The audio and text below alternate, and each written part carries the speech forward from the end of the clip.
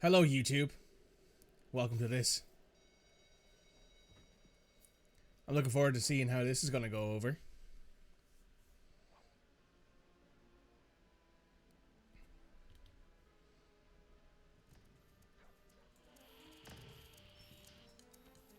Well, look at this intro, man.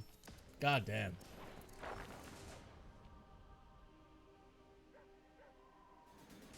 Do I know what holy moly stands for? No, I don't.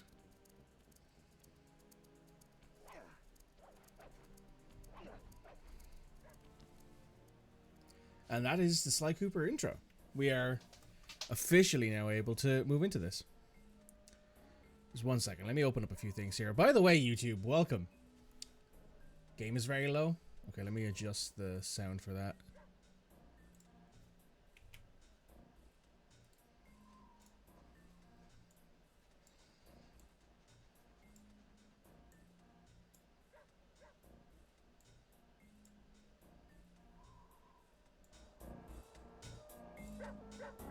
That should be a bit better. Let me know how that is.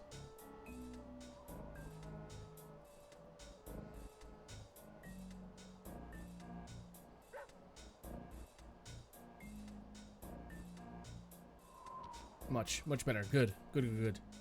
So yes, YouTube, welcome to Sly Cooper on the original PS2. This is one of the games of my childhood. I played this game as a kid a lot. I played the second and third game as a kid a lot. So if you guys like this, enjoy yourself. Ban.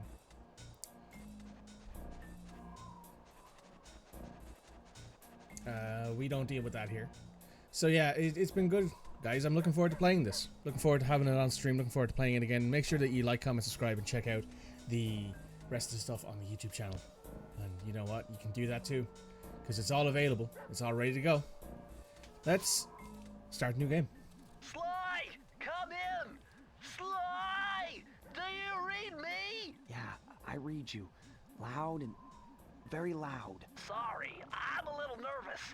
Trying to break into police headquarters does that. Get over it, Bentley. You're safe in the van. I'm the thief here. I've got to steal that file from Inspector Carmelita Fox. Well, count on me to be your eyes and ears, buddy.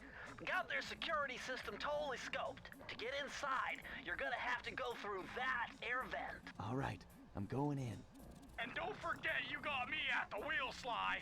All you gotta do is grab the file and get back to the van. We'll do the rest. Just keep that engine running, Murray. I'll be down in no time. Alright, and that is it. We are in the game now. Oh, wait, hang on. Controls.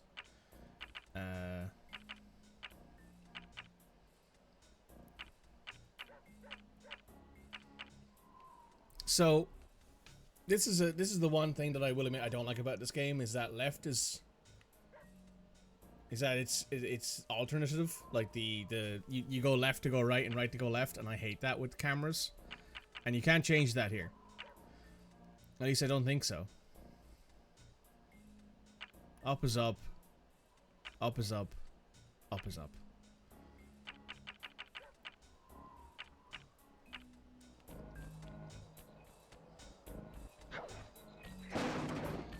Let me know if there's anything else I can do to adjust things.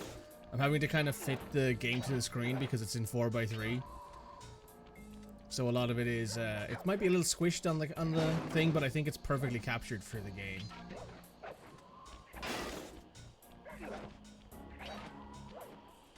Starring Sly Cooper, you don't say.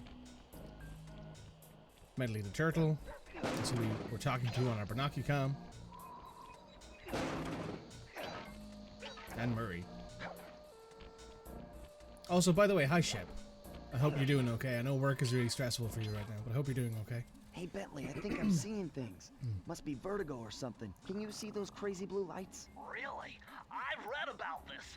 Master raccoon thieves are able to sense thieving opportunities, which manifest themselves as unexplainable blue auras. According to my research, all you have to do is get near them and hold down the circle button, and you should perform a super sneaky master thief move. Hold down the Very circle nice. button near blue auras. I'm on it.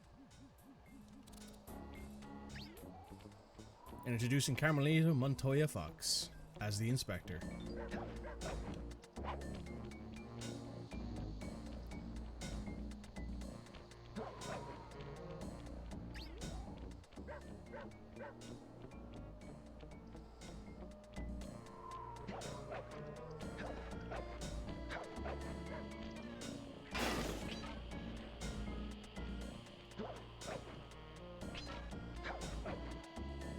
Avoid the lasers. That's the usual general rule of thumb. And whack. Nice job, you're in. Inspector Carmelita Fox's office is behind the red door. Oh, you mean the one with the fox like face on it? That door must be super reinforced, Sly. Maybe there's a way to get around it. That's the credits for Ocean 11. I mean, that makes a lot of sense, right? This game came out in 2002, so it makes a lot of sense that a lot of the references would be from that era. Way to go, Sly. This is where Inspector Carmelita Fox stashes all her important files. I hacked into the police security mainframe and discovered this vault's combo. Try dialing in 937. 9, 3, 7. We get a little cutscene.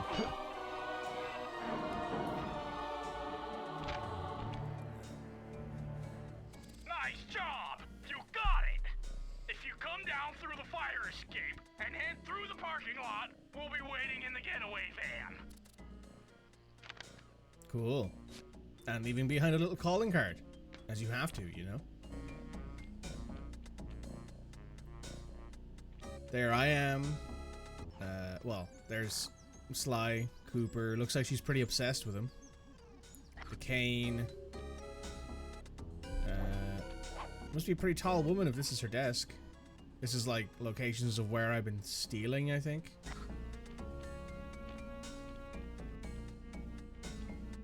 Nice couch.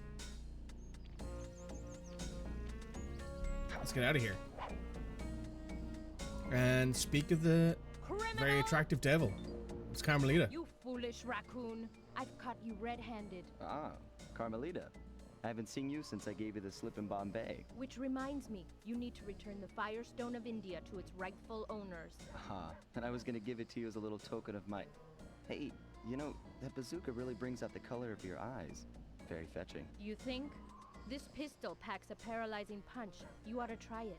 Might snap you out of your crime spree. And give up our little rendezvous? Plenty of time for that once you're safely behind bars. Love to stick around and chat, but They're I just flirting, dropped by aren't to pick they? up this case file. Yep. I think you've had it long enough.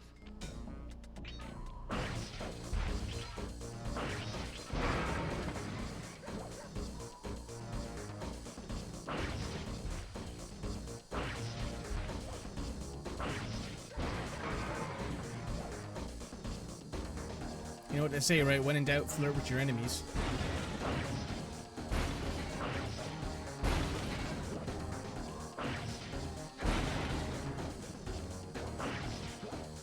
Yeah, they're flirting. Well, Sly is for sure. Carmelita might be flirting. Carmelita might be flirting. This might be her way of flirting. Who knows, right? Once again, my gang and I had given Inspector Carmelita Fox the slip. I was surprised to see God, I how love well this she art took style. it. It's so Finally, the iconic. secret police file I've been searching for all these years. With this, I could avenge my family and regain possession of our most valued treasure. It all began when I was just a kid, bouncing on my father's knee. You see, I come from a long line of master thieves who kept all their secrets of sneaking and stealing in an ancient book. The thievius raccoonus. Anyone who read it Title learned to be drop. especially sneaky, which is why we specialize in stealing from criminals. That's how they became lovers. After all, Become there's lovers. No honor, Not no quite yet. challenge, no fun stealing from ordinary people. You rip off a master criminal, and you know you're a master thief. Well, on the night I was supposed to inherit the book, 5 visitors came unannounced to our door. My father fought to protect us, but the gang of villains known as the Fiendish Five overpowered him and ransacked our house until they found the thievius raccoonus. Our family's manual of thieving greatness fell into their filthy hands. They tore the book into 5 pieces and split it up, each villain disappearing to the farthest corners of the world to commit dastardly crimes. Broken alone, I was dumped at the town orphanage.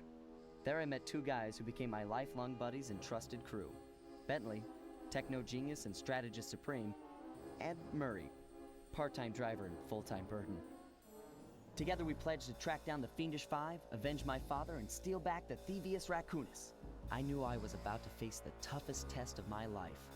On this mission, I would either become a master thief like my ancestors before me, or fail and allow my family name to bite the dust. Cooper, which is his last When name. the following icon appears, your progress is being saved.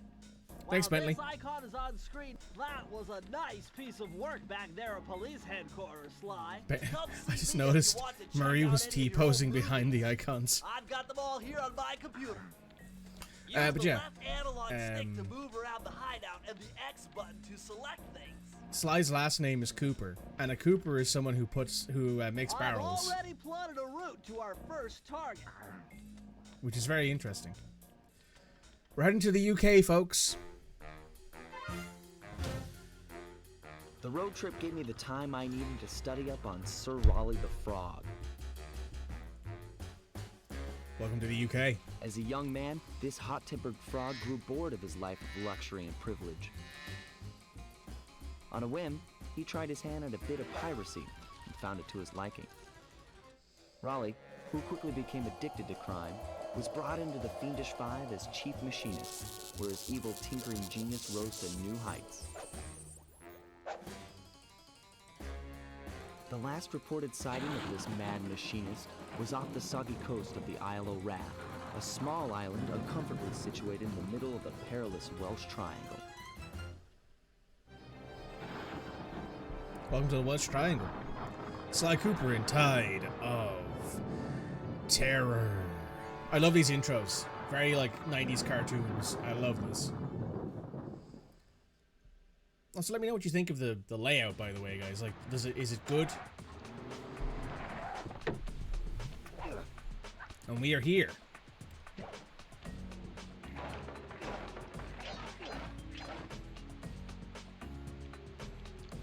The Welsh Triangle? I mean, listen, I don't know. Apparently there's a Welsh Triangle. Hey, Sly, I just spotted something that's going to complicate the mission. See that nasty-looking gate? It blocks the only road leading into Raleigh's hideout. No problem. I'll just use my climb move. Okay, but remember, you can only climb on certain objects, like pipes and ropes. Yeah, sure, and like that ladder there? That is correct, but do not forget, Sly. You have to get close. Then hit the circle button to grab it. Yeah. Relax, Bentley. I live for this stuff. Yeah, and that's what worries me. Right, let's grab one of these. Now this is very interesting.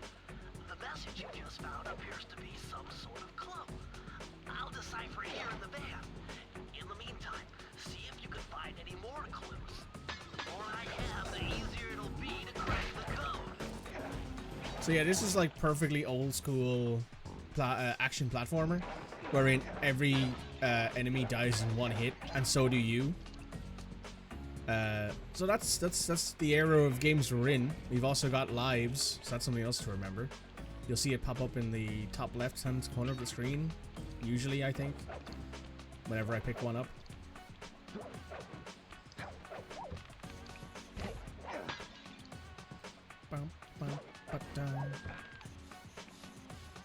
Music's also very good, I will admit.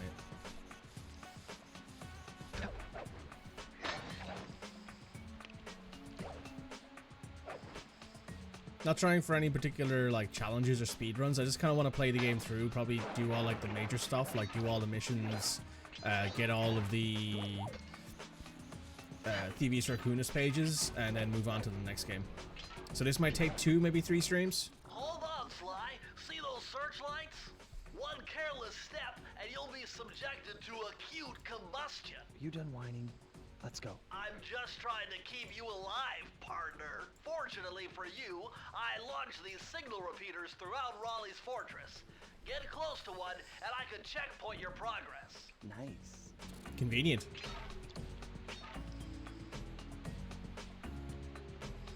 So yeah, you can replay the messages that Bentley tells you at any point when you're standing in the same area by pressing L1.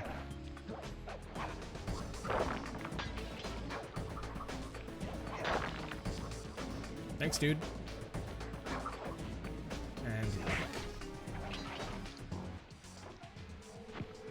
save. According to my amphibio positioning system, that big blimp is where Raleigh is hiding out. You know, that blimp looks more like a machine than a hideout. You're right, Sly. That is a storm machine. It's the reason why it never stops raining around here. Oh, that's why it's always Ships. fucking raining Well, why around would here, Raleigh even though want today it's quite bad nice. weather at his own hideout 24/7. Beats me. But rain or shine, I'm gonna steal my family's book back. And if Raleigh gets in my way, it's on.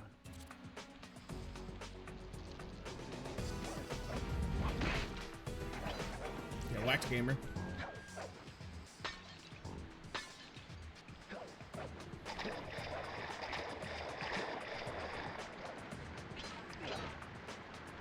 Knew there was a reason. Yeah, it's because there's some frog in like a weather machine in the Welsh Triangle, constantly causing storms apparently. Nice job so far, Sly. To get over the next gate, you'll need to grab onto this hook using your cane. Just jump and hit the circle button. Got it. Jump and hit the circle button to grab onto hooks.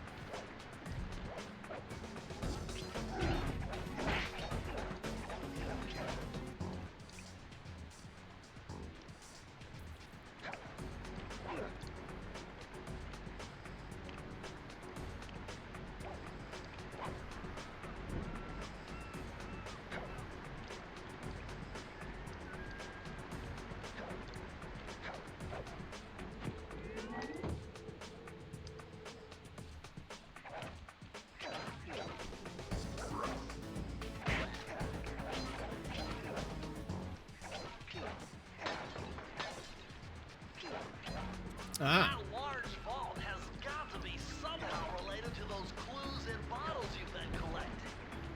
If you can locate all the clues in this area, I should be able to crack the code and get you inside it. that sounds like a fun time. I do enjoy cracking safes. And there's the last two clue bottles as well. Bop. You found it, Sly! That's the final clue to crack the code!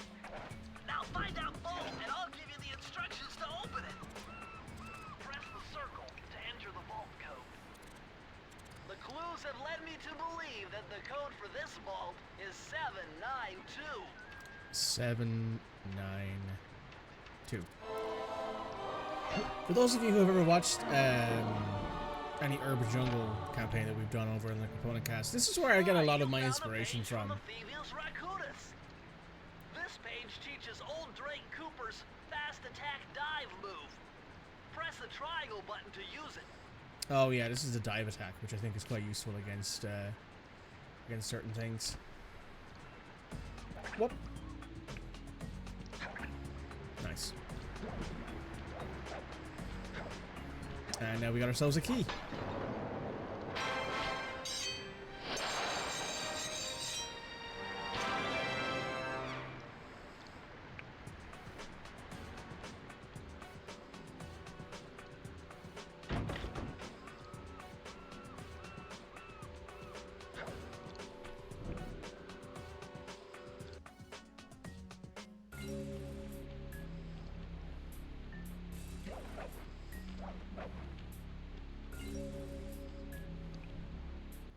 That blimp looks like the most secured location on this boat. If Raleigh's really as smart as his police files suggest, then that's where I'll find him. Wonderful idea, but your plan is flawed. Why? Because it's impossible to get near him. To access Raleigh's blimp, you would have to sneak through that high voltage power tube. To do that without getting electrocuted, you'd have to destroy that power generator. And to do that, you need 2 more of Raleigh's treasure keys, which are heavily guarded. Sounds like an easy time. Interesting. So when are you gonna get to the impossible part? Fine. But I warned you. I've marked the areas you need to hit with holographic markers. Follow them to your objectives. Thanks. Don't mention it. It's your funeral.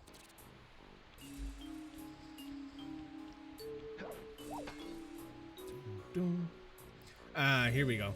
We finally get ourselves our first horseshoe. Wow, you found a lucky charm. That'll protect you when you take any damage. Yeah, so that's the only way you take hits in this game, is if you have a lucky charm. You get them from having 100 coins, from picking them up on the map. I see, chaps. My heartiest congratulations to you all. The storm machine has sunk its 50th ship last night, and the loot has already been unloaded. Our operation is moving along splendidly.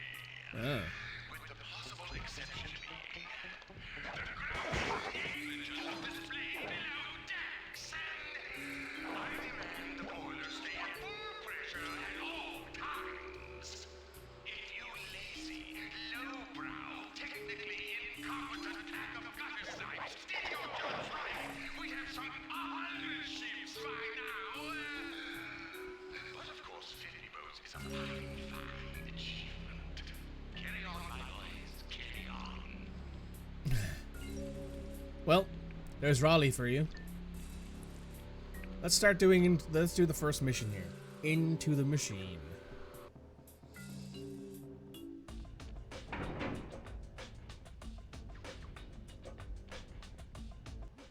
Better close those furnace doors. Jump and press the square button. That'll slam them shut. Thanks, Bentley.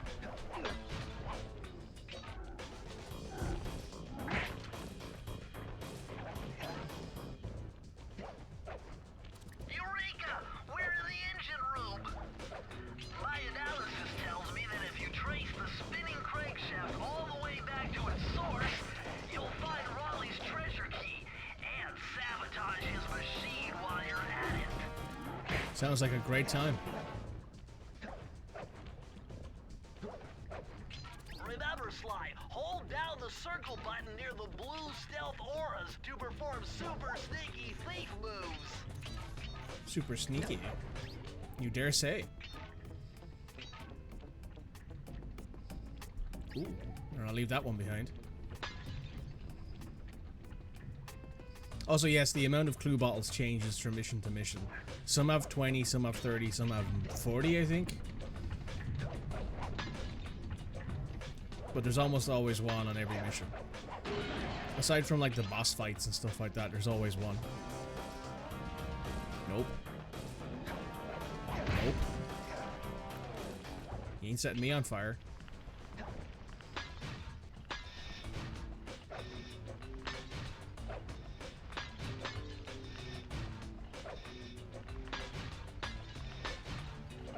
And extra life.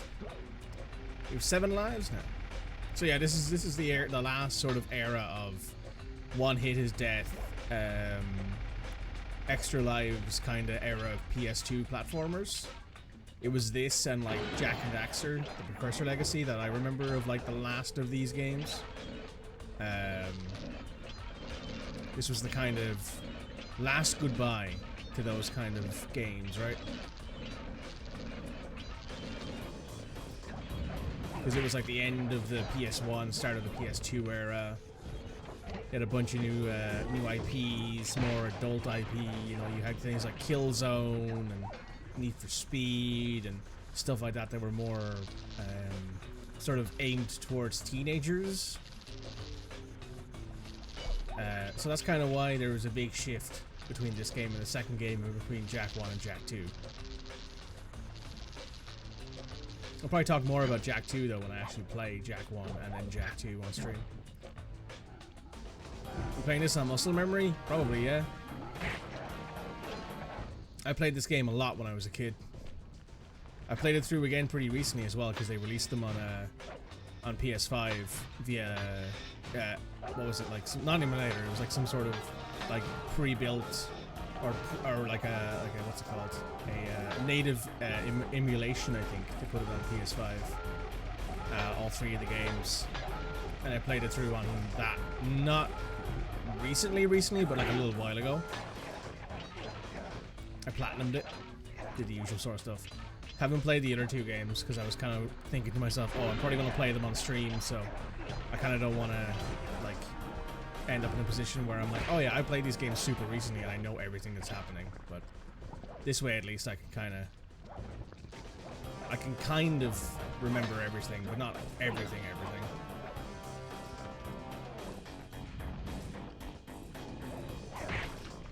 Get whacked. Where's the other? Okay, well, there's one more clue over here.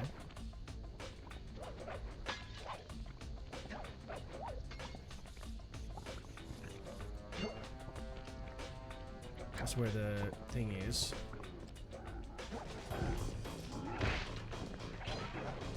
This has 2 clues in it, I think? Yeah.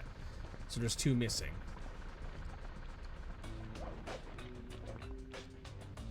I think they might be over here. Unless I missed one on my way here.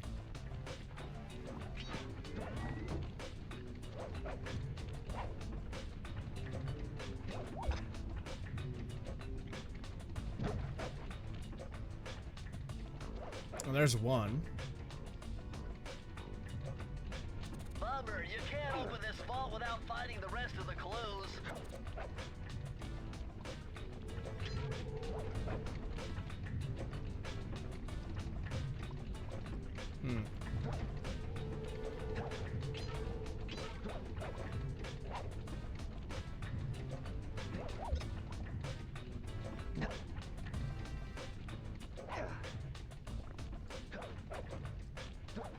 Let me just do this. We'll stop that from spinning at least to make it easy to get this.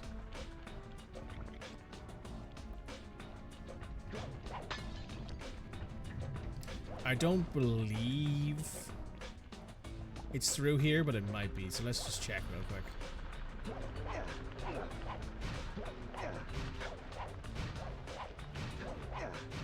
No, it's not. Alright. Oh wait, is it there? No. Time to go back. Find this last clue ball.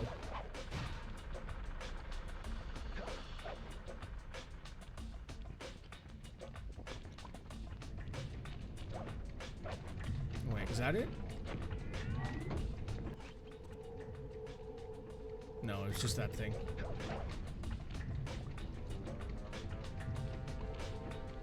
Didn't accidentally leave it over here, did I, or something? No. Gotta go back, find it. Probably left it at the start. This is one of the things I do like about this game. Another thing I like about it is that you can kind of go back a little bit and always check and see if you've missed something. At least a little bit.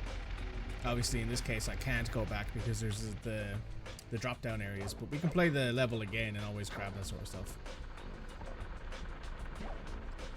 Unless I've just missed it and it's actually hanging out like right here or some shit. Which, I mean, wouldn't be too uncommon for me to be missing something right in plain sight.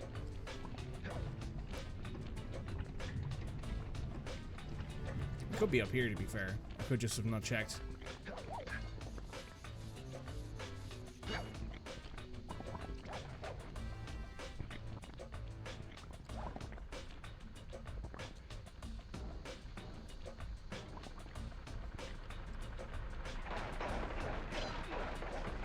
Myself a few more coins while I'm at it.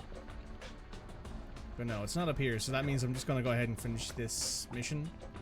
And we're going to go through again. It doesn't take very long to actually get through these missions once you've played them once. They're not super long. If you haven't seen it, yeah, it's probably at the start of the mission where, like, I just missed it. It does happen.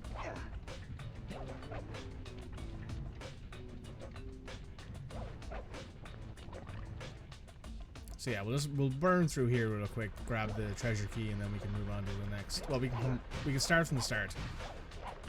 Knowing me, I missed it in like the first 2 minutes, and just never thought to go looking. Because they very rarely ever put the treasure. They very rarely ever put the actual last clue bottle next to the treasure key. Alright, I will be right back. Apologies about that, guys. Apologies about that, guys. Just had to deal with something real quick. Right, let's jump back into this. Let's try to get this last clue bottle.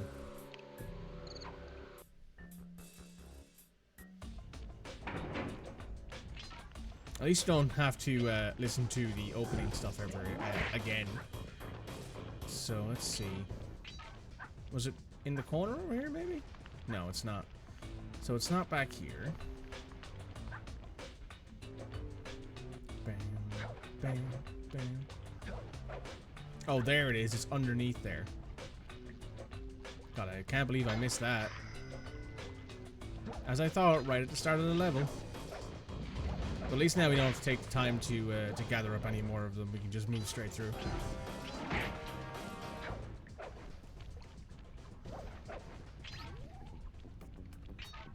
And we don't have to worry about cutscenes or any of that anymore.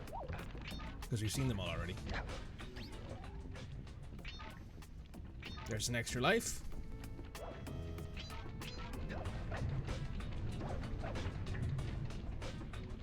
Bam, bam.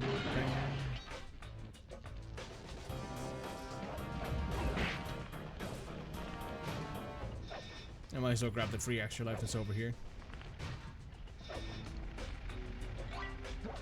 9 extra lives. Might come in handy in the future, who knows?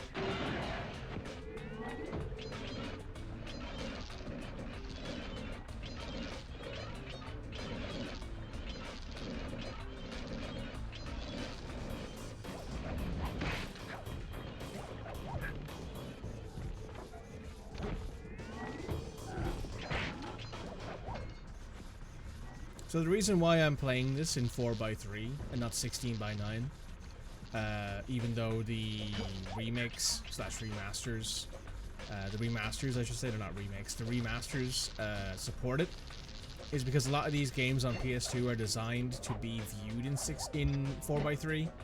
So like basically what they usually do is they just remove the black bars that they put in and make like everything look really stretched out and like wide, or they make it look like you can see things in the backgrounds that you're not supposed to be able to see, and it can kind of take you out of how well these games are actually made at the time. Which is why I usually just play them in 16:9. Which is why I had to adjust my capture, because otherwise you'd be seeing massive black bars on your side of your screen. Which is why my camera is taking up here and there's the Sly Cooper key art below me. It makes it a lot easier to kind of make it look pretty for stream.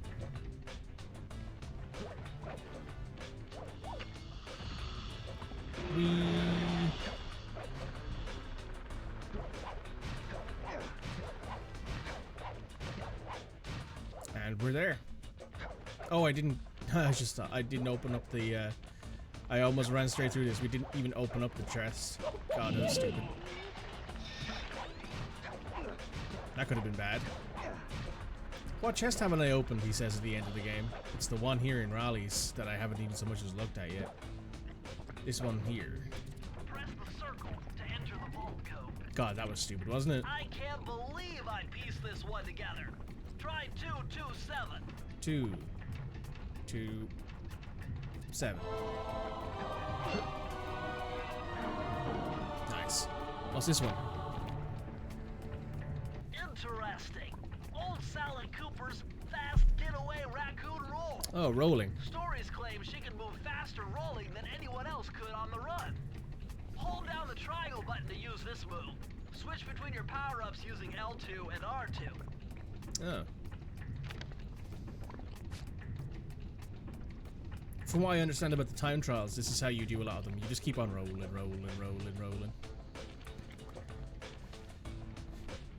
Real pity Limp Bizkit's a bit of a shithead these days. Then again, most people from that era are.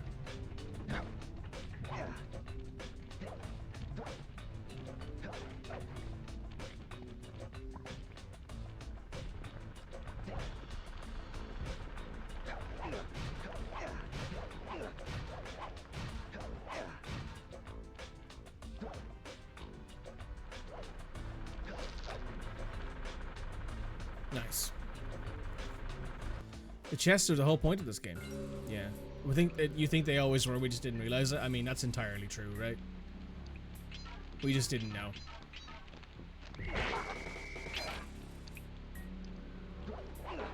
There's a free life. That's 10 extra lives. High class heist. Ooh.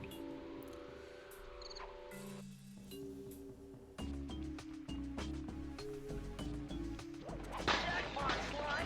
Look at all this stuff! Must be worth millions! And you know what that means? Tighter security. You're gonna have to be extra sneaky to get the treasure key here. Is there anything that I might have missed back here? No, there's no treasure. No clue bottles back here. Bum bum bum bum.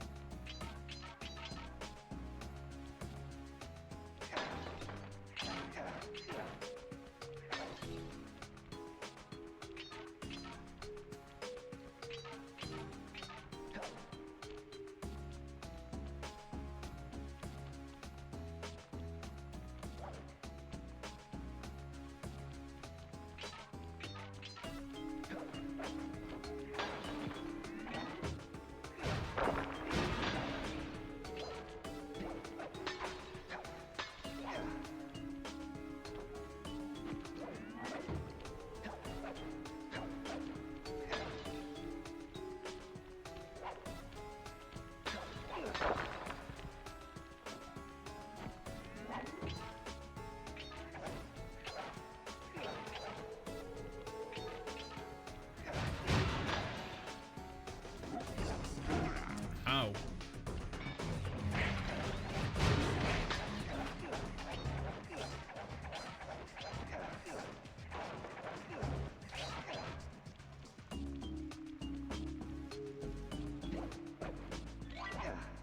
There's another extra life.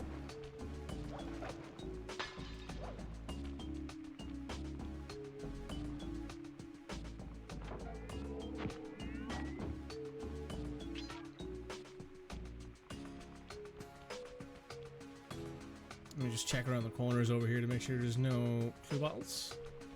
Ah, there's 3 of them.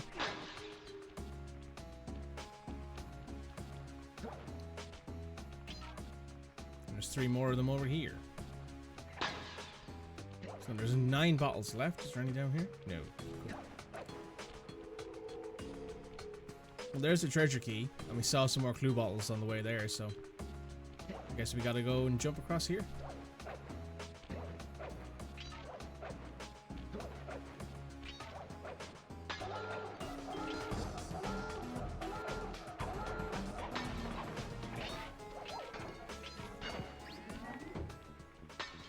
Not bad.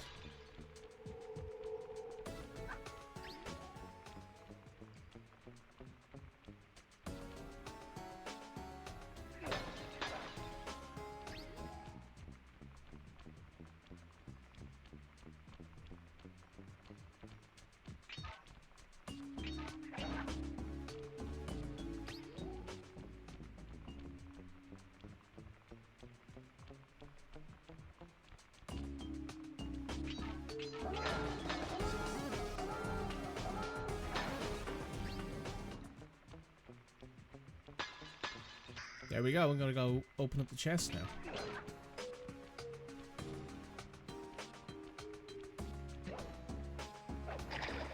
Uh-oh.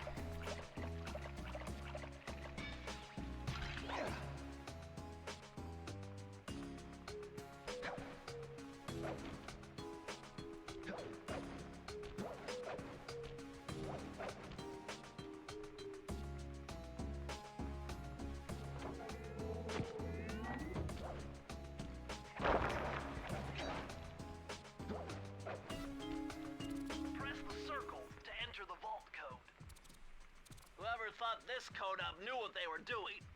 Dial in 436. 4, 3, oh. 6. Spot on. These are the blueprints of Raleigh's entire operation. I wonder... Yes! I can wire this info directly into your binocucom. It'll show you the position of nearby clues and breakable objects. Oh, nice. Yeah, I forgot about that. I forgot about the fact that there isn't just thievius raccoonus things. There's also like blueprints you can find, which is really nice. Saves you the hassle of having to go looking all the time. Alright, let's head on over here and just check out the mission. Grab the treasure key and we can get out of here.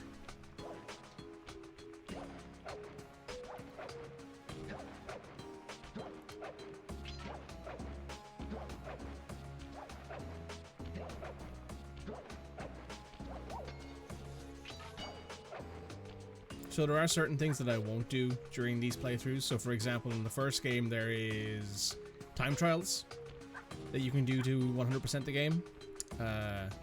You don't get anything for them really. At least not that I can remember in the first game. In the second game, the only real way, the 100% completion is basically going around, getting all of the clue bottles and completing the game, like doing everything. And then the third game has like extra side content you can do. That has some small things in it, but not a lot. Like there's a treasure hunting thing and a few other bits and pieces that you can do if you want to.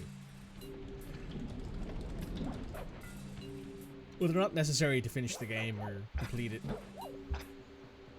The fire down below. Yoink.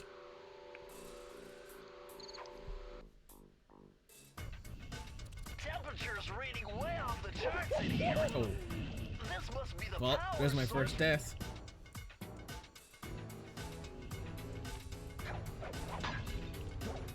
Alright, there's 30 of these bad boys in here as well. Oh, the vault is right here.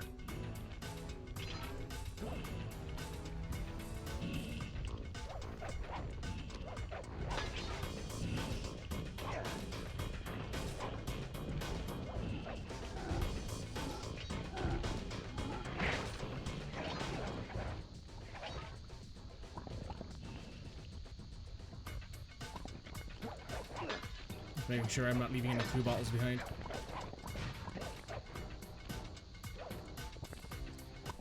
Sly, see that machine wheel? If my knowledge of mechanical engineering serves me right, applying significant rotational torque to achieve maximum velocity will yield a positive result. You mean something good might happen if I can get the wheel to spin fast enough? Isn't that what I just said?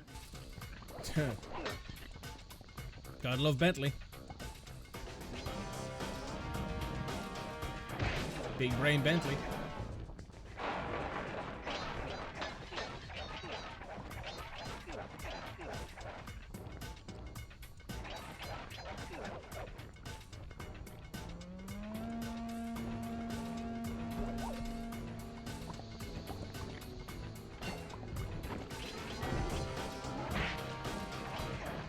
Let me just make sure I haven't left any clue bottle.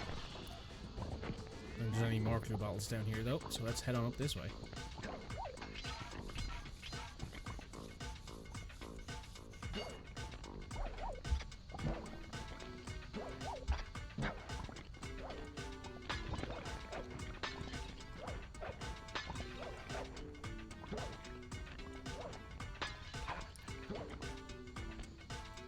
It's 14 of the 30 clue bottles.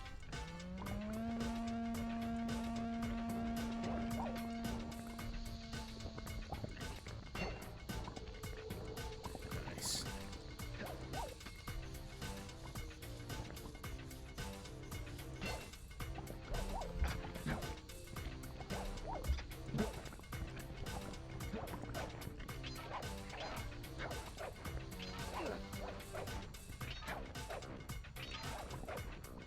Isn't exactly the most convenient way to go around having to do maintenance, I guess, but Whatever works for people, I suppose.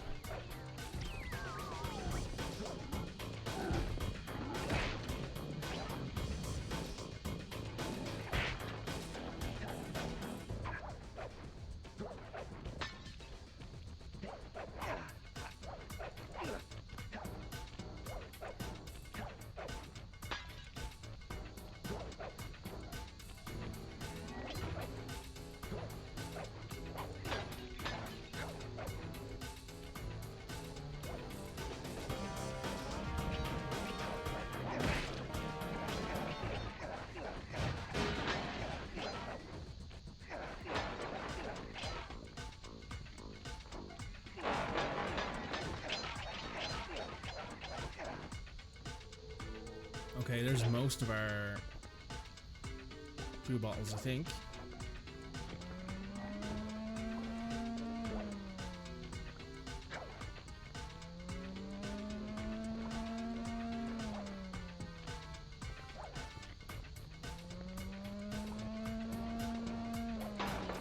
Nice.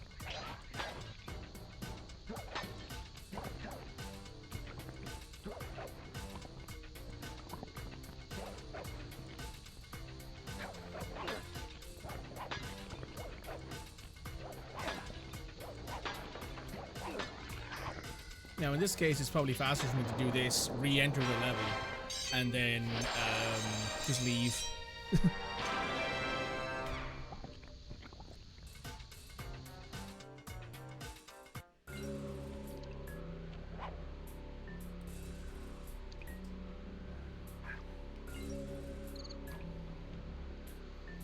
I think if I do this, yeah, I can just one of the things I always forget about this game is that once you've been in a place, you can re-enter it basically for free using the map. Press the circle to enter the vault code. I'm unbeatable! No code can stand before me! It's got to be 579! 5, 7, 9. Let's see if Bentley's correct. Looks like he is. Outstanding! Another page from the thievius raccoonus. This one features Sly Cooper's slow motion jumps. He used this to get by all kinds of airborne threats. Hit the triangle button while in the air to slow down time. Oh, nice.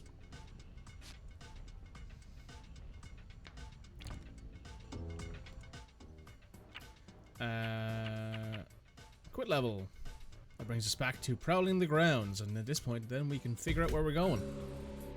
I think we're heading up this way next. Hey Sly, you can adjust the game camera using the right analog stick. And to bring the camera behind you, click it.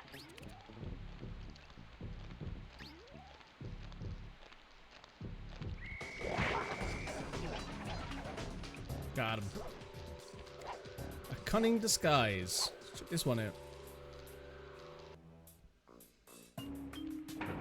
Bum, bum, bum.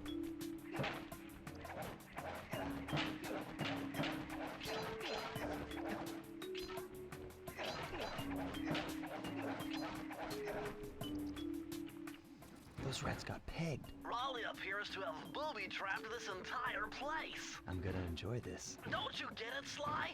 If you step on that rug, forget about becoming a master thief. You'll be a master dartboard. Wait a second. What if I jumped into that barrel for protection? I don't know. It looks pretty risky and very unsanitary. Only one way to find out. Oh, fair enough. Well, it works.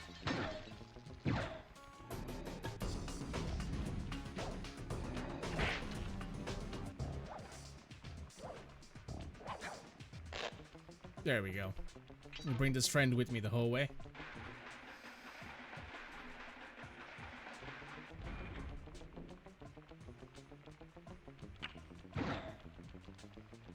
So far, so good. I bet if you stayed still inside the barrel, the guard won't be able to see you, even if he shines his flashlight on you. Nice. There's an extra life and some good stuff here.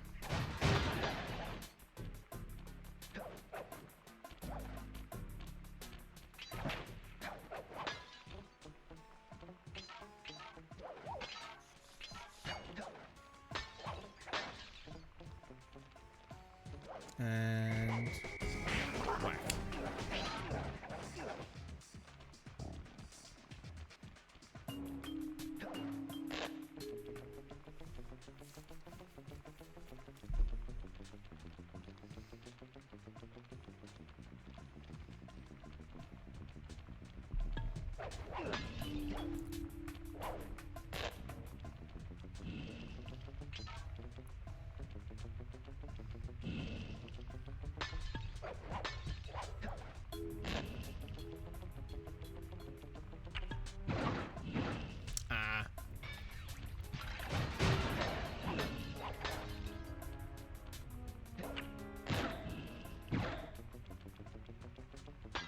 Got very lucky there. We got to jump into the barrel before they started shooting us.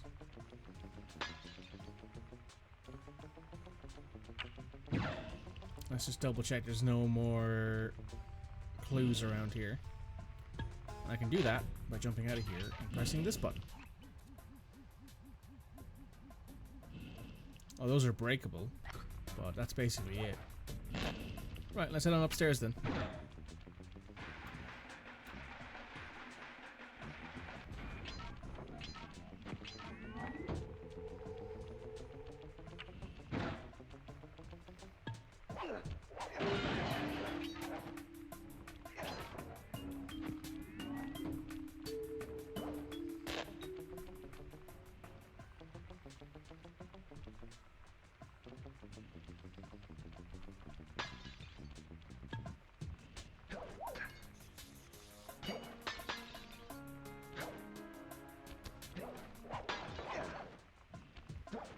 And moving on to the next thing.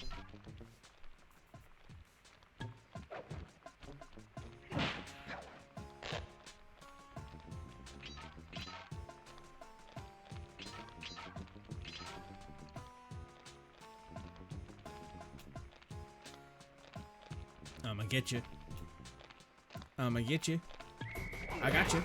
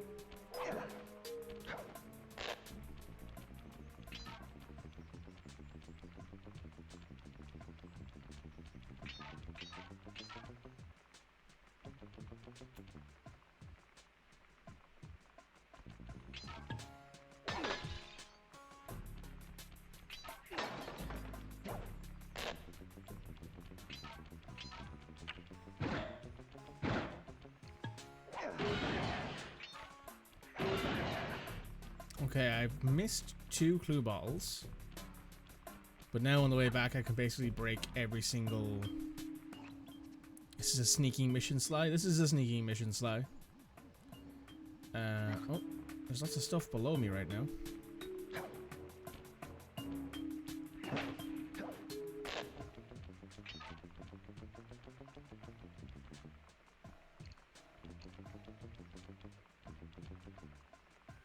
Understand the barrel stuff now. Yep.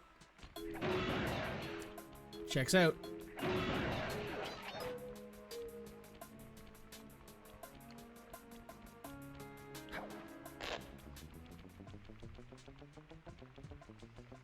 There's probably a little vault thing that I missed, given that's exactly 2 clue bottles.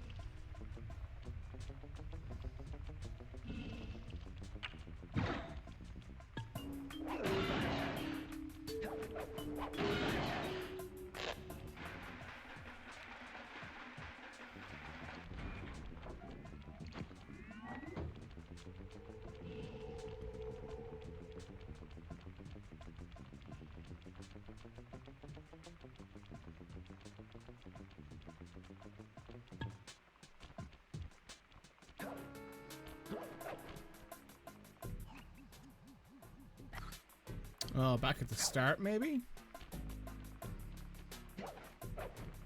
To be fair, now that I've destroyed all of the guns here, this is a super easy mission, so we can just walk around and do what we want now.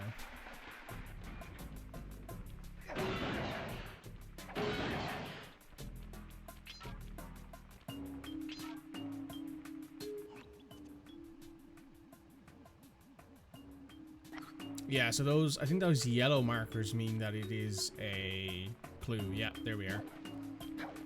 Right next to the doorway.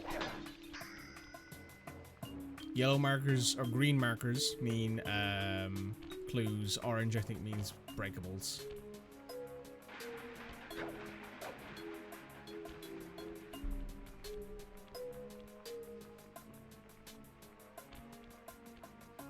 And now that we have all of the gun emplacements destroyed, we can just roll our way back. Super quick and easy.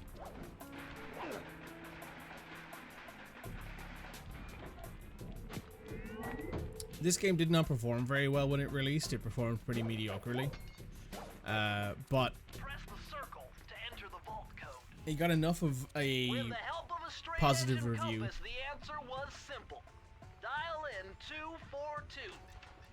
It did well enough critically and like with reviews to basically get greenlit for a sequel. Interesting. Chris Cooper's dive collection technique. This move is an extension of the dive move you already know. Just jump and hit the triangle button near breakable objects for some fast breaking, fast collecting action. So this game generally, you've basically already hit like the peak of this game sort of cycle, in that this is basically all it is, right? You go around, you open up chests, and you break open like vaults, and there are like different types of missions. Raleigh, I think, has the fewest variety of missions because he's the first Fiendish 5 member you take on. But I think we can basically get through a little bit over half the game in a normal 4-hour stream. So this is probably going to be a 2-stream game. And then Sly 2, I think, is a bit longer because there's more missions and stuff like that you can do. But now I think we have all of the keys and vaults on this area. Keys and vault, key and vault, key and vault, key and vault. Perfect.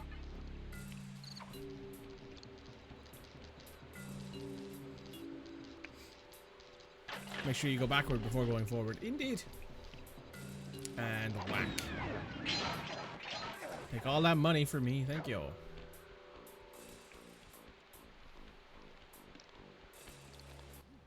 Astonishing! All my calculations led me to believe you had failed to knock out that generator. Never was good at math. Well, here's a real test for you. I found a way out to Raleigh's hideout, but unfortunately, it is doomed to failure. You're not gonna tell me I have to shoot myself out of that cannon. I'm afraid that's the only way. Now you're talking. You're really scaring me, man. Anyway, to get inside that thing, you had to steal all 7 of Raleigh's treasure keys. So what are we waiting for? So we have 5 Show me already. those hollow what's-its? You mean my holographic markers? Yeah. And I'll swipe whatever it takes to get shot out of that cannon and steal back my family's thievius raccoonus.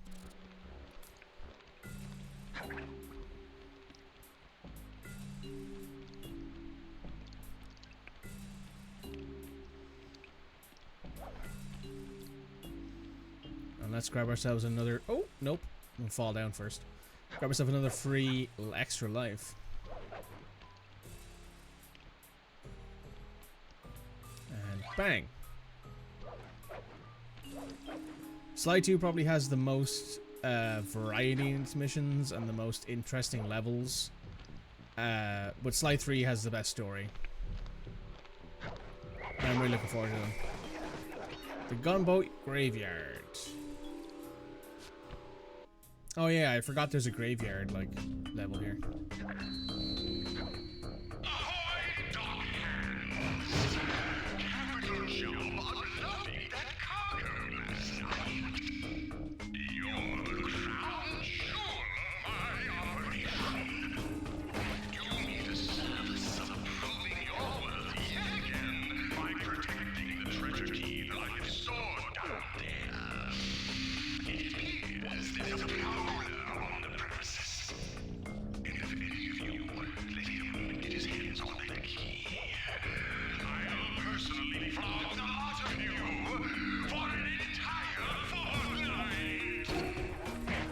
Sounds like you'll enjoy that a bit more than he's letting on.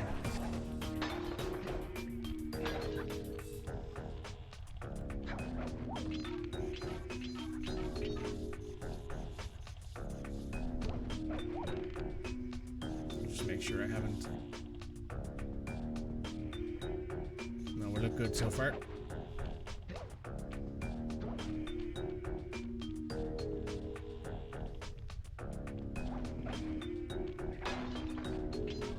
God, I love the music in this game though, it's such a vibe.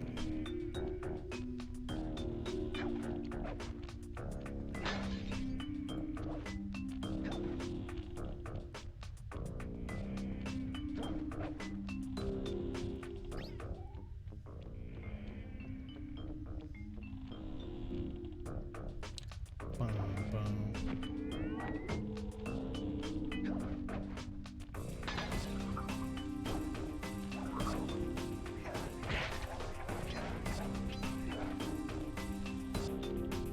Oh, did I forget the glue bottles back here? No, I didn't.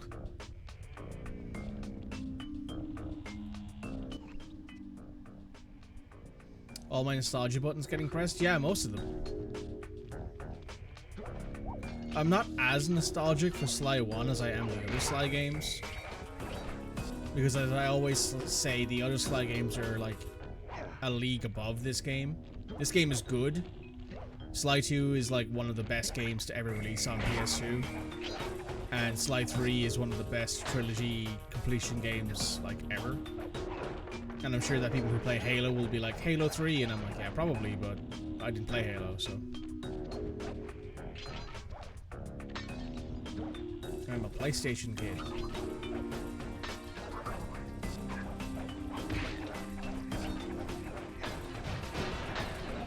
Hey. Nope.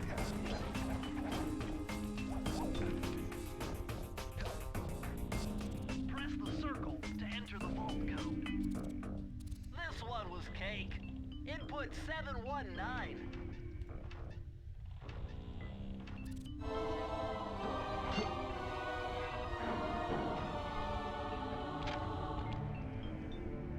Oh, you're lucky, Sly. This page features Karen Cooper-Giwa's coin magnet technique.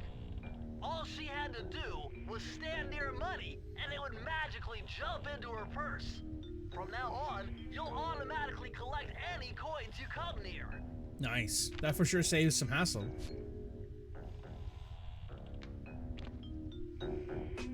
So for example, if I go back over here. There we go. Perfect. What up, party people? Hey, Cody. Welcome.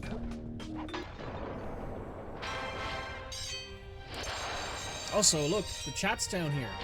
The chat's on the screen. Say hi, chat. Say hi to YouTube chat. Say hi to future you watching this, maybe.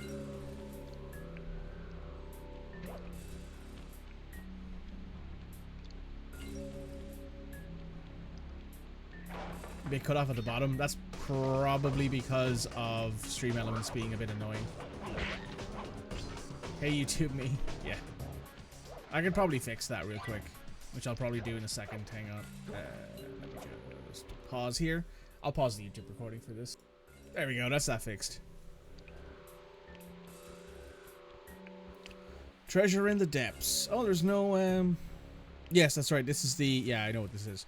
There's no treasure key. 2 reds, it's Christmas. It's Christmas. You found it, Sly. This is where Raleigh's To be fair, Cody, if you watched, if you're watching Persona, or if you plan on watching it in the future, Red did comment on the fact that there is, in the 2 Atlas games that she's watched or knows about, i.e. Metaphor and Persona 3, there's 2 older sister types who both have red hair and who are tall. You can always drive the sub in one direction while firing in another. To earn a treasure key, We're a twin stick shooter now, guys. all 40 chests. Do not let a crab take one into a tube.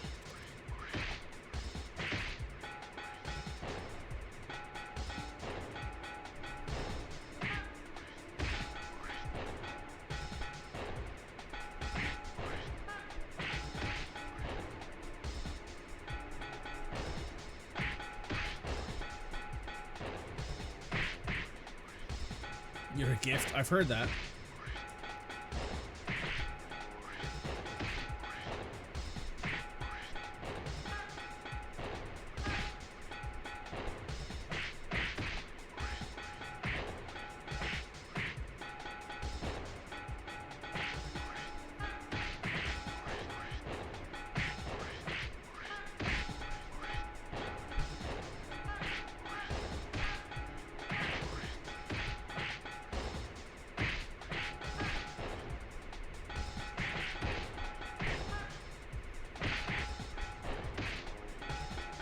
So Cody, how's your week been? You been good? Well, I don't mean you've been behaving. I mean, have you been well? Has your week gone well? Because I know you don't behave. I know that's not in your vocabulary. Congratulations, you did Nice. We got it.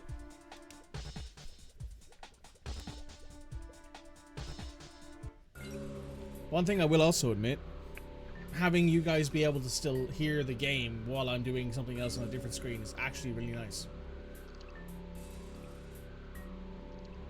You spent the first half of your week cat sitting for your parents, so I was working from there without my personal computer, which is why I haven't been here. Ah, fair enough. It's alright. It's alright.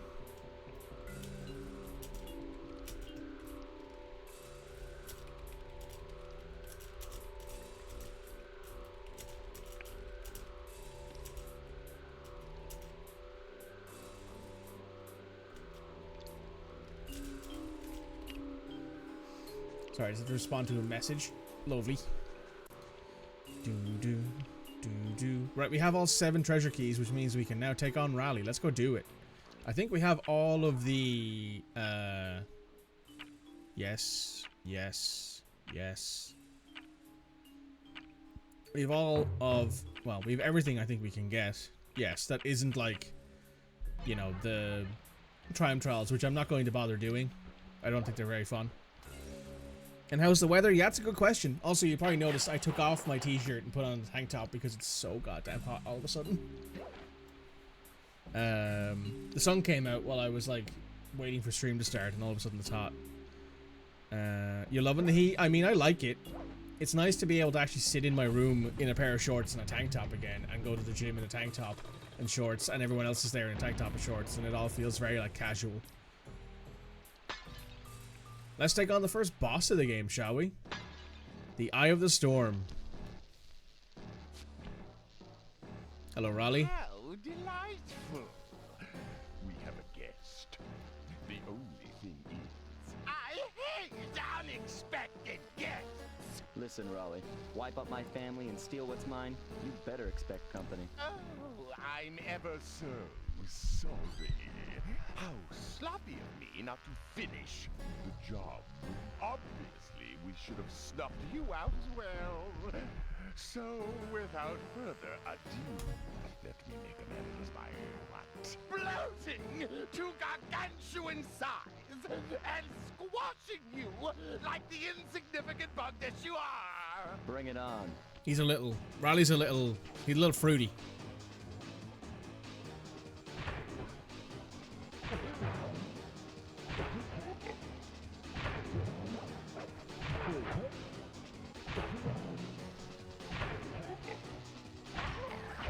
Whack.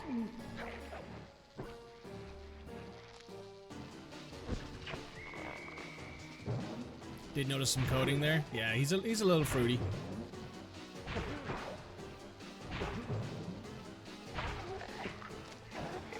I didn't get to him on time. Alright, come on then. Let's go again. Half Caribbean, baby. That'll do it.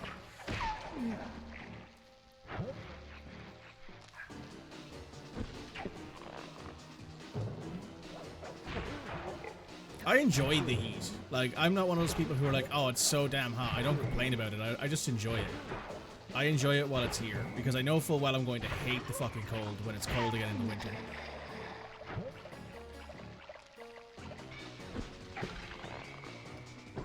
I by far... I despise the cold more than I despise the heat.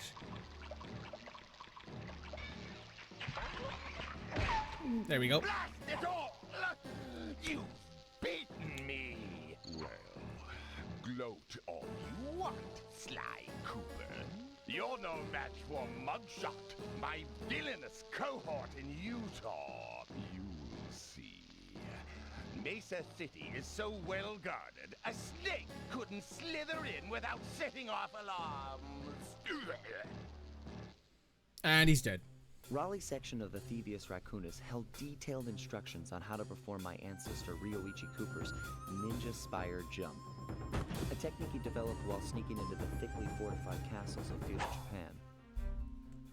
Finding a way off Raleigh's boat got a little tricky with the untimely arrival of Inspector Fox, Hey, who, failing hey to wife, find me, how you doing? busted Raleigh and his crew. Isle of Wrath to be renamed Isle of Nice. With the storm machine out of commission, boats found their way back onto the ocean, and the mystery of the that'll Welsh do it. Triangle faded from memory. My gang and I loafed around England for a while, enjoying the pleasant weather, Her Majesty's big bag of and then headed something back home, jewels. excited for our next heist. I took the liberty of pinning your mission map up on the wall. That's cool, isn't You it? can use it to warp directly to any levels you've already visited. So you can see down the bottom corner there, it's the keys, vaults, and time trials. We're all set to go to Mesa City. And let's go right one more time. Can we not? Or is it, can I go this way? There's Murray, enjoying his hot dog, just devouring a glizzy, having a great time. So here's a bit of lore for you. Chris Murphy, the voice actor for Murray, has talked about when he originally got the casting for this, Murray was supposed to be fruity. Like, I don't mean like slightly out there. I don't mean like subconsciously. I mean, I've heard the original voice lines for Murray, and he is just gay as Christmas. And it's very, very funny because he's a pink hippo who's a big dude and who drives and all. It's very, very funny idea that Sony had, and they didn't do it in the end. Cowards. I think it would have been very funny if they had done it, but here we are. Give me 1 second. I want to go refill my water, YouTube. So I'm going to refill my water. I have a nice bottle of water in the fridge. That's going to be nice and cold. So I'll be right back. Welcome back, everybody. I have my nice chilled water in my cup here. Oh, that hits different. That's some good shit.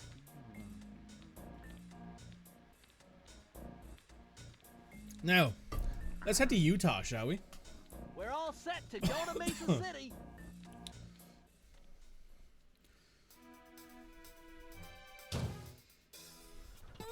It had been a while since I'd been back in the U.S. Next up, the notorious Mugshot, ruthless muscle of the Fiendish Five. What he lacked in brains, he definitely made up for in brawn. Turns out it wasn't always that way. Thank you. He grew up as the run of the litter, a neighborhood weakling. The only friends he could turn to were usually found on the big screen. That van can travel, the van can travel. It was there that he spotted his first gangster, and he knew instantly that that's what he wanted to be. He spent the rest of his youth working real hard to get there, fueled on his dreams of great power and respect. With enough perspiration, he realized that dream. He'd become a hard-boiled, street-brawling, tough-as-nails gangster, ensuring that he'd never be kicked on or pushed around again.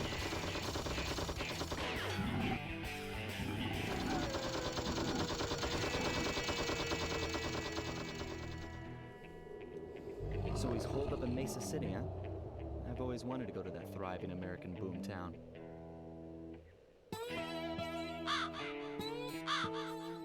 Sunset. Snake Eyes.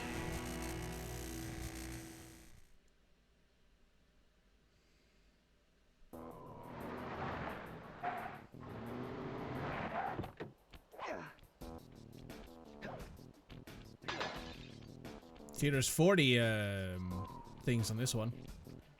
40 clue bottles.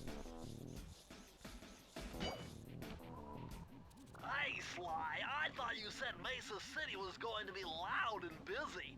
This looks more like a ghost town. Something's happened. Where is everyone? I don't know, but it's starting to give me the creeps. What do you say we take off? And miss all the fun?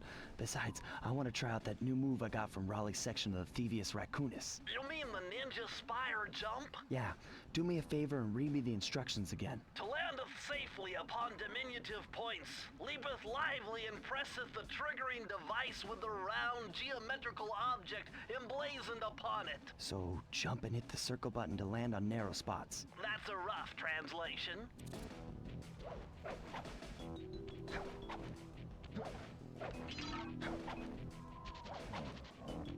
I mean, seems to work.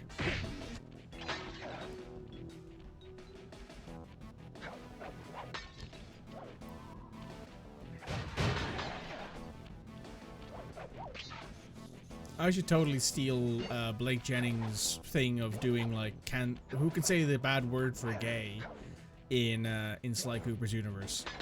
That'd be funny. And it's not stealing; it's making an homage.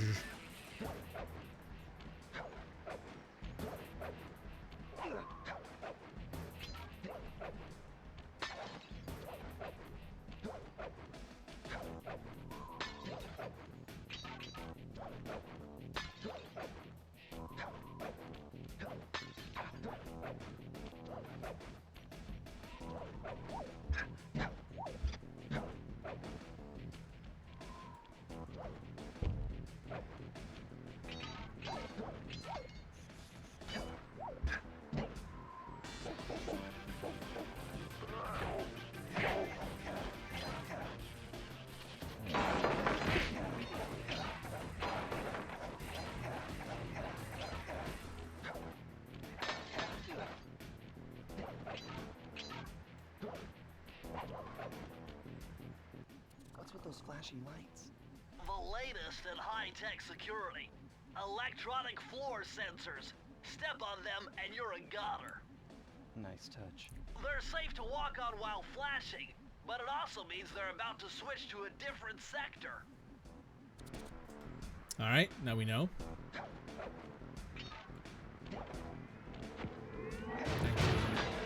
Checkpoint.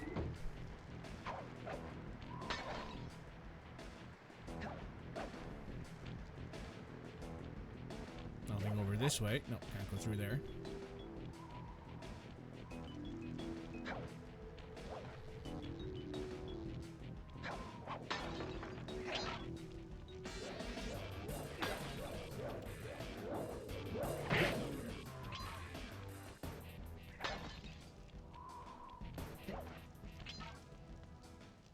The classic days of being able to beat every enemy in one hit.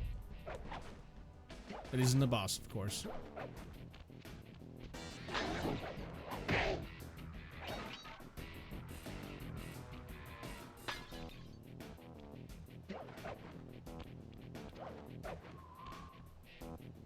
And you can see I'm still not used to the whole left goes right, right goes left camera controls.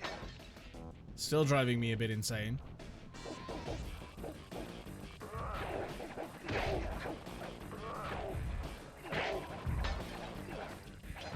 The Sly Cooper universe is very weird, right? Because you have dogs who can speak and then dogs who can't speak. The general rule of like what people think is that there's certain is that there used to be humans in this world and we all died for whatever reason that may be. And afterwards, you know, animals sort of took over because they were the last remaining life on the planet. What happened then after that was obviously certain species developed intelligence, sapience, started walking on their hind legs. But others didn't. Perfect example is the dogs who were tied up to the posts that we beat when we were coming in here, versus the dogs with the old school prison ball and chain. Nobody quite understands why or what this is about, but I'm not going to argue with it. It's interesting.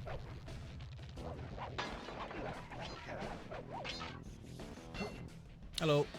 Nope.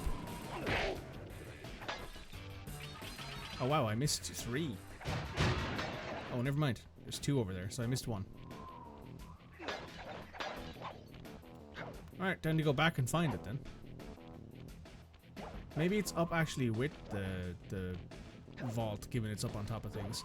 Or everyone wears fursuits now. That would be very, very interesting given how hot things are in this universe. Like, given how, like, I'm sure that Mesa City... Oh, there it is. Given that Mesa City, given that it's in Utah, is probably scalding fucking hot. I did see someone I follow, an artist on Blue Sky, who was like they wanted to go fursuiting at the at one of the Pride marches that are on in America right now, and they were like, we wanted to go fursuiting, but the weather's too hot. We'd die of heat stroke. A little bit of higher mathematics and voila! Dial in 314.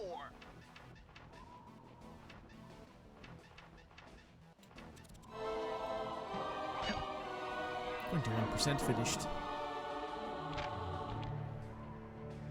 Outstanding! You've uncovered Rob McCooper's patented explosive hat technique. Tuh. Use the triangle button to toss your cap. Then use the triangle button again to detonate it. Better back off to a safe distance first. I just want to point out that this thing is patented. So this guy has, like, actively went to the patent agency and been like, hey, these micro explosives that I put in my hat, they're mine. They're my design. You can't have them. And the US military just sitting in the background like, aww. So you toss your hat, you walk away, boom.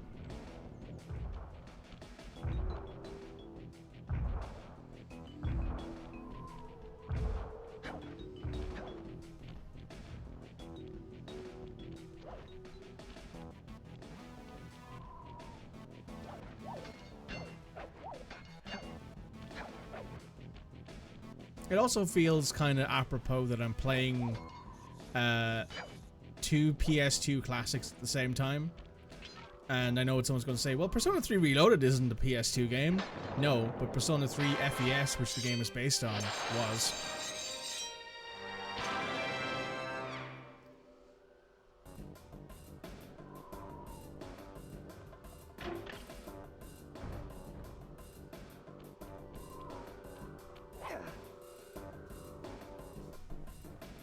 Mugshot's turf.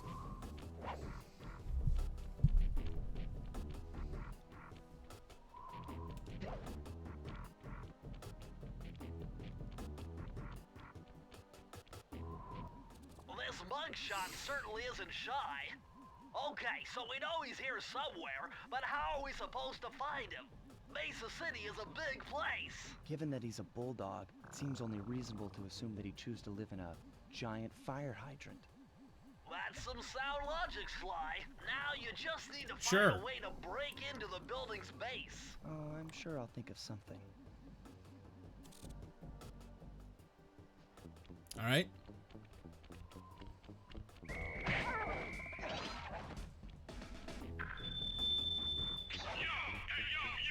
It's the boss.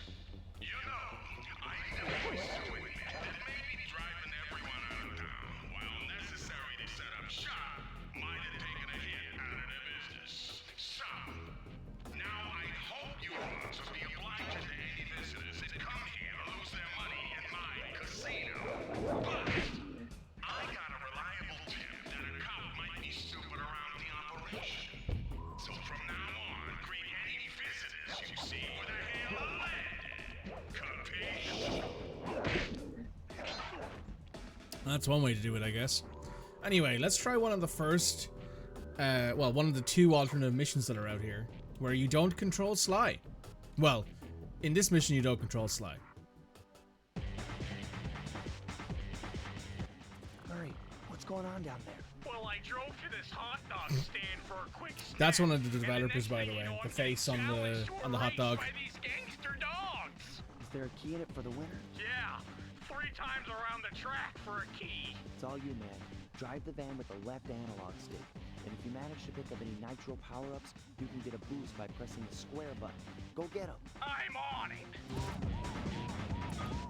No. This feels slightly weird, given I've been playing Need for Speed Most Wanted recently.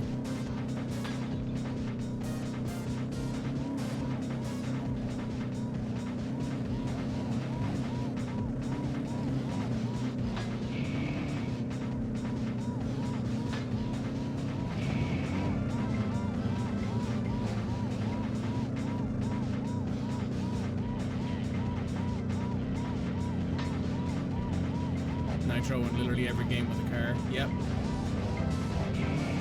Also the fact that it's very very reminiscent of Naughty Dog's Crash Bandicoot.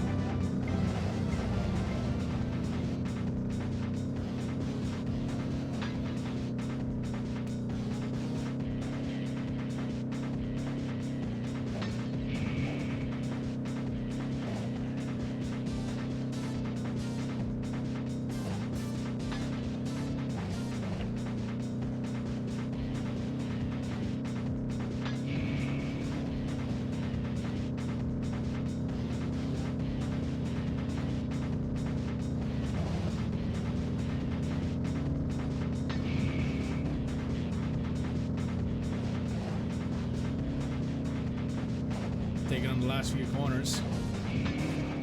And we win. Way to go, Murray.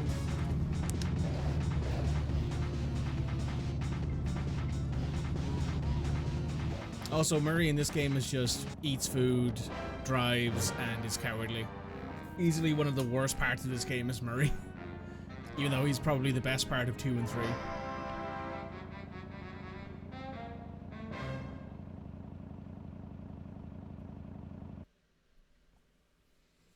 Bum, ba-da, bum, bum, ba-da.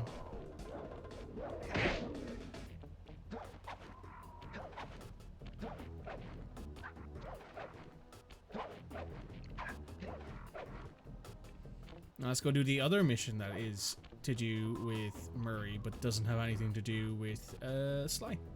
Well, it has a little bit to do with Sly, but not as much. Also realized I haven't been wearing my glasses this whole time. Murray's big gamble.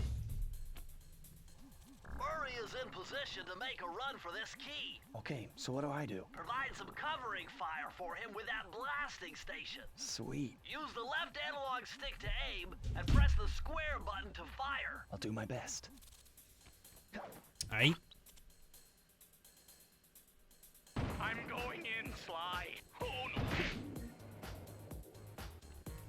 Oh. No. As a reminder, you can't hurt Murray with your shots here. So if you miss your enemy and accidentally hit him, you can kill him. Or you can do that and hit one of the barrels and it'll hurt him. Thankfully, he has our lucky charm on him.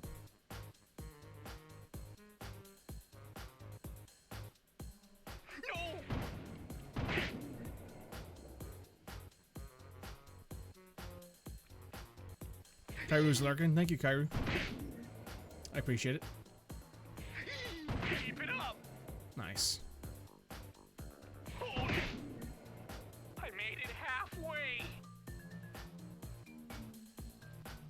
Oh no. Hey.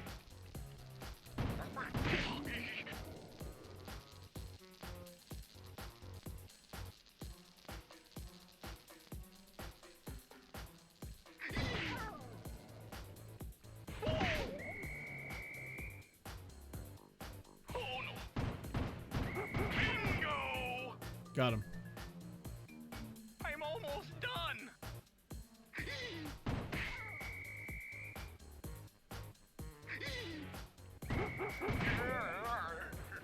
Way to go! That was it. Not too bad.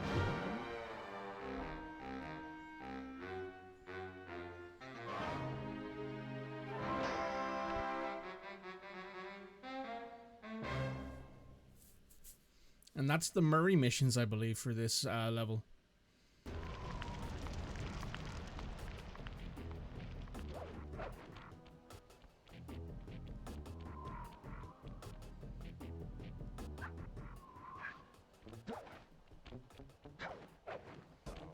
Now we can go take on the Boneyard, which has an actual vault in it.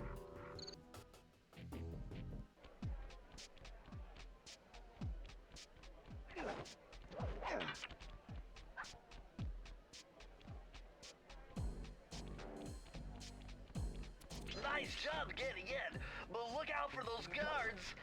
Mugshot's got those machine gun toting dogs hunting like a pack.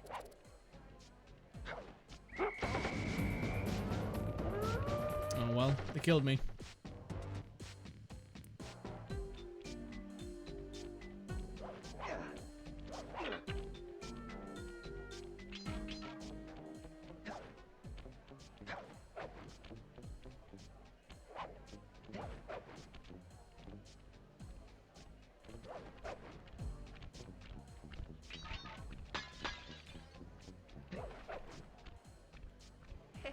Oh, come on.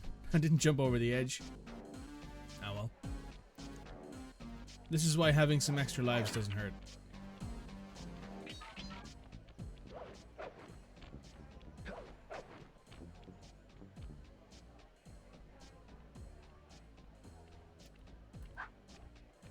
How many things are there? Oh, it doesn't say.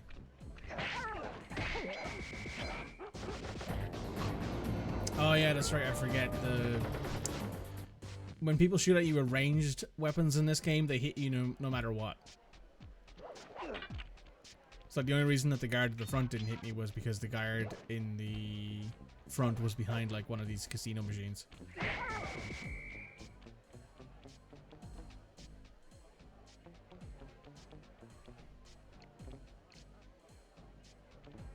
And one of the slot machines, I should say.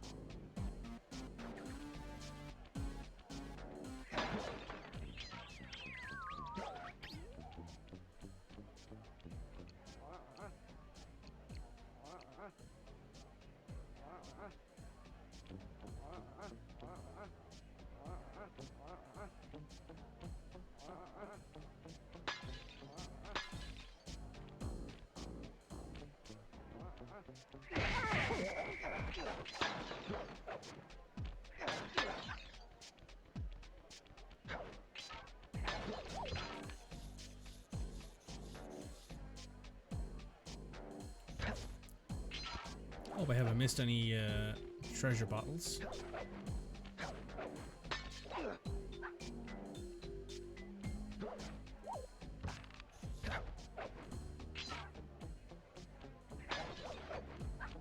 Probably one of the most annoying maps to go back and forward on is this one. So I'd rather not have to do this again.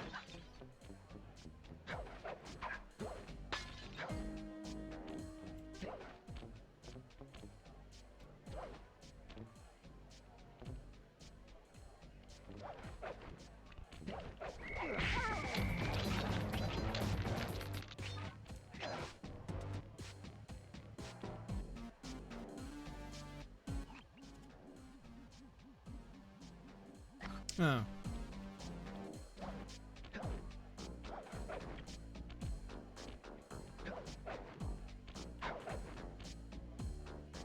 wonder if I can hook onto that. Oh, I can. Nice. Big payout. I love those jackpot payouts, eh?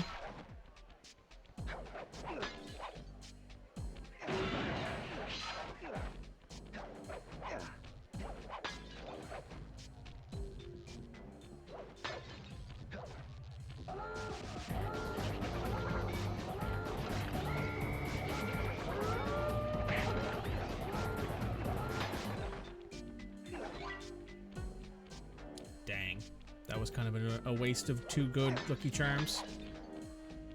But anyway.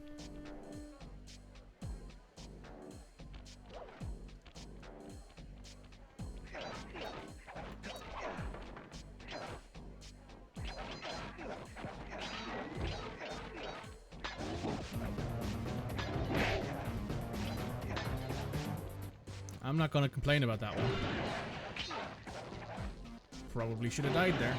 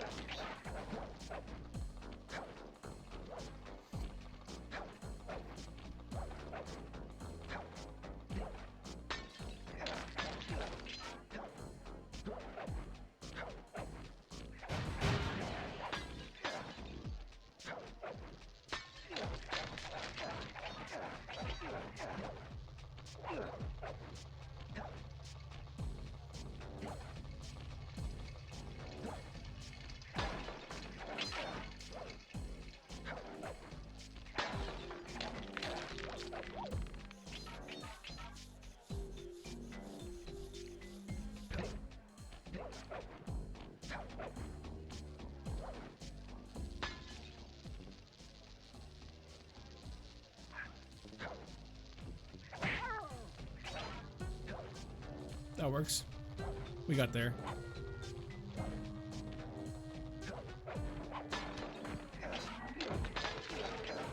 Right, we're missing 4 clues at this point.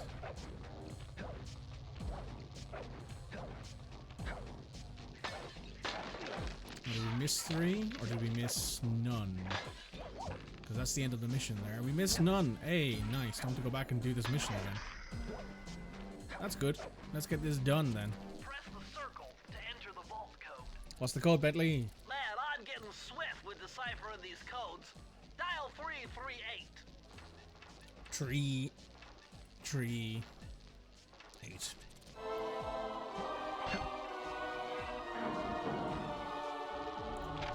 Very nice. Okay, this page is from your hyperactive ancestor, B.F. Cooper. He discovered a way to speed up the clock. Perfect for those long stakeouts.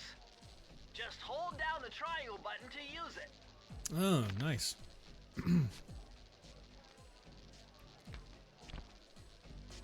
Might be helpful in the future, maybe. Let's go ahead and finish this mission up, shall we?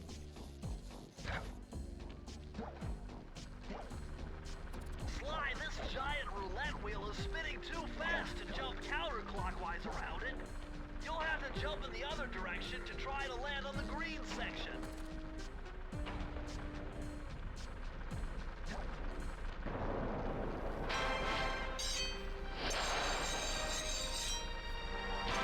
A little bit of speed running techniques I've seen there.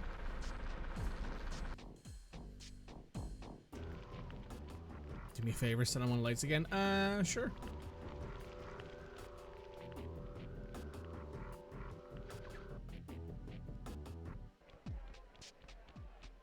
Oh yeah, so there's your time trial starting thing there.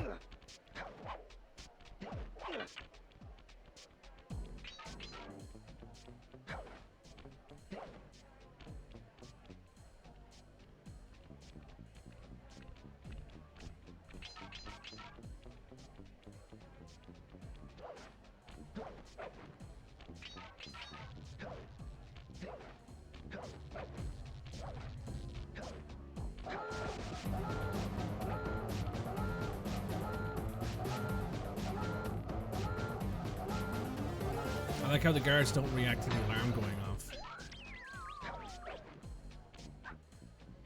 I mean, Mugshot should fire these guys. Just a suggestion.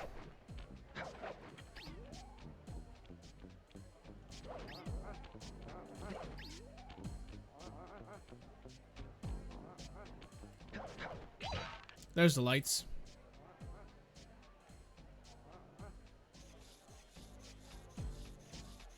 They're money signs. And cents. They're like coins and dollar signs.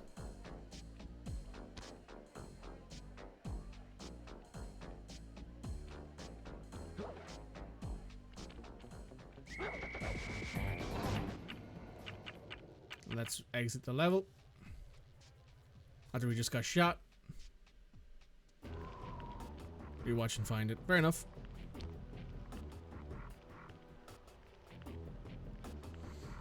Oh yeah, that's right, I forgot.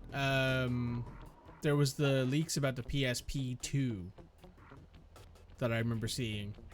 I didn't read the leaks, but I know that there's apparently supposed to be a new PlayStation handheld, and I don't think I'll buy it, to be honest. I very rarely ever buy handhelds because I very rarely ever play handhelds.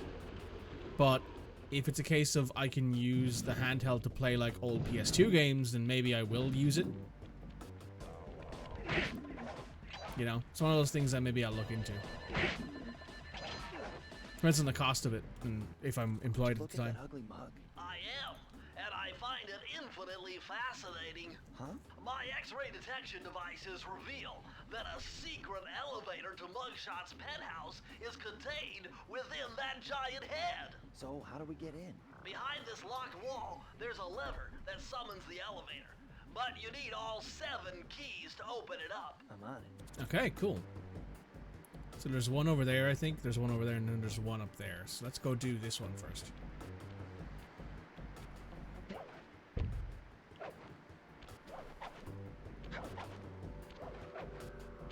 Straight to the top. Let's do it.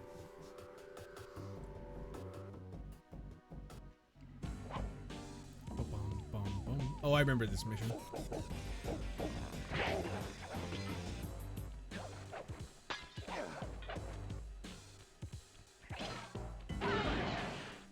See those neon tubes?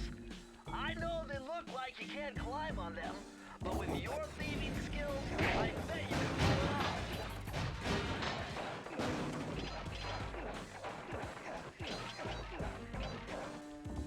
Grabbing everything I can. And if you actually own the console, see Switch 2? Yeah. Yeah. It's odd that I kind of find that Sony always seems to find itself in situations where other competitors fuck up. Like as you said, Red, like, there's the Switch 2 stuff. I don't know if you're back from the ads. Let me know if you are.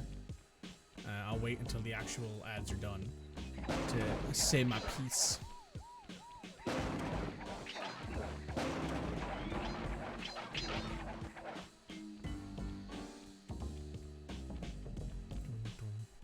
Forget it.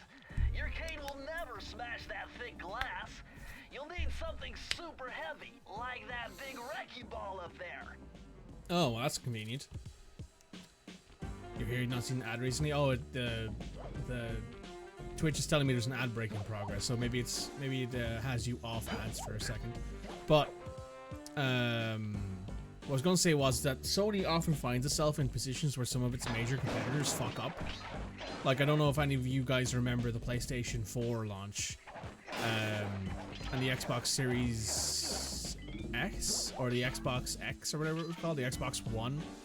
I think it was the Xbox One. The 7th gen, no, sorry, the 8th gen of consoles, wherein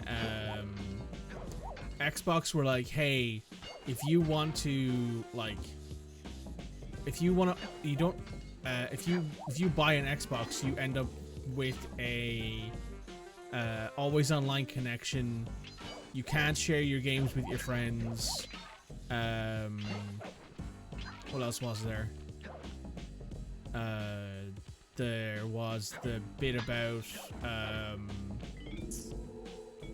oh, you always had to have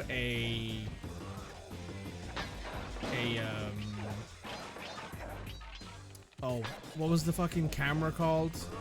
The Kinect, I think. Whatever it was. You always had one of those.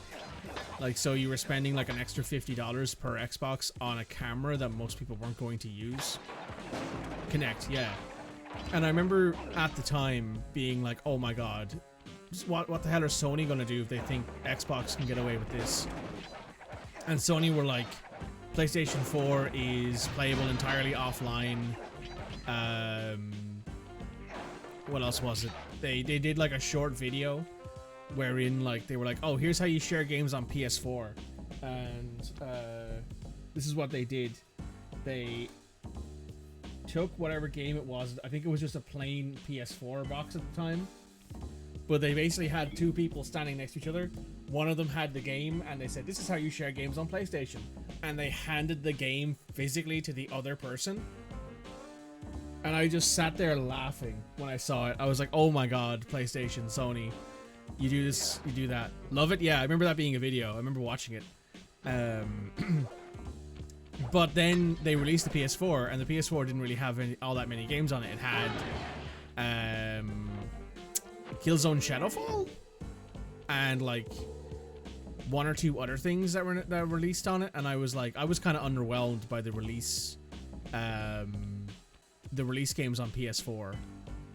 I ended up like playing I ended up playing through whatever game I had on PS4, and then I went back to my PS3 for like a few months until I had more games on my PS4.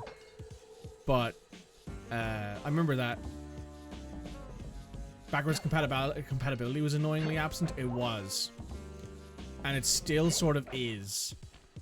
There are certain PS3s that can play PS2 games, but there are no PS4s that can play PS3 games. But I think that's because of the fact they switched from DVDs to Blu-rays. I don't know if there's like anything. There's probably some way to do it. I don't know how. I'm not a hardware person specifically, but I do know that that was one of the reasons that that like people were super into PlayStation at the time. But then of course PlayStation didn't really release any games initially, which is always their problem. It kind of reminds me of like now what's happening as well with the Switch 2, which is my point, right? Is that the Switch 2 has released. It's super expensive in America, not just it's super expensive worldwide.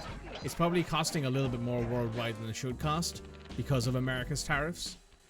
But oh, I forgot there's something here. But also there's the fact that Sony now have the opportunity to do the funniest thing in the world and release a handheld that's better.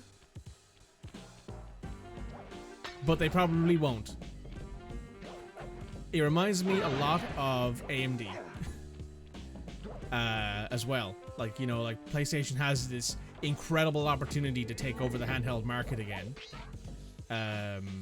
You know, really, really make a difference in that market. But they probably won't. PS3 had Uncharted, Assassin's Creed, and MG4. Yeah, it did. And then PlayStation 4, when it launched, had like 4 games, I think. It had that year's Call of Duty, which was Call of Duty Ghosts.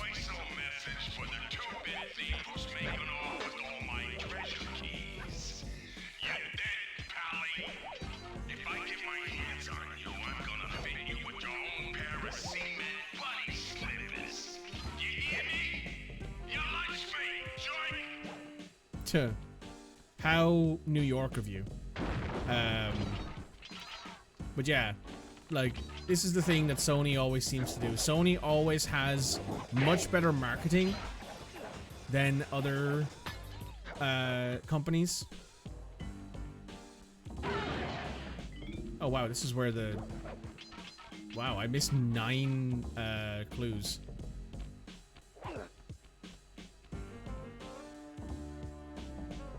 Let's go back down and find them. But Sony always seems to do this thing where they will like do incredible like marketing, like with the PS4 launch and the fact that you could just play games with your friends or loan games between people. It wasn't always online. It didn't come with a PS Move camera, whatever the fuck, and they could charge you less money because of that than Xbox were. And that's kind of when Sony took the lead in the console wars, quote unquote, at the time. And then they released like no games on PlayStation 4 for a long time. I think the first time I actually switched to my PlayStation 4 fully was when Dragon Age Inquisition came out, which was like a year or so after the PlayStation 4 came out. I think. I could be wrong here, but I remember that being like the first game that I bought on PlayStation 4 that I was like, okay, I'm going to no longer be playing anything. I'm no longer going to even have my PlayStation 3 plugged in, kind of thing. Oh, that's right. There's this thing. 6, 7, 8. There's one more.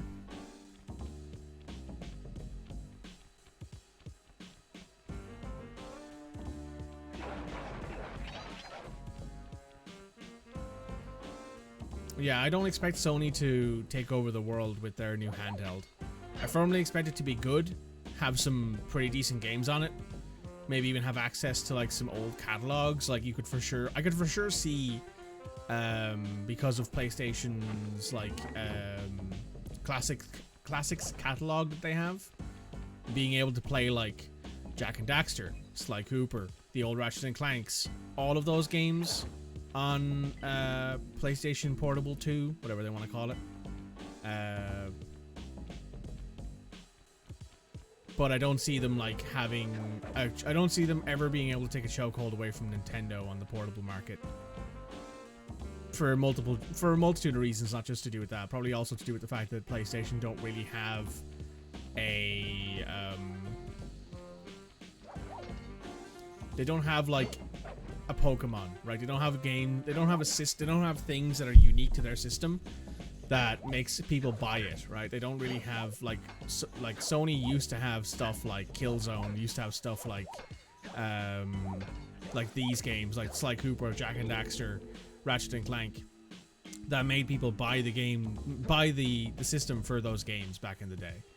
But nowadays, most of the games that you get on PlayStation, you can probably get it on PC, say a year later. And I would almost always argue that if you're going to buy the game on, if you have the access to a PC, you have a good enough PC to run those games well, or well enough, I should say, you know, like 60 FPS, 1080p, whatever it may be, as long as it's playable, right? Why would you ever spend the money on the PlayStation version when you know a year later you're just going to get it on PC anyway? That was kind of how I felt for a while about certain games that Sony were releasing. The only game that I own on PlayStation 5 that I don't, well, I own a couple games on PlayStation 5 that I don't own on PC, but one of the major ones is Ratchet and Clank Rift Apart. Though I would 100% play that on stream if you guys were interested in it. But I just don't really know why I would, given that it's probably, you know, given that it's probably already past time and I've platinumed it on PlayStation and I enjoyed it, but I didn't think it was... I don't think those games are for me anymore, in the same way that I don't think a lot of games that release in this day and age that are PG-13 or PG-12 or like PG-3 or whatever it may be are for me anymore. Not because not because I've grown out of them, but because they're not targeted at me anymore. Like, I'll play them, I still like them, I still think they're good games. I just don't think they're for me anymore, right? Like, I'm no longer that target audience, which is absolutely fair, obviously enough. But at the same time, I just have to kind of look at it and go, okay, would I like to spend more money on Ratchet and Clank games? Yes. Would I like to spend more money on Sly Cooper games if they existed? Yes. Would I spend more money on Jak and Daxter games if they existed? Yes. But unfortunately, they don't exist, so I can't spend that money. Press the circle to enter the vault code. There's my rant. You need an IQ of at least 140 to figure this one out.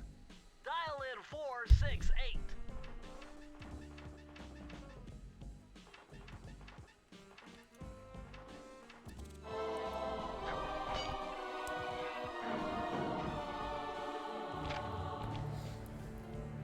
You found the blueprints for Mugshots additions to Mesa City. Oh, there we go. With these files, I'll be able to help you find all his clues and breakables. Just look through your binocucom to get the information.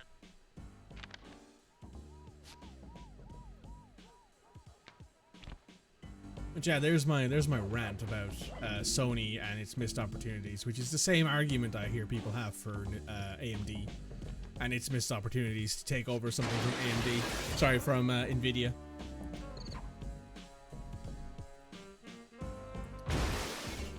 But it has yet to do anything with it.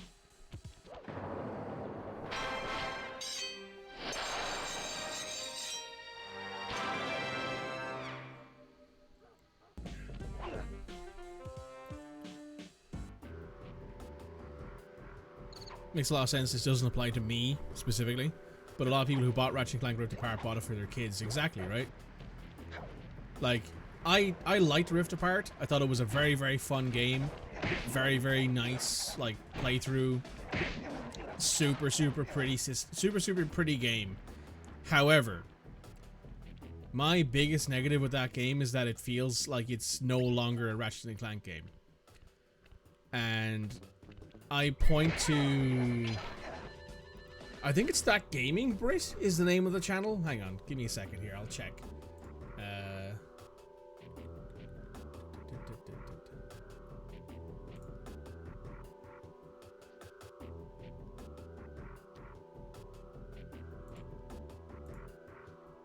I'll find it here real quick. Maybe I'll stick it into the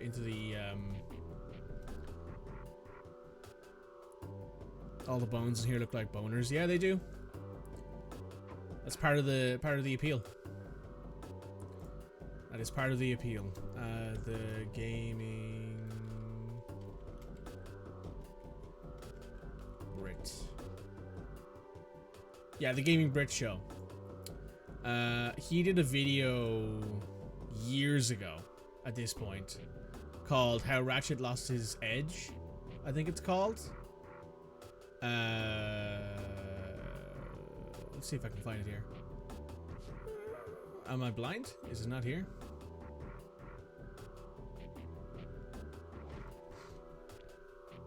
It should be here somewhere. Hardly. It's not hardly 7 years ago, is it? No, that feels wild.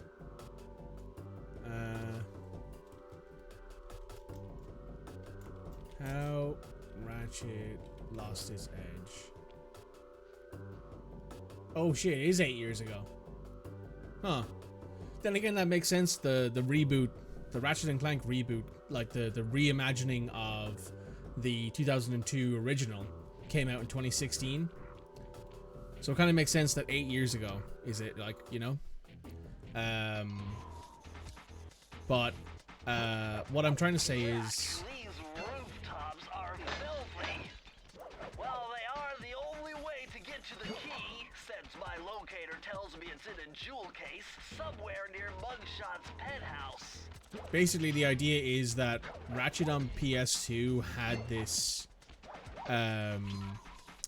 not like... Well, not necessarily violent edge, but the characters in it had personality. And that they were unique, they were different. Like, Ratchet and Clank did not start off as great friends. They weren't really great friends even until near the end of the game. Maybe I'll play it on stream and I'll show it to you guys. But like, there was a time during Ratchet and Clank's history where Ratchet and Clank were like very, very antagonistic towards each other. Well, look Oh, hey, who just Carmelita. walked into my crosshair. Hi, wife. Sly Cooper. About time you showed up, Miss Fox. Was getting worried about you. Thought you took a wrong turn somewhere back in Paris. The only one making wrong turns is you, Sly.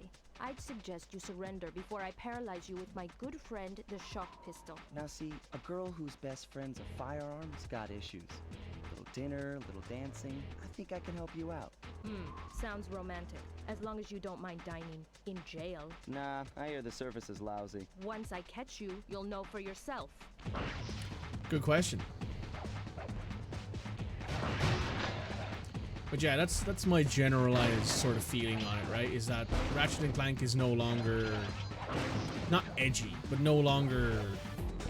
It's no longer an actual franchise that I give any amount of, like, thought to. I play it and I go, oh, that was fun, and then I move on. Used to be that the game had some actual, like, backbone to it.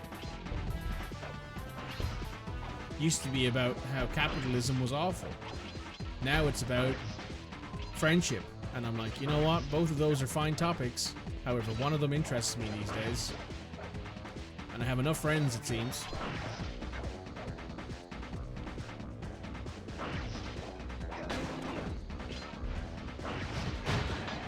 Maybe that'll be my next retro rampage playthrough. I'll do Sly, then I'll do Ratchet, then I'll do Jack.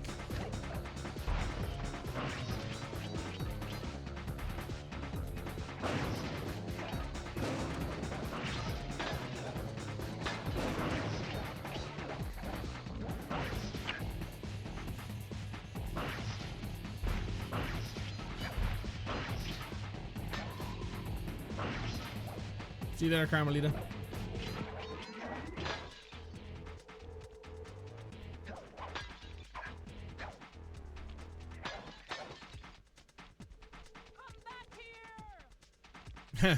She's yelling at me.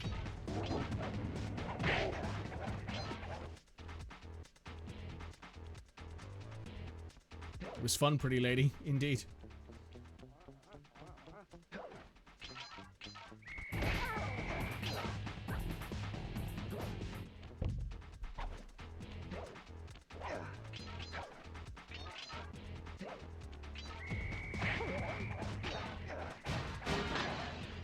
Oh, we're missing 2. Well, I suppose then we should probably head back to... Oh, no, we didn't. We didn't. I forgot to open up this thing.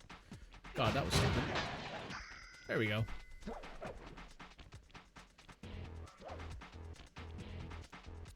thing I know Navajo code talk. Try 532. Glad thing you know that too, Bentley. Whatever that means.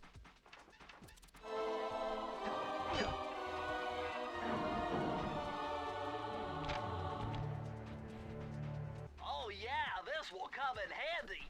It's Suzanne Cooper's notes pertaining to water safety. Oh. With this knowledge under your belt, you won't have to waste a charm whenever you fall into water. Oh, cool. We're now immune to water damage. That's good. Leaves behind his little calling card.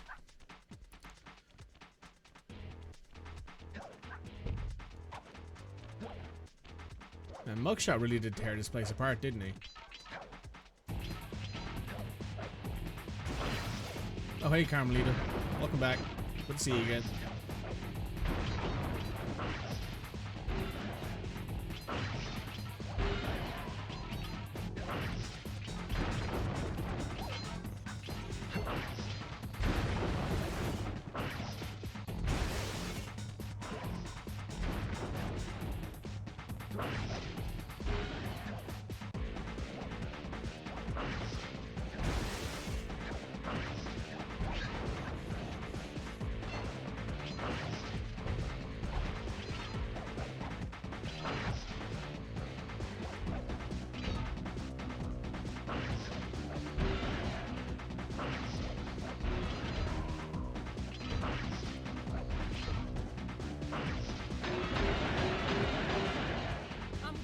You down, Cooper. You can't run forever.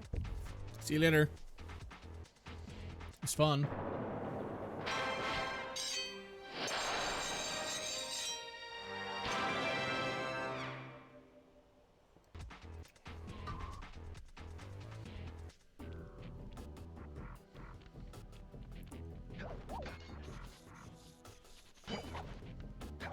Yeah, maybe I'll, you know what, in the description of this video, I'll stick the Gaming Brits video about Ratchet and Clank into it. If you want to watch it, go ahead. If you don't want to watch it, I suggest you probably don't watch it if you're planning on ever playing the games, or if you want to watch me play them, because, well, if you want to watch me play them, maybe watch them and see what you think. But I plan on playing them eventually. I think they're worth a playthrough.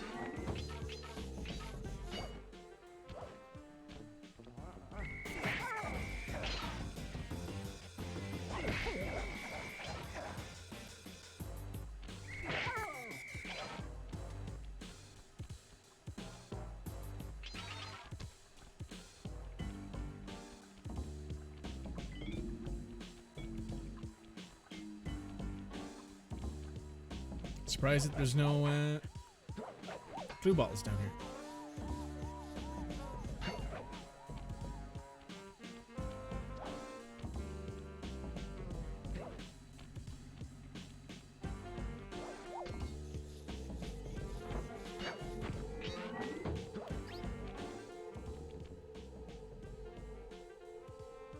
We're sneaky.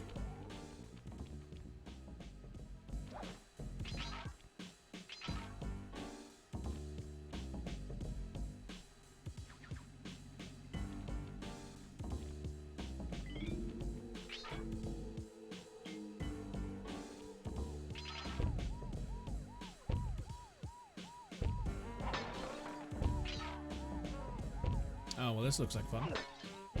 1, 2, 3, 4, and 5.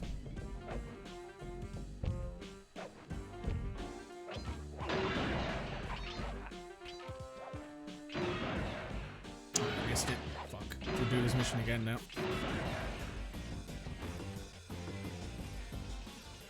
Won't take nearly as long to do it again. As I always say, right, the first time through these missions is always slower. But then once you do it the second time and you have all of you have everything that everything bar like 1 or 2 things you need, it's usually a bit quicker. Which are we missing? 4? Oh, we're missing 3. Yeah, we're missing 1 more. Which I think is over here.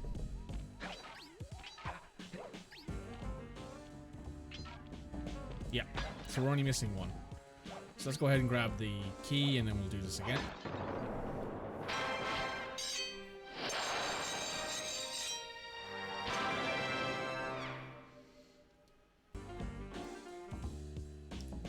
Bum, bum, ba-da-bum.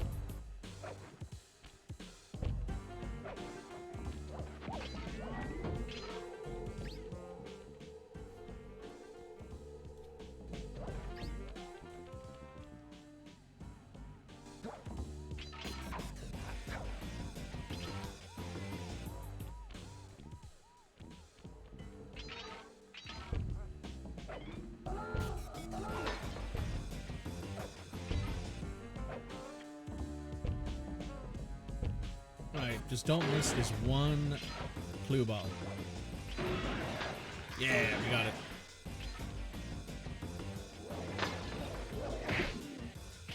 That would have been embarrassing.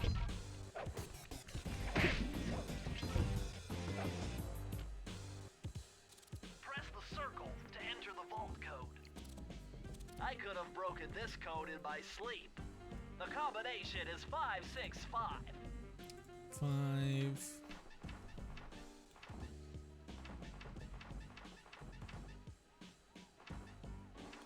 Oh, wait, it's 5. 6. 5. There we go.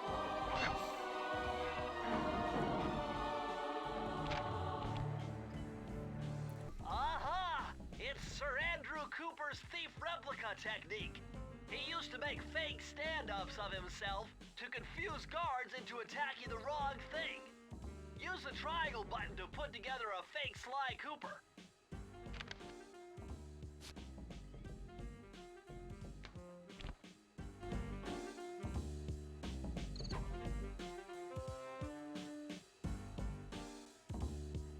Right, let's go.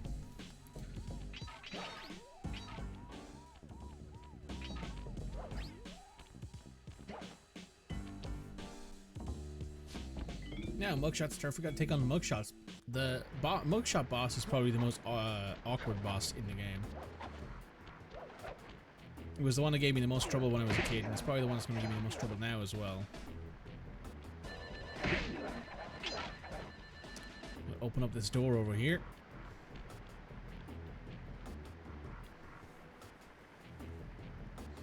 Seven keys, and there is our switch.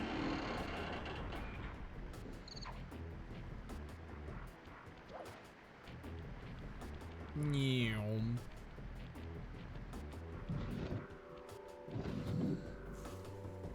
Last call.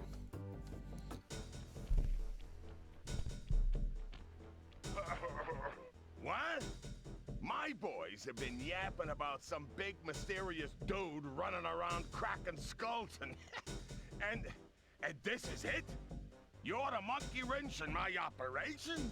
Some scrawny rat with a stick. Alright, wait a second. I seen that stick before. Maybe when my father knocked your block off with it. Your father?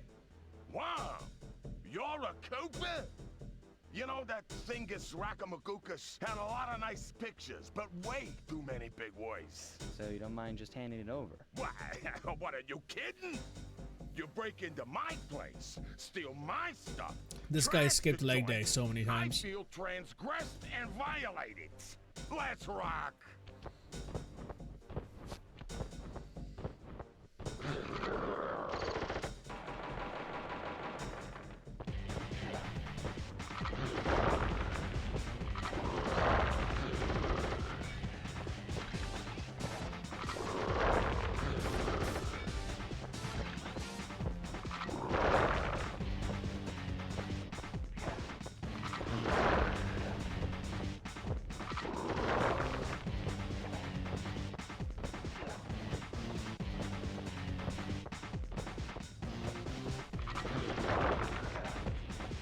There we go.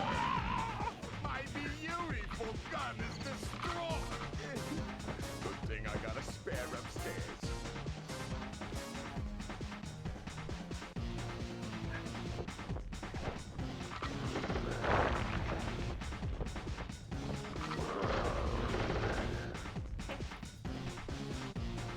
Yeah, he needs to actually walk checks out, yeah.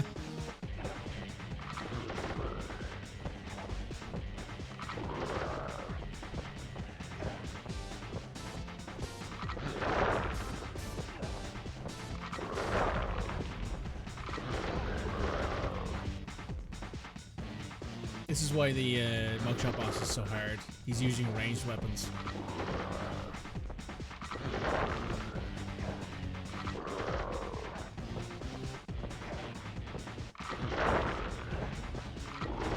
And if you miss your swing and you go back to get it, he'll kill you.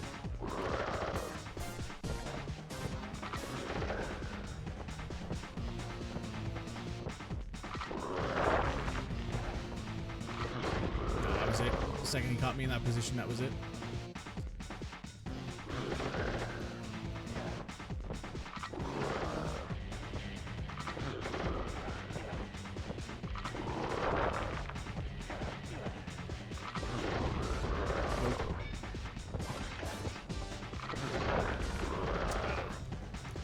Wasted that extra charm.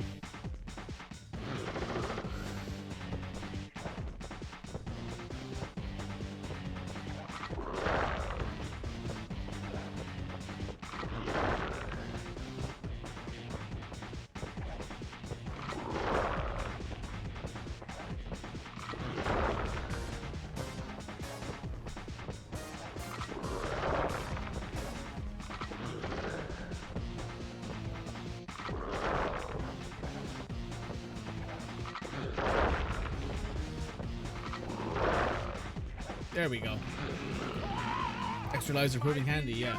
That's why you get them in the first few levels, because this is the actual hard boss. I got a spare upstairs.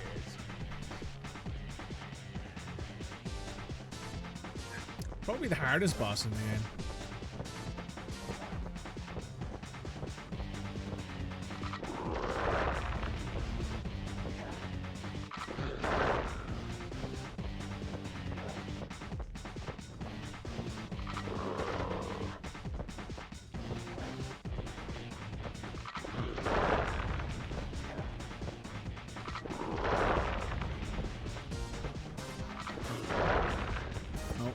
to get it here.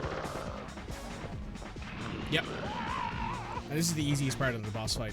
Once you get past the first 2 phases, this boss's 3rd phase is the easiest. Saying that now, I'm probably going to lose in the first time that we actually play this.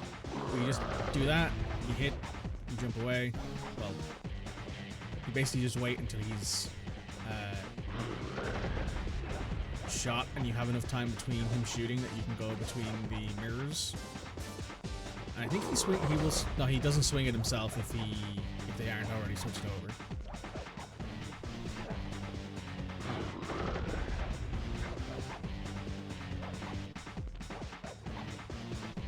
So you just wait, switch, keep jumping, and we're done here. Oh no, we got one more. Yeah, the 3rd phase of this boss fight is by far the easiest of them. That's it, we're done. This is impossible. A little pipsqueak like you beating a big, strong bruiser like me? It ain't right. You want all of that stupid picture book? You're gonna have to go down to Haiti and cross paths with Miss Ruby. And then believe you me, you don't want to be you. The mugshot section of the thievius raccoonus contained an entry from my gunslinging ancestor, Tennessee Kid Cooper. His specialty was the rail walk and rail slide. Should have done some squats, mate. Yeah, should have. Perfected through a lifetime of theft in the Old West. Getting out of town proved to be a little more challenging than getting in. Having just missed us, Inspector Fox went for the next best thing and dragged that canine steroid case off to jail. That was the end of Mugshot's gambling empire, and Mesa City's citizens soon returned home.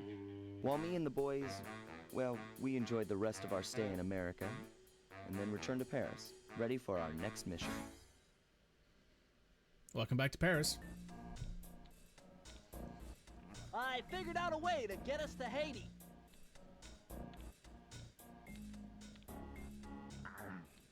Let's go to Haiti then.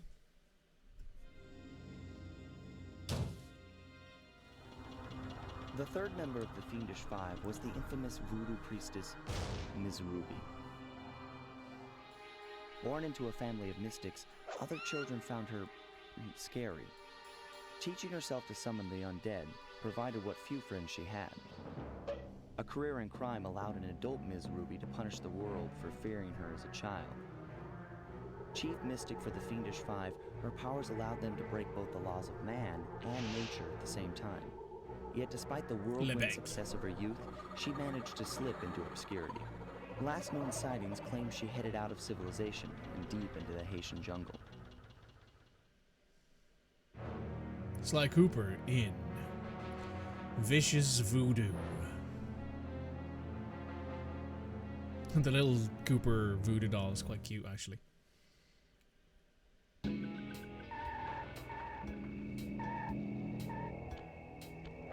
Nice bit of driving there, Murray.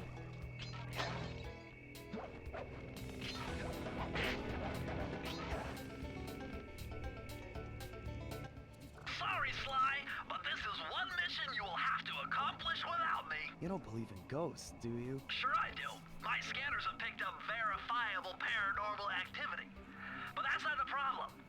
This swamp is oozing with disgusting mold and bacteria. Suck it up, Bentley. We got work to do. All right, then. Don't forget to use the new move you learned from Mugshot's section of the thievius raccoonus. You mean the raccoon rail walk? The roots and vines around here are perfect for that. All you gotta do is jump and hit the circle button. especially where you see the bark has been worn away, and where it's super slick from icky slime and moss, you'll rail slide like a skater grinding pipe. I'm liking it.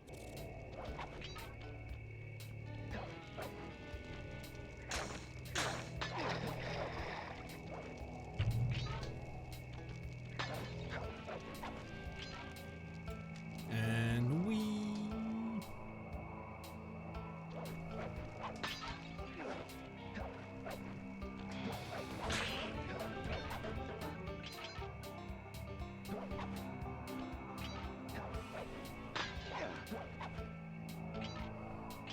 By the way, if any of you haven't noticed yet, the coins change depending on the location you were in. So the coins in the police station had like a badge on it. The coins in Raleigh's area had like a frog face on it. The coins in Mugshot's area had I think it had a dollar on it, and this one has this one has like a skull on it. Anything with sliding rails is very fun. This is very fun.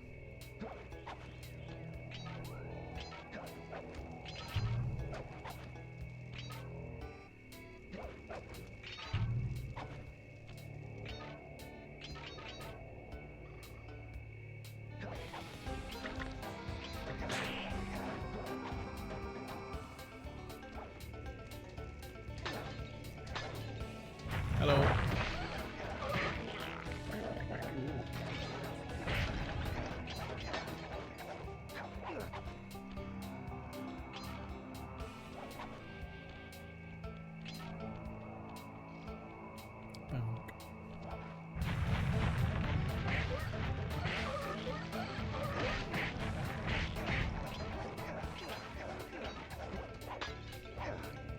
Welcome to the Haitian undead area, I guess.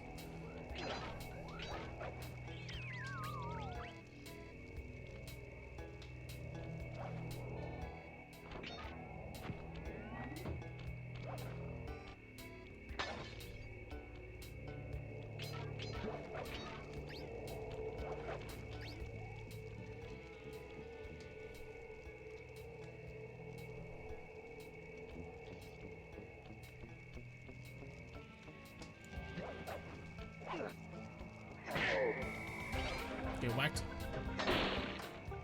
Alright, we only need 4 more of these bad boys. That's Miss Ruby's lair. To get in, you'll need that key on top of a tiki pedestal in the guard compound. There's a Bath Mojo force field protecting it, so you'll have to destroy all 5 of the purple candles surrounding it. No problem. Don't get cocky or you'll end up with your head shrunk to the size of a pea. You've got to get past those voodoo guards, and I'm warning you, they're mean and they work like a team. So do we, buddy.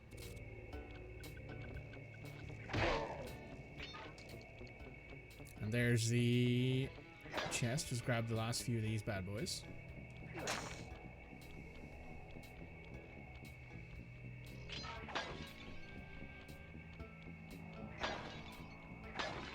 There we go. That's everything.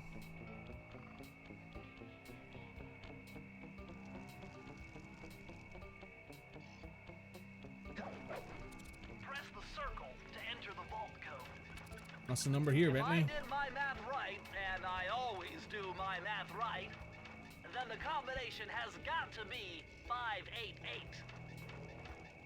5, 8, 8.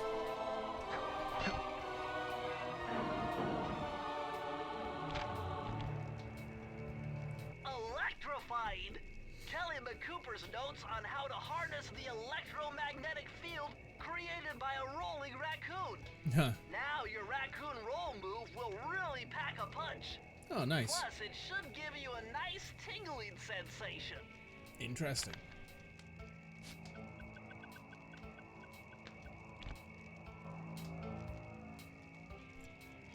Sorry, I just had to adjust my microphone.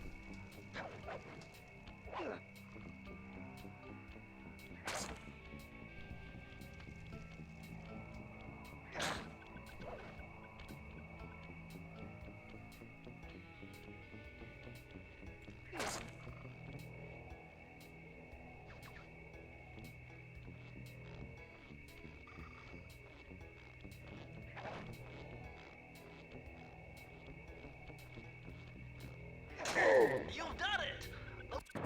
Nice.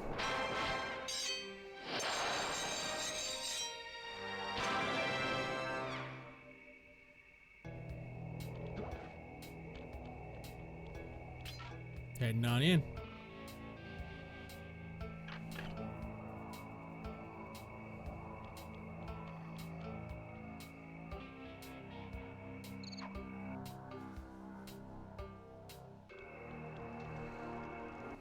My paranormal scanner is maxing out on that structure. A reading like that could only be coming off Ms. Ruby herself. I I think you're right, Sly. If you want to crack at Ms. Ruby, you're going to have to find a way inside that skull temple.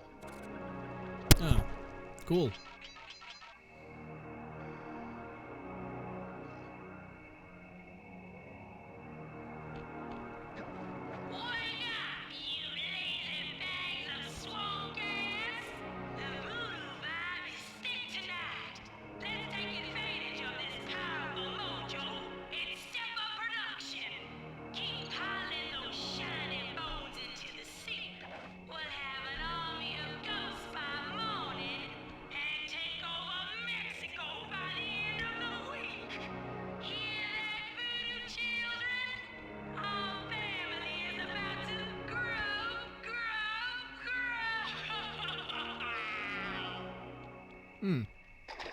Oh.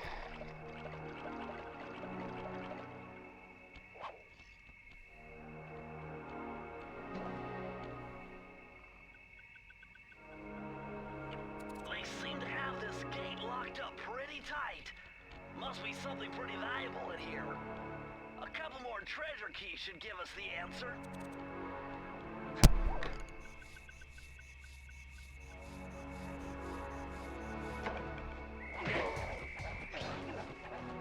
Nice. Piranha Lake. Oh, I remember this one. This is like one of the more interesting twin stick shooter bits. Sly, the only way to open up that voodoo gate is by lighting all 25 tiki torches with the flamethrower on your swamp skiff. Use the left analog stick to steer and press the X button to fire the flamethrower. Oh, and one more thing. You need fuel from the flamethrower, and the only source of oil are those piranha you see swimming around. Run them down with a boat. One fish fuels one shot. Hurry, you only have 2 minutes to get all the torches lit. All right, cool.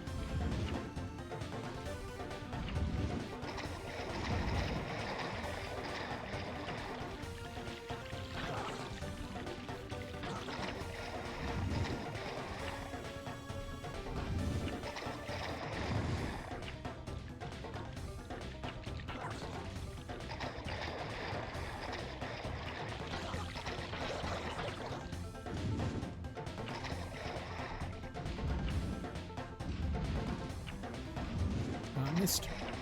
That's not great. Only 5 left, 30 seconds to go.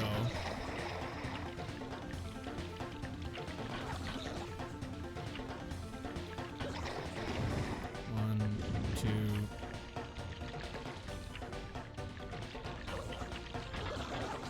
Alright, we have 5 shots now, just find them. 2 left. Oh, they're right here, perfect. There we go. Excellent.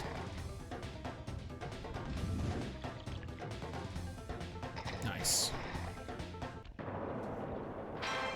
That usually is a lot harder than I thought it would be.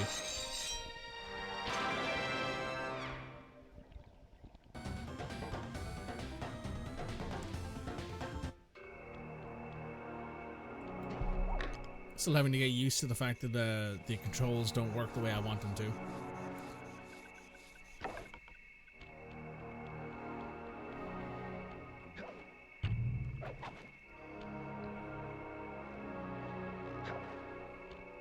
The lair of the beast.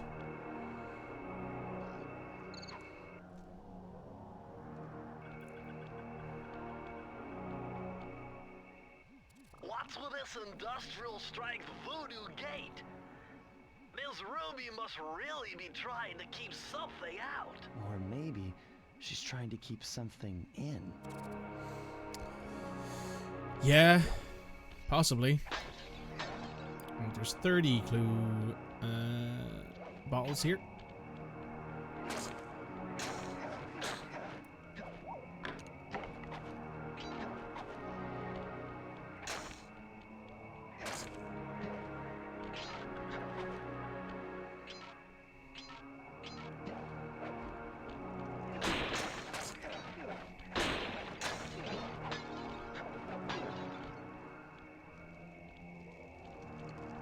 Any other clue bottles? Just this one.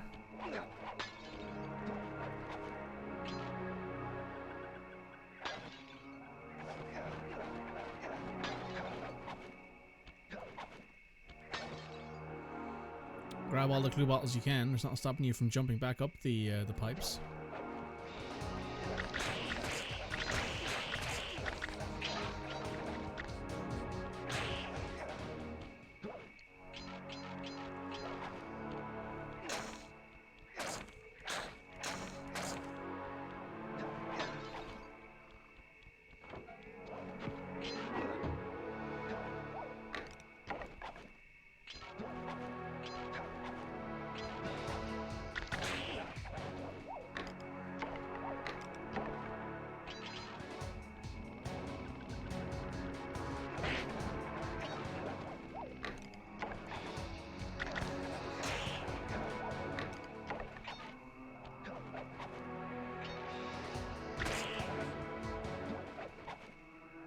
These walls are making me claustrophobic.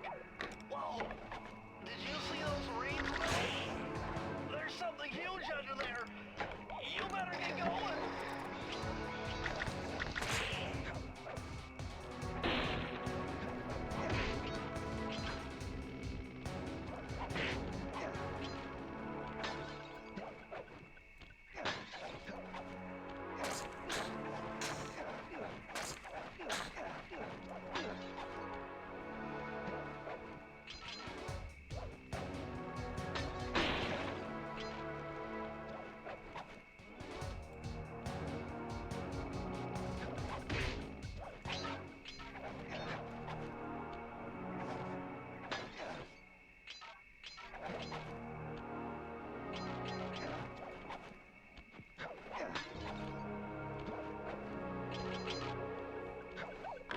Oh, this looks like a Sly thing.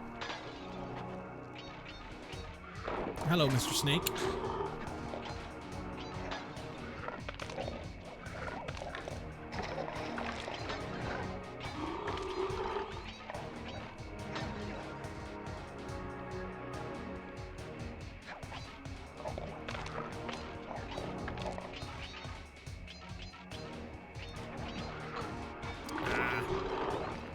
Can't get it now.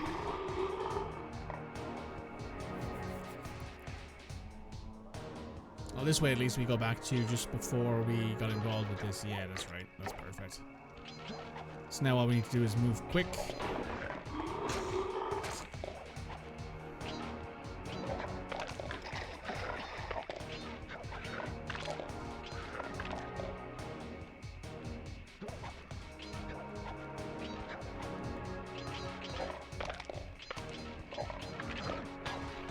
There we go.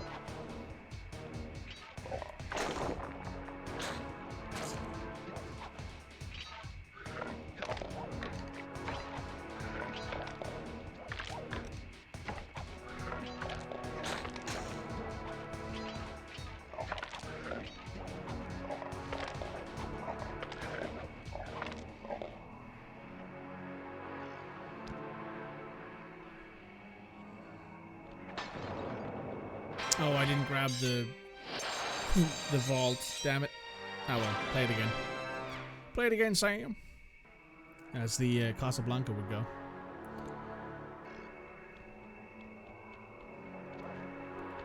This will be quick.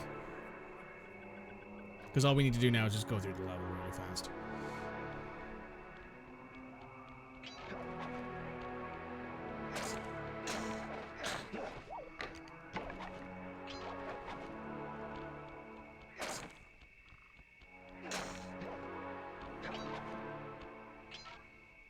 Suppose we could grab ourselves some coins just to see if we can get ourselves a charm. But this shouldn't be too difficult now. Let's just go ahead and whack everything in the way.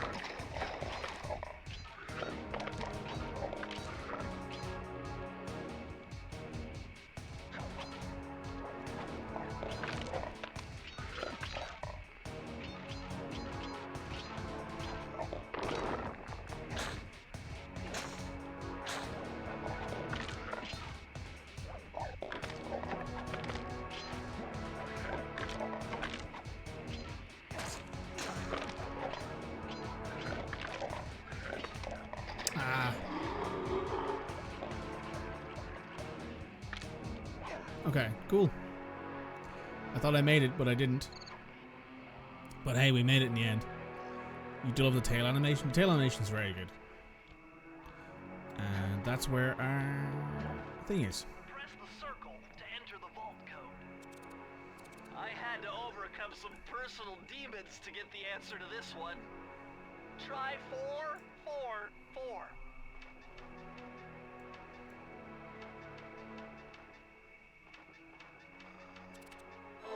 Oh, I ended up inputting 445 because of the input being too quick. That's funny.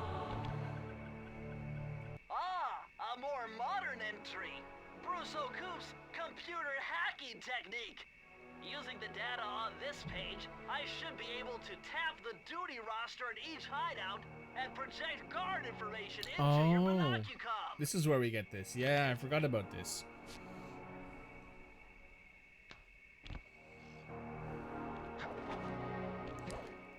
So now, when we exit,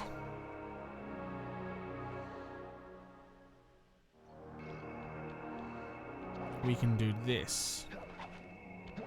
If I go over here, for example. Oh, the guard's not here. There should be one up here, I think. Yes. Mojo Dupree. Enjoy his golf.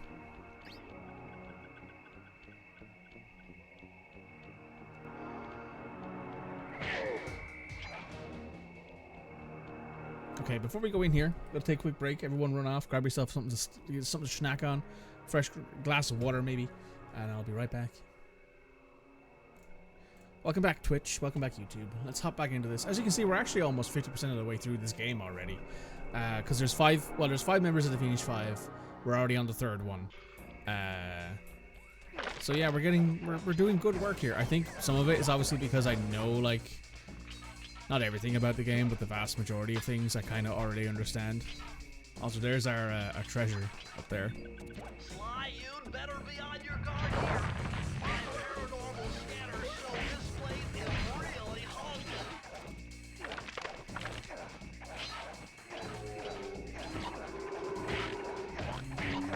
Now that was very interesting. When you smash that gravestone, the ghosts stop coming. It must be some kind of ghost generator. Maybe if you smash them all, you'd be safe. Maybe.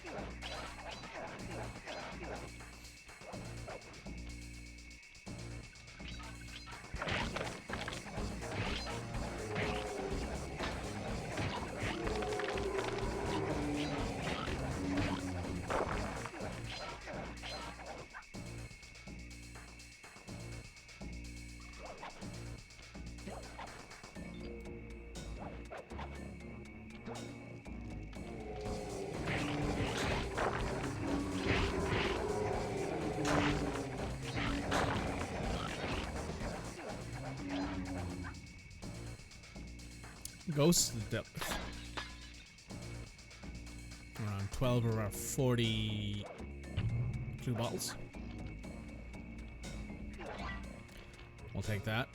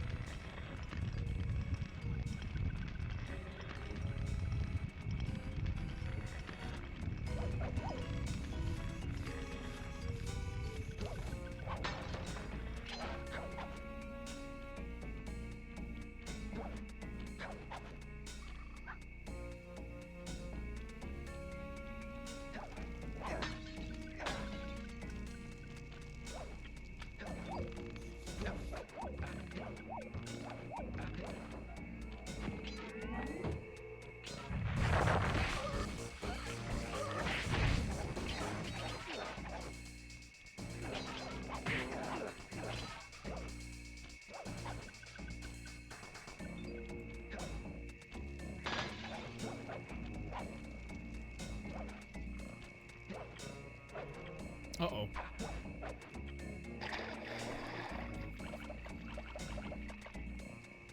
Oh, that's nice. Thanks for putting me back up here, game.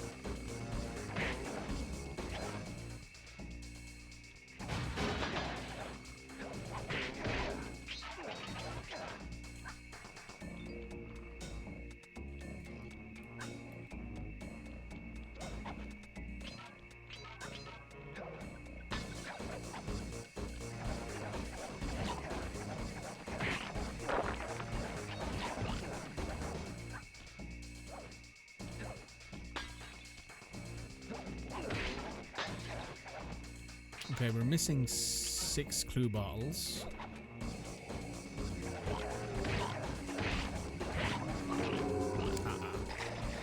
Not good.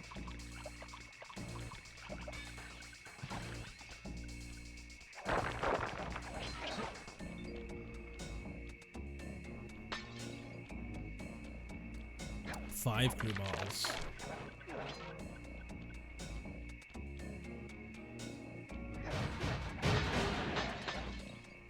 Ooh, we're missing 1.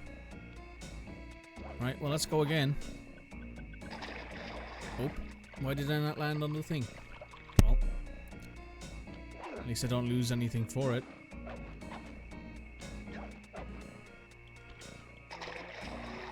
I keep forgetting to jump. You think you do that given that it's like 90% of this game's content is jumping.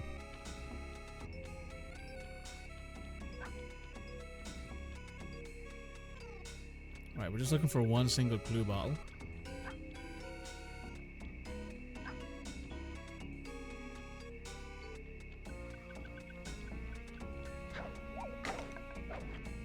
Uh-oh.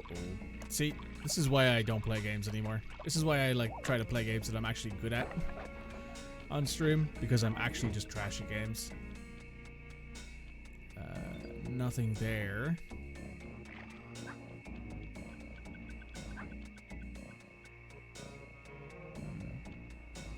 Don't see anything there.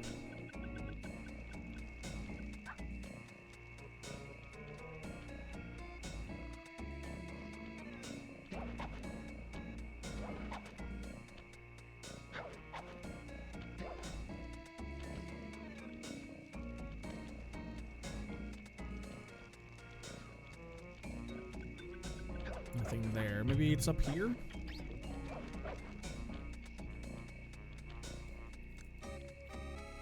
No, I don't think I missed anything here, but I'll just make sure just because I am that paranoid.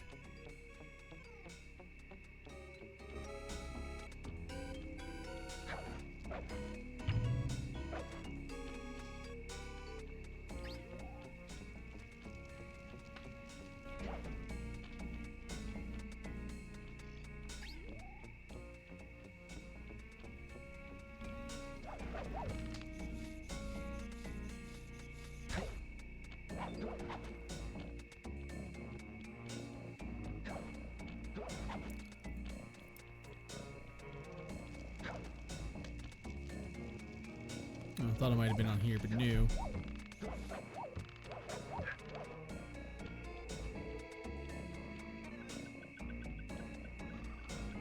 It's not there. Oh, there it is. Moving through this area a bit too quickly, it looks like.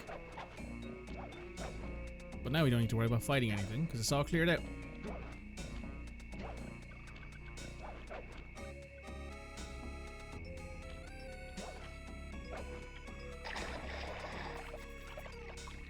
Damn it.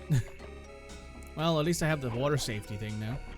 Why is it not letting me jump on the walkway? There it is.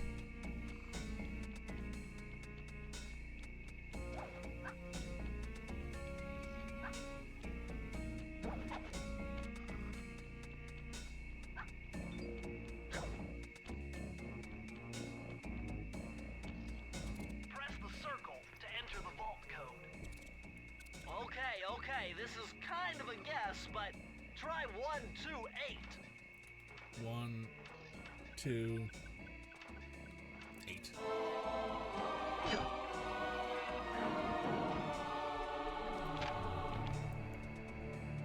These are the blueprints to Miss Ruby's production facility. I'll pipe this information into your binocucom.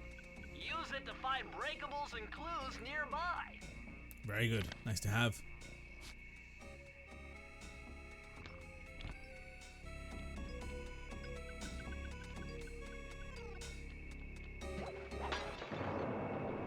There you go, 50% of the way through the game already. Got a little thing in the bottom corner that tells us 50% of the way through.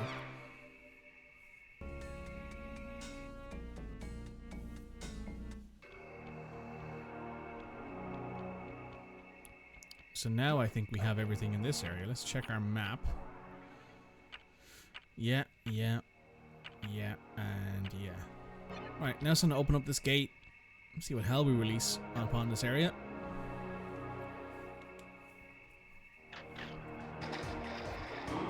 Oh, well, you're free to go, I guess. Oh, that's helpful.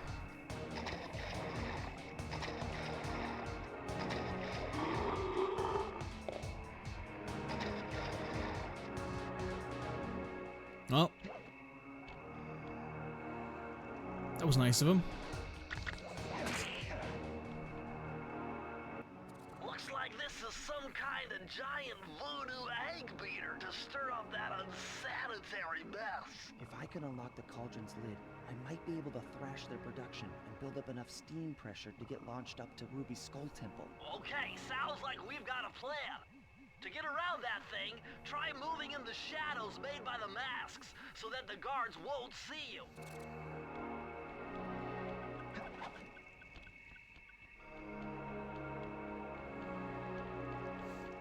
So usually I would just go ahead and do the missions that are around here, but what I want to do first is go all the way around here.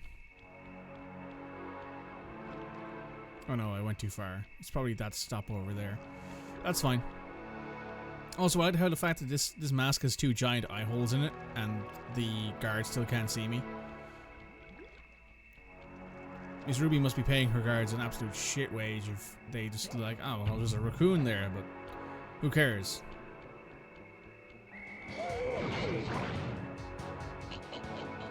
Dang. Oh, he golfs when he kills me.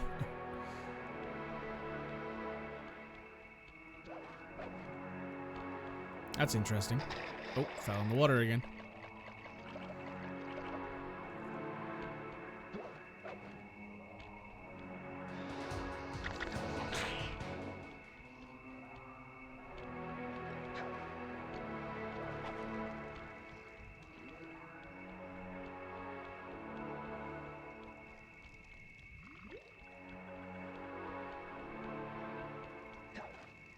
Alright, let's head up there again. We can take this guy on this time and not lose.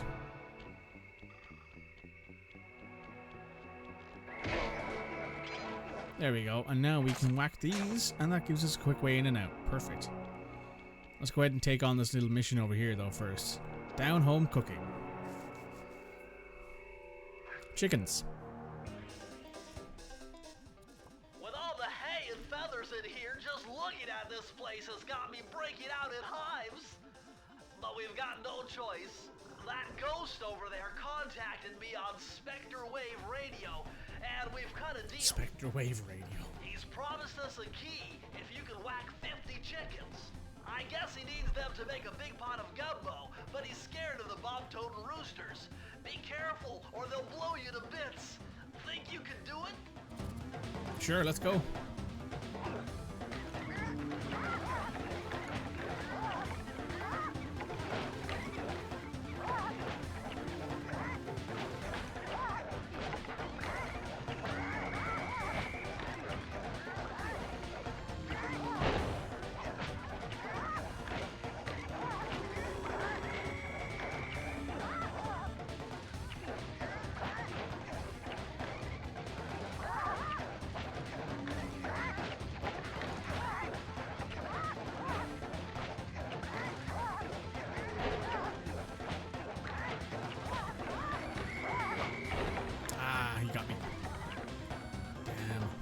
Close.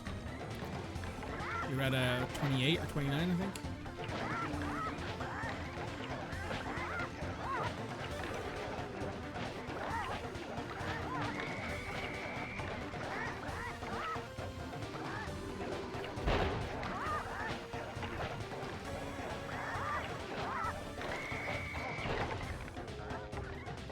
That one knocked me into it for some reason. I'm not sure what was going on there.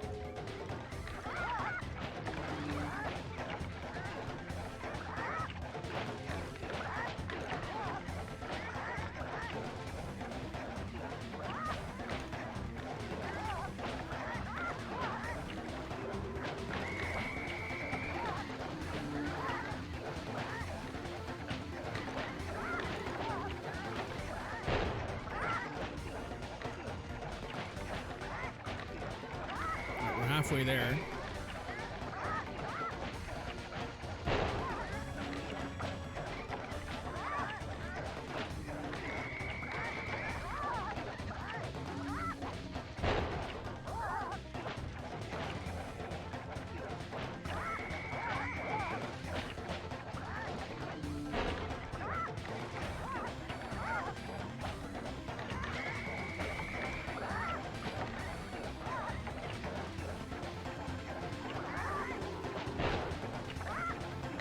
Need one more.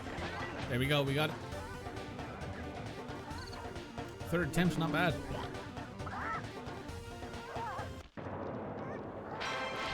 Right, 2 more missions left, and then we're on to Miss Ruby's boss fight, which I think is the most cool boss fight in Sly Cooper, in the first Sly Cooper game.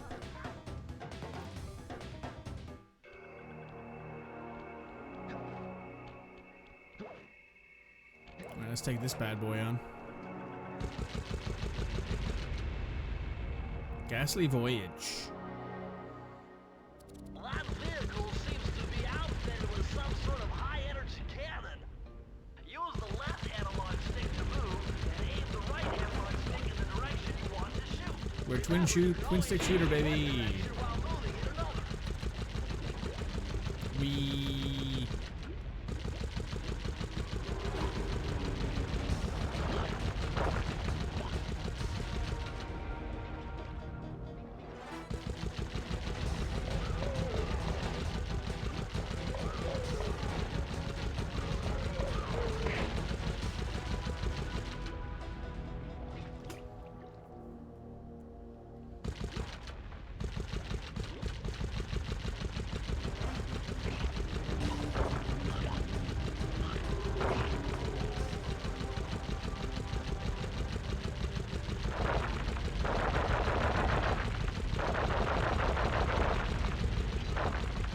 This isn't even the most supernatural Sly Cooper gets, which is kind of wild to say out loud, but not even that.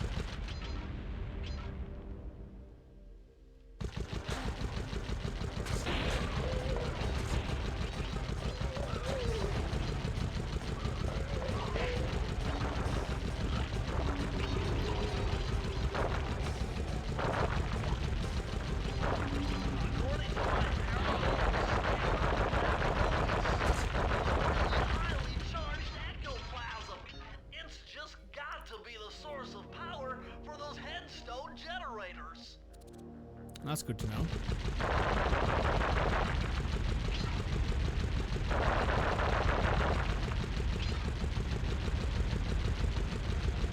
I always thought it interesting that they put in these like very different style like missions. So like, you know, you start off with the usual sort of sneak around, gather up stuff, and then you have like twin stick shooter missions, and then you have the ones where you are like helping Bentley with stuff, or helping Murray with stuff, and then there's like, you know, your other ones like the ones on skiffs and the ones on scooters and stuff like that. It's always been very interesting to me that we had this variety. Because in the second and third game there's variety, but it's much more Ocean's 11 variety, in that they're all usually to do with sneaking around and, you know, doing something to further a heist.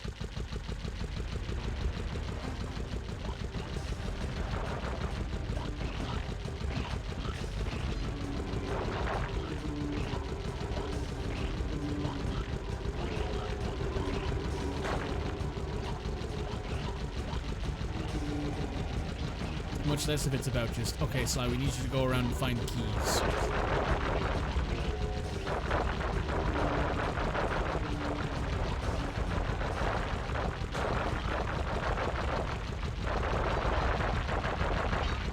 It's like, okay, Sly, you gotta go around and place this bug there, do some reconnaissance here, destroy this piece of machinery that's helping the person you're trying to steal from run their operations, so that way things are a little bit, you know, you gotta fuck things up for them and make sure that way, you know, you have easier time of it, basically, right?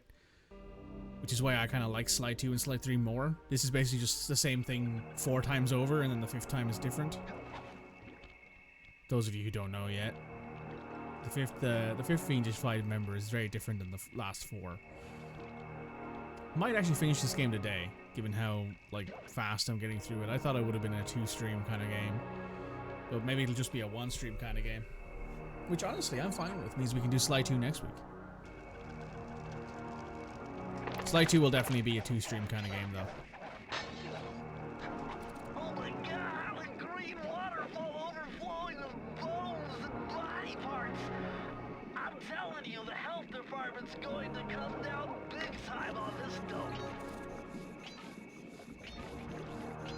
He's not wrong.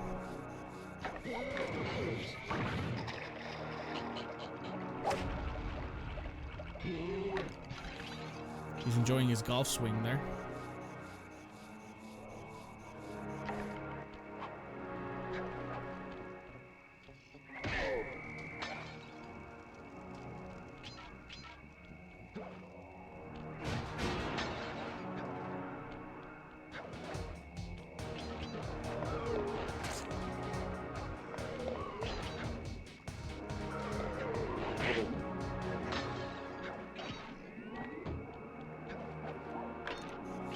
I didn't check how many blue bottles are there on this one. 20, 25 I think. Suppose we'll see here now in a second.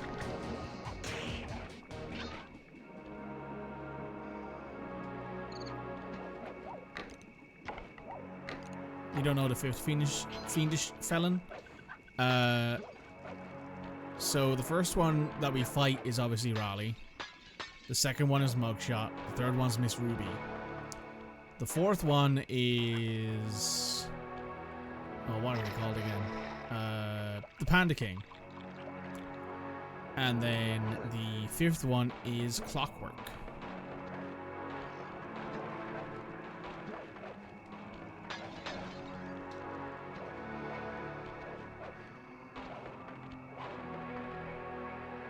I guess that's 40, I just realized, not 25 or 30. Oh, I just fell through.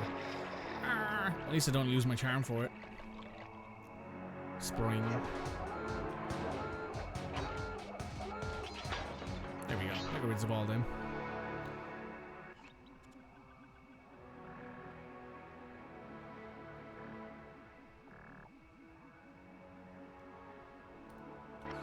Got fire in his eyes.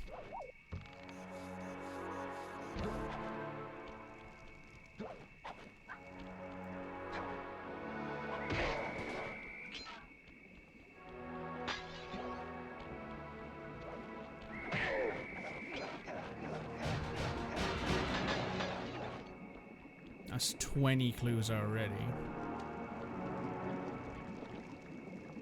This dude's below me. There's another 4 clues. 5 clues.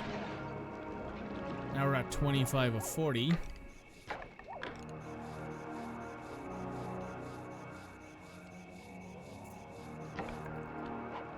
So Panda King is well, I know this for a fact. This was something that they've talked about that Sucker Punch have talked about when they were building this game. The reason why Panda King, the Panda King boss fight, is by far the easiest boss fight in the game is because the Panda King was supposed to be the first boss you fight, but they changed it up pretty late into production so that way Raleigh was the first one you fought.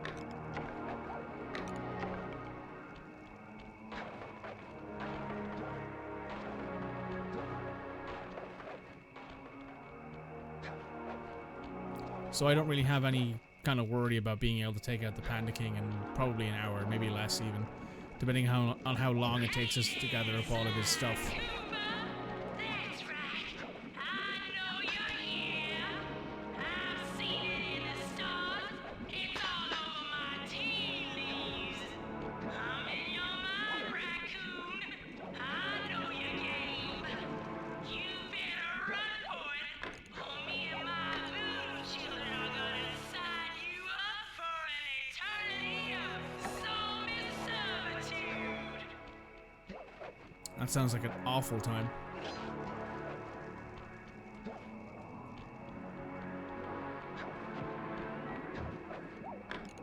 I need to play this. This game is so fun.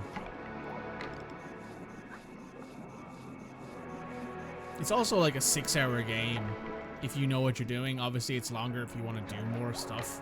Like, I could probably finish this game in 4 hours if I was like, oh, I just want to play all the missions and get to the end of the game. But since I want to get all of the thievius raccoonus pages, it'll take me like 6. Take you way too long? I mean, that's fair.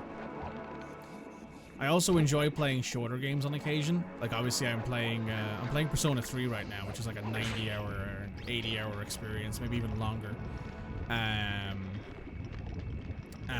there's also the fact that, like, I kind of want to play other games alongside it that are shorter, so I don't get burned out on things. I know you're playing BG3 Honor Mode Duo, which is even harder because it's Honor Mode and you're also playing it with somebody else. Security. This must be the source of all the disgusting green soup. You know, like, that commitment makes it harder. Since I'm playing all my games solo, I can kind of just decide, oh, I can go like an hour over my stream length if I decide to. As opposed to if you're playing with somebody else and they're like, oh, I have a hard stop at 5 p.m. You can't just keep playing. Meanwhile, I can be like, I thought this game would be a 2-stream game, but I'm like, I can definitely finish this game in 1 stream.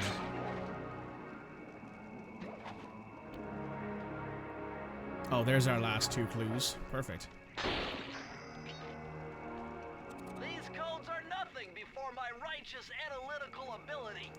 Nice. The combination has to be 571. 5, 7, 1. You got 4 different BG3 playthroughs going on. You have a solo player duo going. You have a solo player duo, a co-op duo, a co-op full party honor. Perpetual slow motion technique.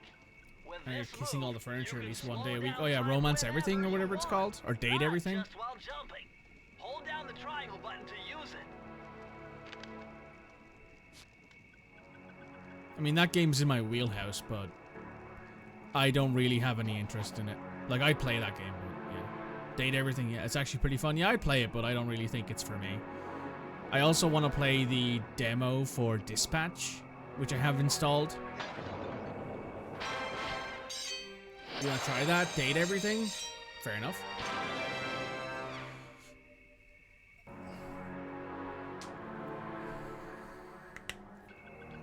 I might look into it. It's one of those things where I I don't really have the excess income to be spending money on games right now, which is why I'm kind of like, oh, I'll play games that I already have, that I haven't played, and also I'll play games that I already own. You bought Claire Obscura and you haven't even started that game. I just won't buy that game. I cannot physically afford it, so I just won't buy it. It'll sit on whatever. Seems very silly and fun. Date everything. Yeah, I've heard some good things about it. I might play it. We'll see. It depends on how much it costs and if I can like get it on a cheap discount, maybe at Christmas or something. But for now, I'll play this. If I beat this week, which I think I will. Could feel that Cooper vibe a coming. Most distastefully Hello, Miss Ruby. bad juju. Yeah, well, you give me the creeps too, lady. Cooking up an army of ghosts isn't a very neighborly pastime.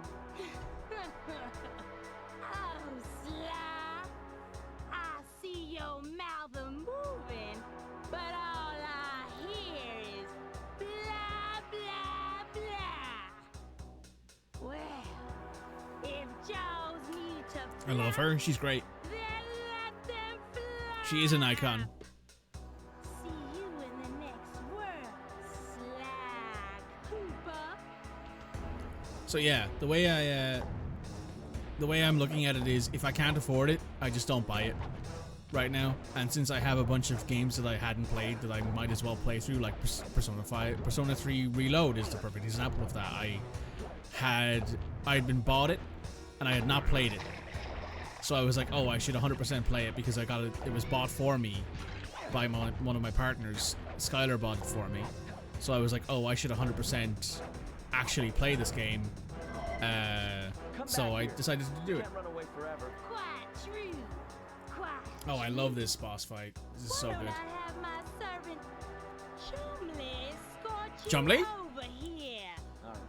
What's the catch? Oh, not much. Just a little game I like to play with all my annoying guests. I want to see how well you pay attention. What do you mean? Well, I'll unleash my mighty mojo magic upon you. If you repeat what I do, you'll dodge it just fine. If not, you'll get zapped. A little voodoo Simon Says, huh? Sounds easy enough.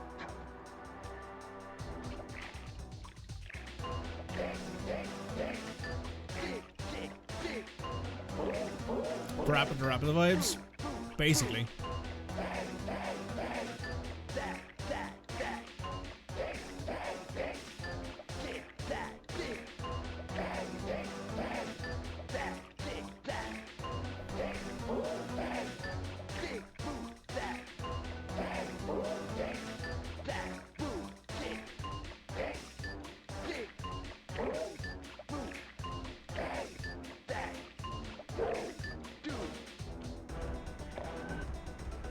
That's how that boss fight works. You do Simon Says with her, and if you do Simon Says to the music, basically.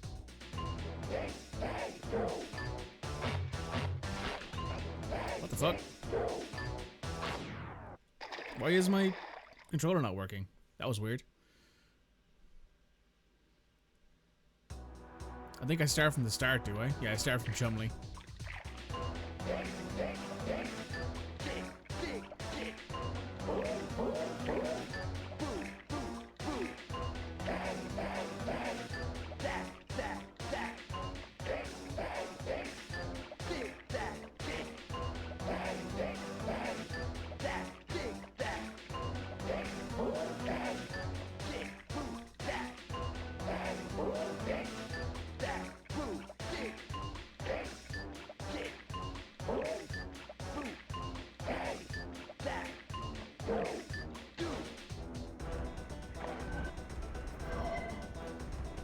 Here we go again.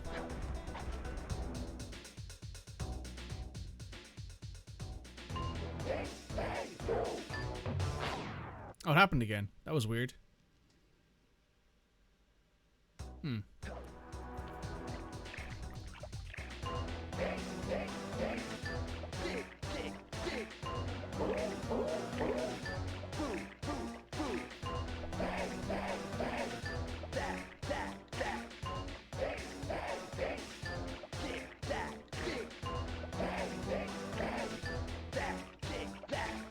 you play Parappa next. Never played it before. I don't really interest in it.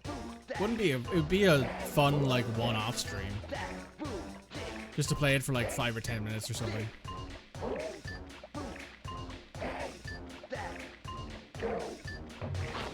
Okay. 10 minutes, then done? Yeah, that's all you really need, right?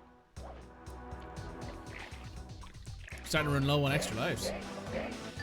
That game infuriates the hell out of me. This is the beginning of Guitar Hero. This is very similar to like Guitar Hero games, right?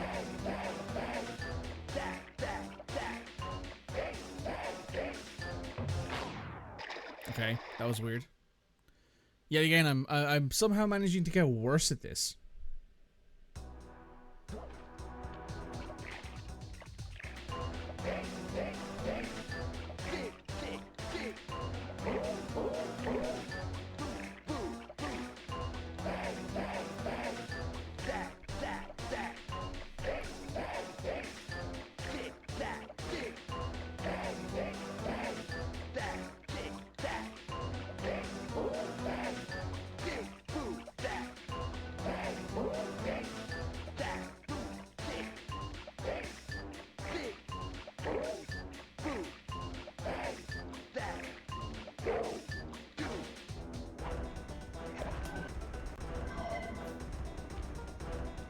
Just in case.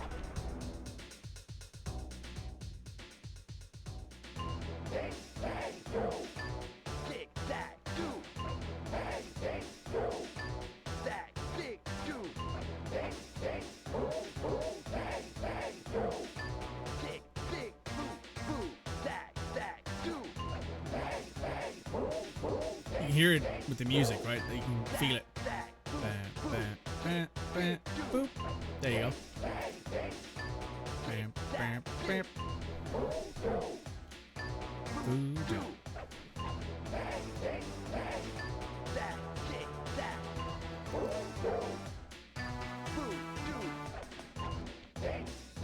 And now she's slowing it down.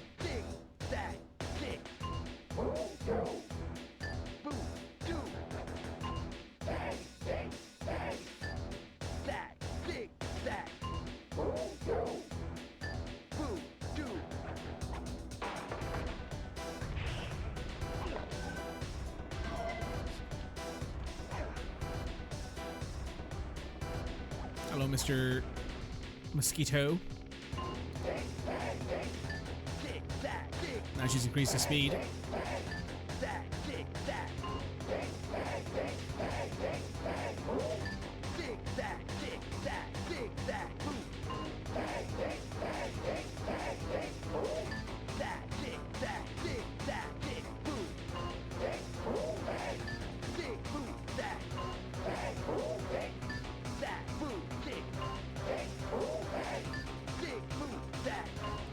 We're very slowly zooming in on Miss Ruby's face as we're getting closer.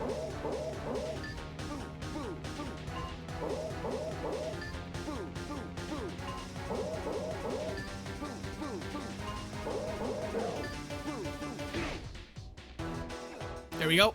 We're done. You certainly got some rhythm, raccoon. But it won't help you none if your fixes go after the Panda King. He's tough, with a capital T. You go poking around his stronghold in China, you're likely to get poked back. Yeah, well, if he's anything like the rest of you, I think I'll manage. Ms. Ruby's section of the thievius raccoonus held notes from my pioneering ancestor, Sly Cooper. His invisibility technique allowed him to steal from corrupt pharaohs and greedy noblemen. Right on schedule, Inspector Fox's arrival cued my exit. The production of zombies, made illegal in the World Peace Accord of '71, earned Ms. Ruby a life sentence behind bars. While the gang and I enjoyed a few weeks in the tropical sunshine, working on our tans in preparation for our next caper. I just want to point out that there is such thing as a World Peace Accords in '71 that outlawed the creation of zombies. This world is crazy. Sneaky, very sneaky. Very sneaky, Travel Cody. plans to China have all been worked out. I think it's basically been an hour per chapter so far. The road trip gave me the time I needed to study up on the Panda King.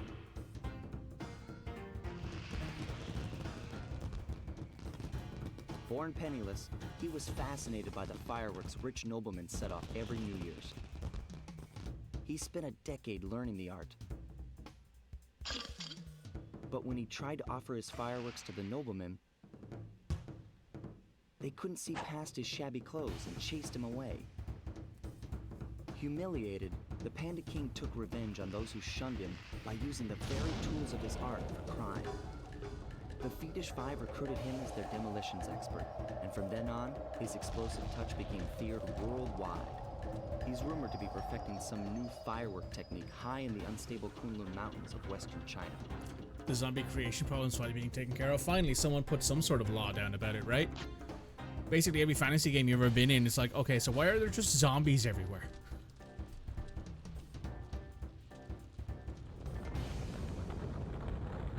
Sly Cooper in Fire in the Sky. One of my favorite chapters, this. Neom. Damn, that's some good driving there, Murray.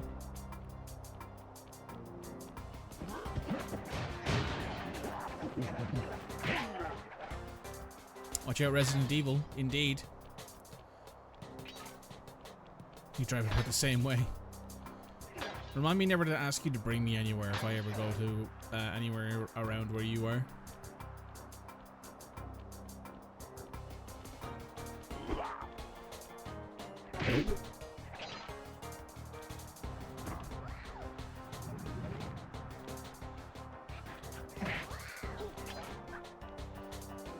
All the Phoenix 5 have perfectly valid reasons except for Raleigh. Raleigh's like, I'm rich and bored.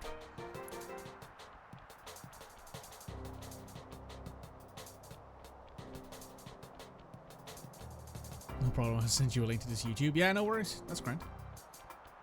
Well, Raleigh and Mugshot arguably have like the least valid reason in that like Mugshot literally like decided to get hench so he could beat people up. Look at that, a fireworks show. Well, that's not good. Oh my gosh, that's awful. That poor village just got buried in freezing snow. The rocket came from that giant statue. And you can bet the Panda King lit the fuse. I've got to find my way up there and fast before that lunatic squashes another town. 8 to 30 clue bottles.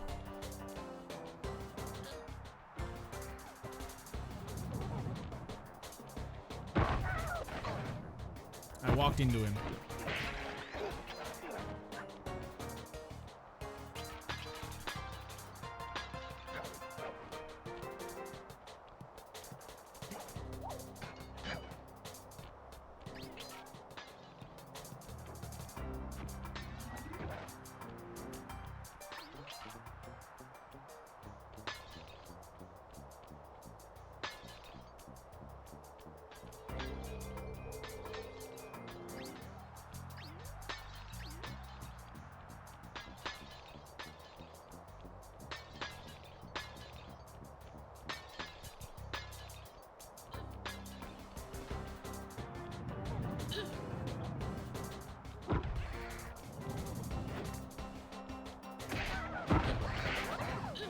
Oh, are you kidding me?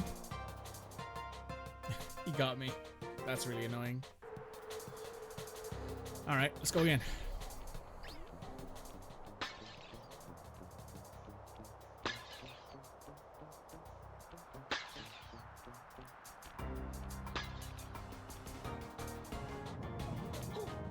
Being rich and British has been the reason for many a crime. Yeah, that's true. That's true.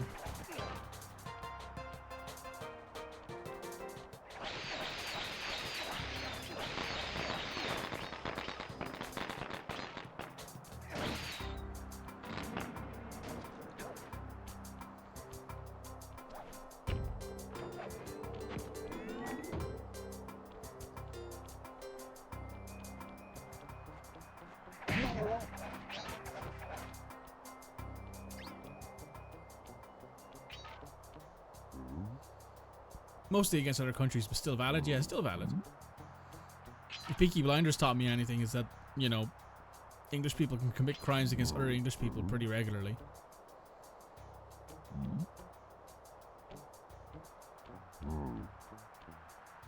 Though it takes an Irishman to play an Englishman, apparently.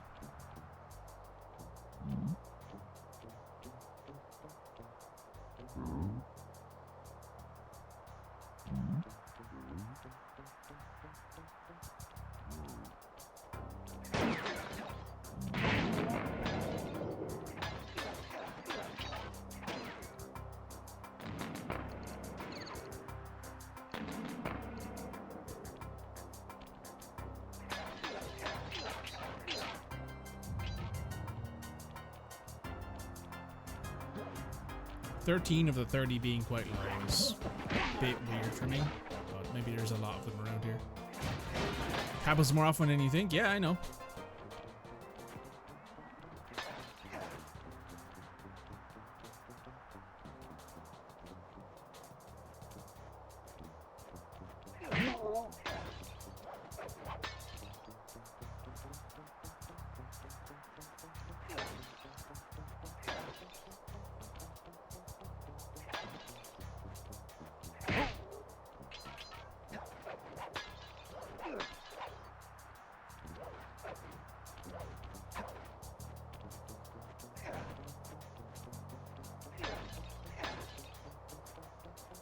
Okay, there's 5 clue bottles left. There's 1.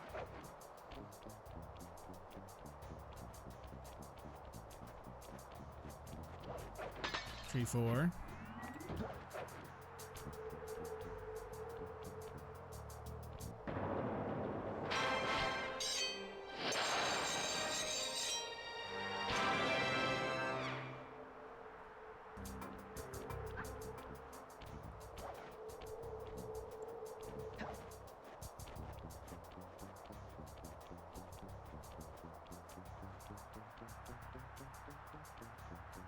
And there's 1 more clue bottle. There's 1 missing somewhere.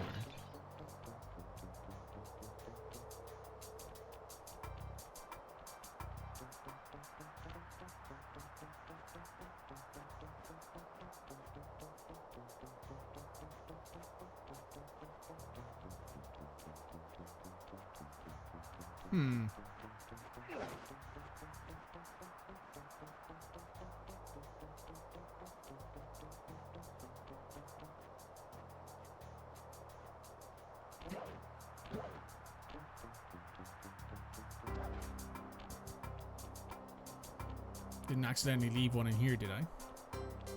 No. Alright, well, let's have a quick trip back here.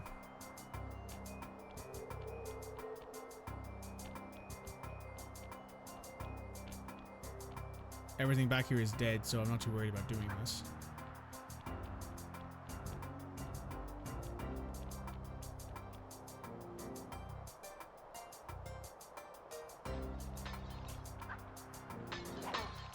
Ow. That's probably the most annoying part of this whole mission, in the fact that I don't know if I can go back behind that. Unless it's like sitting right in front of me here and I just don't know where it is.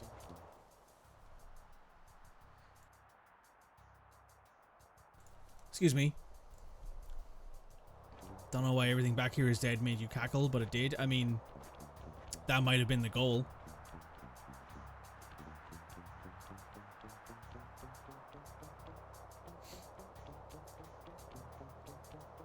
Bless me, thank you. I appreciate it.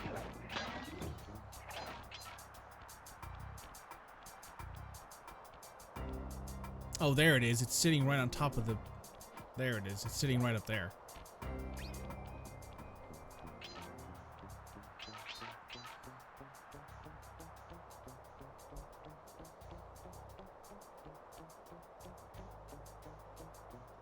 It is right up here.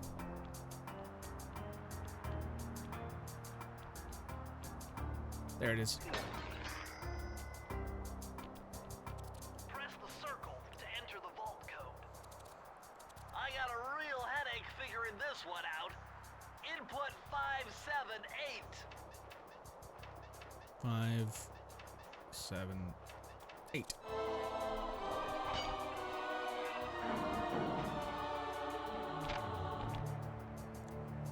This just gets better and better. I'd always heard that one of your southern ancestors, Huckleberry Cooper, developed a technique to move while staying invisible. Hold down the circle button to turn invisible, then move around with the left analog stick. Ah. Huckleberry Cooper. That's a hell of a name.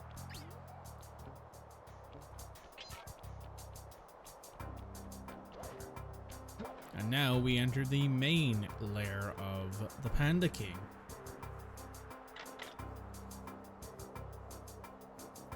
That is something, it is something.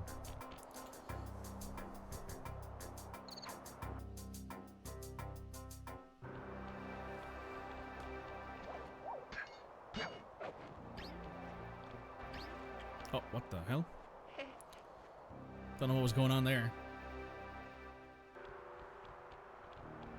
And my last 2 extra lives at this point. What the hell? I keep getting pushed off.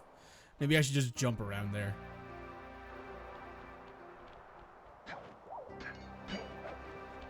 I'm sure I could make it, yeah? Nope. Well, there goes my last life, I think. Is it? No, this is my last life.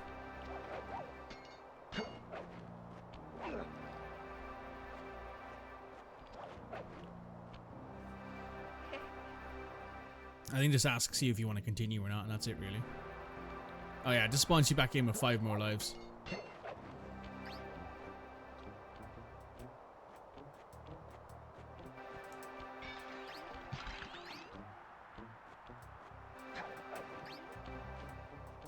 Don't know what that was. So that PS2 jank right there.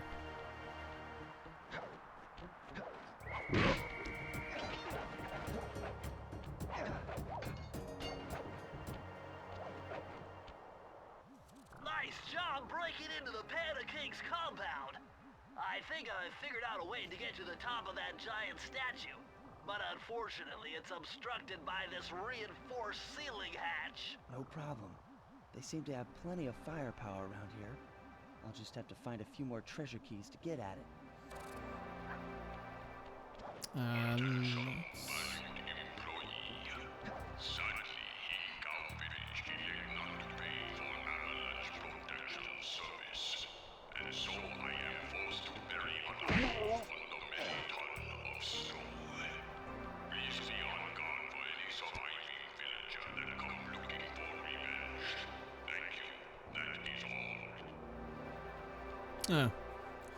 Seems like a decent enough boss, I guess.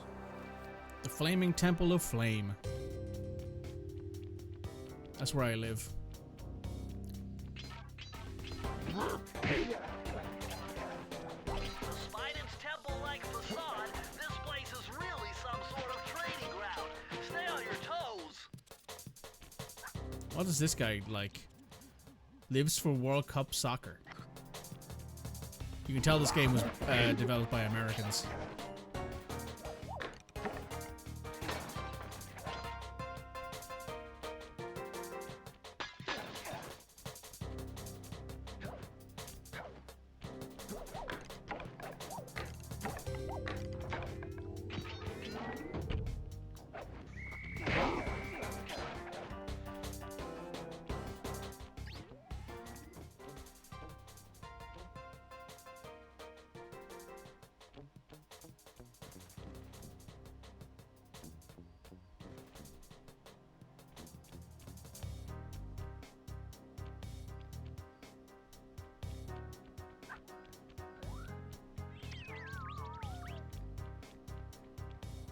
Oh, what's down here?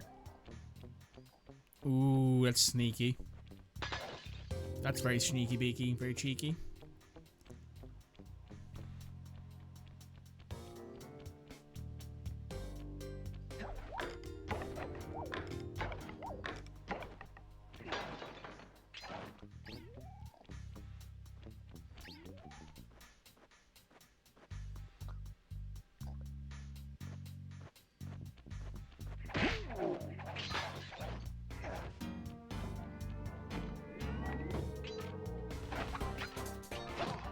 Ow.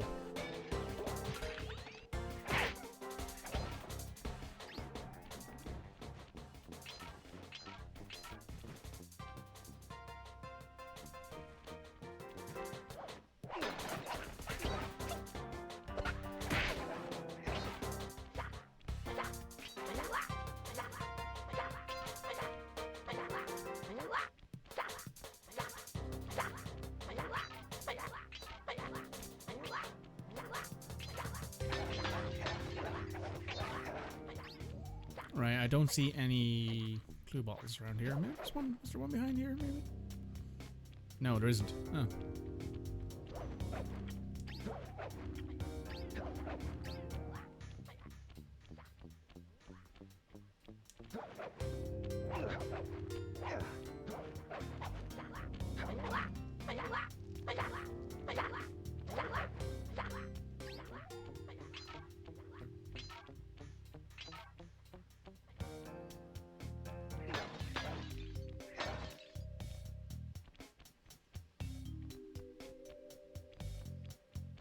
I have to remind myself there's only 25 clue bottles as well.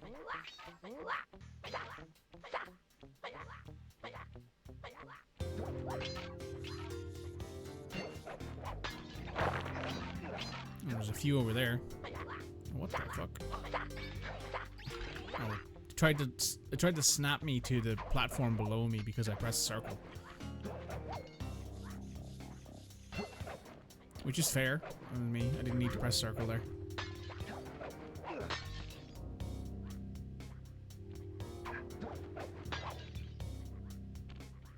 That's that dealt with. And now let's go back up this way.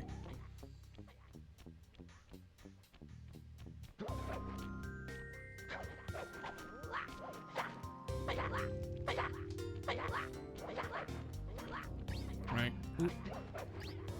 There we go. Not super surprised. There's like some stuff going on with detection and stuff that kind of happens a lot in these older PS2 games. Right, let's head on down this way.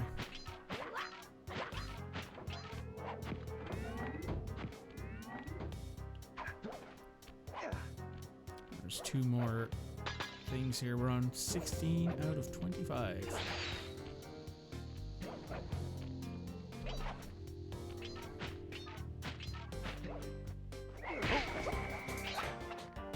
Oh, hello.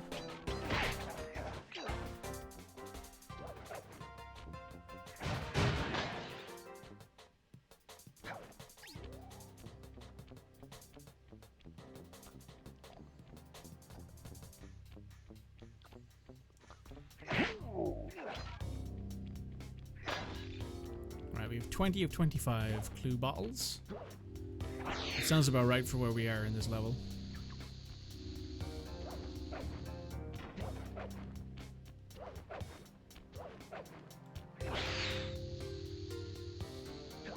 Oh, there's 3 more.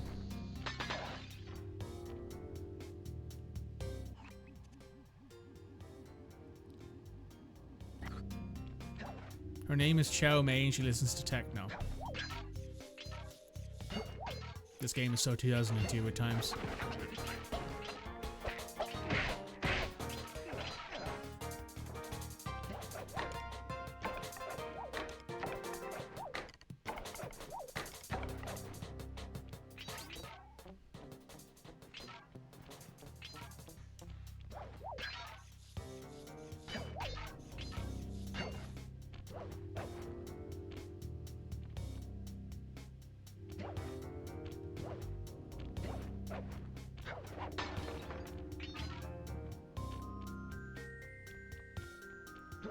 Did I miss the last 2 things?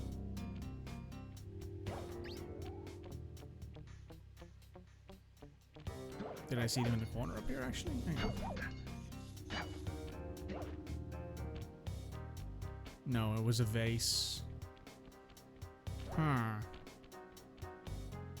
Right, well, we can't go back to the start now that we're here, so let's pop that.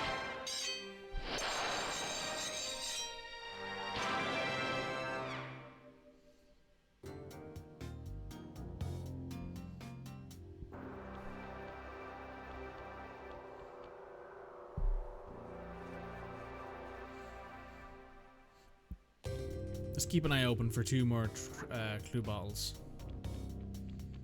I keep calling them treasure bottles.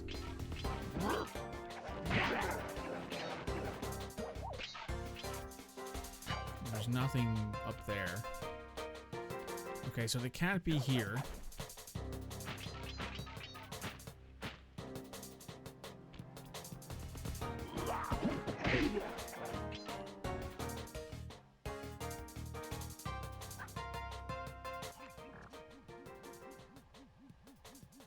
Has hairy palms. Well, that's kind of TMI, but fair enough.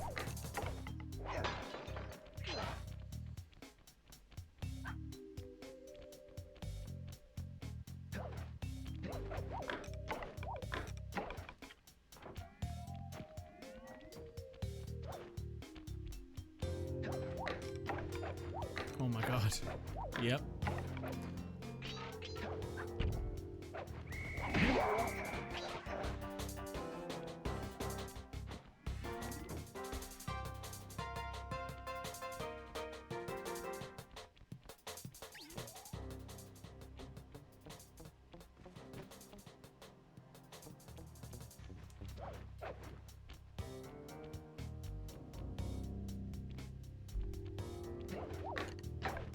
And we'll pick up the free clue. We'll pick up the free charm for sure.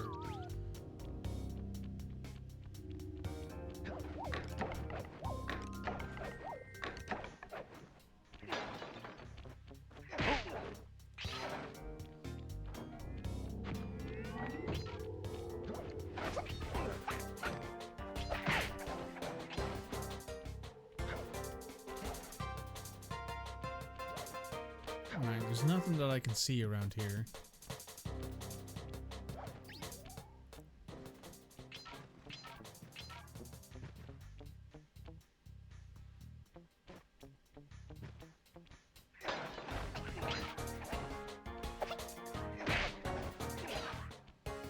And I can't go down this way. I can't go like around there, so can't be anything in there. Feels like it'd be in this room. Ah, it is. Found it. Right, well now we can just get through here real quick.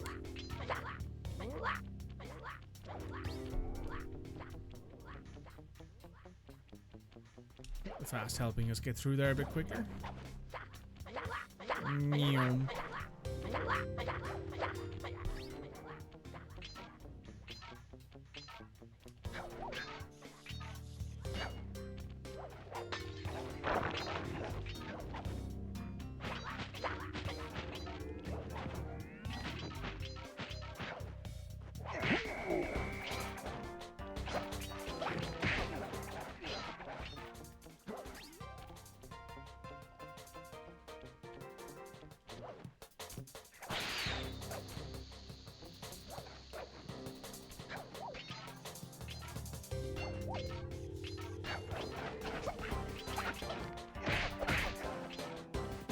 Unfortunately, I can't just leave the level. I have to actually go open up the thing and get the page because it saves that I have all of the bottles, but not that I have all of the...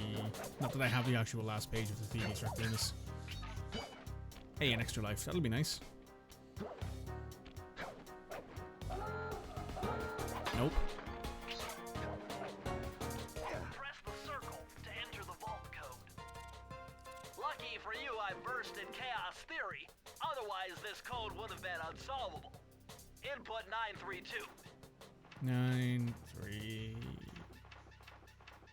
2.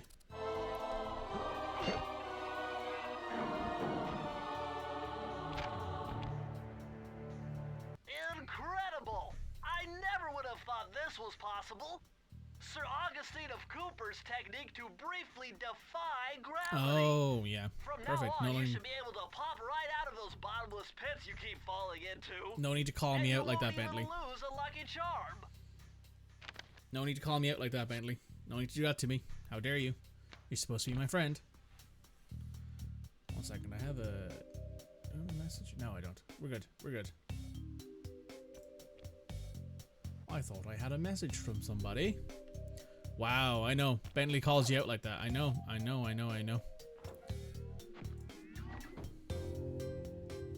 you think he's a good friend, and then he calls you out for falling in bottomless pits or something like that, and you know, you have to reevaluate your friendship.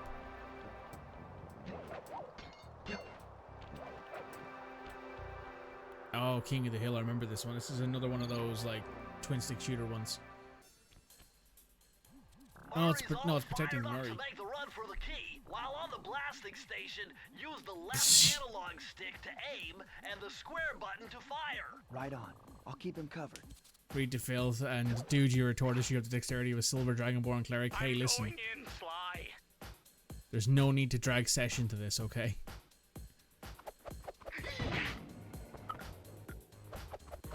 I understood that reference.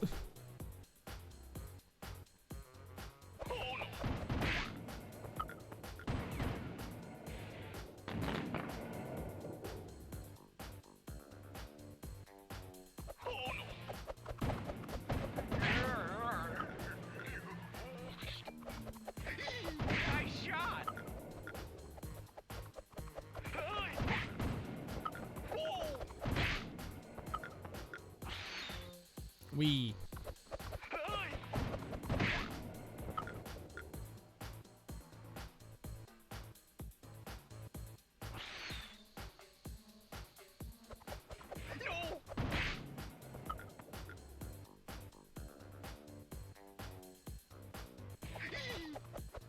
Nice shot. I'm halfway there.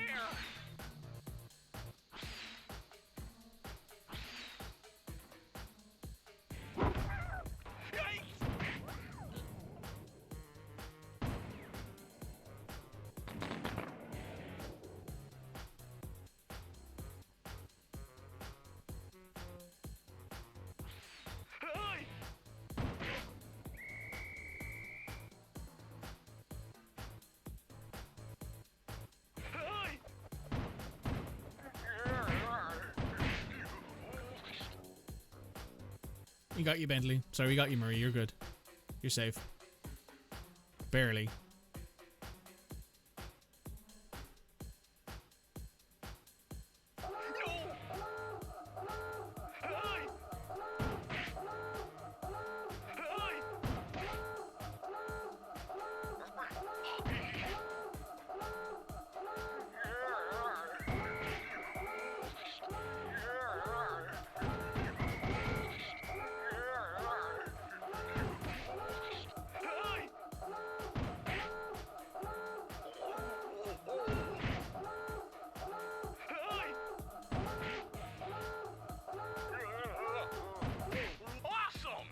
Nice.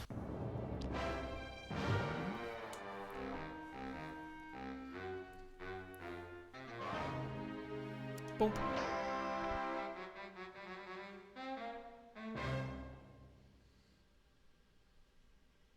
And that, I think, means that we only have one more mission to do on this level, which is over here. Which I think is also a Murray mission. No, it's not. This is actually a regular climbing mission. Maybe it's the next area of the Panda King that has more of him.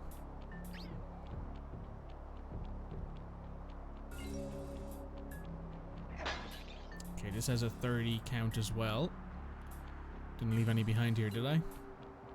No, we're good.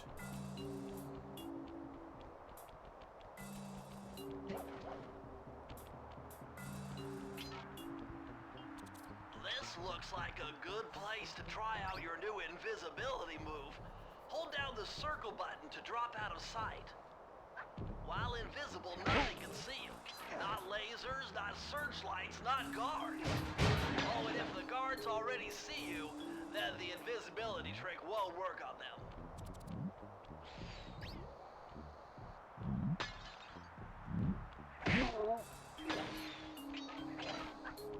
See, I am invisible when I want to be.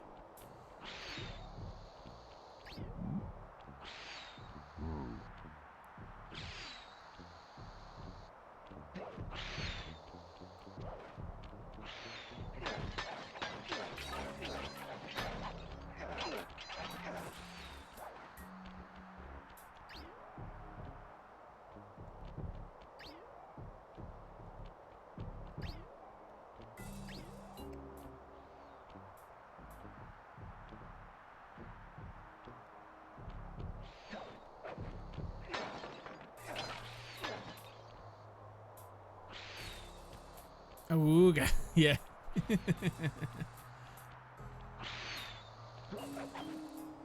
That's when you know the alarms are going off.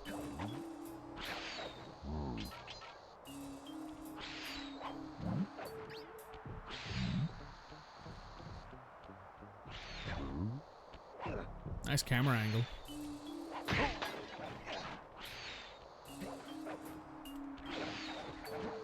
Now we can go this way. Don't have to worry about getting hit by anything because we've taken it all out already. And we can just zoom our way back up here. And then we can continue on our way.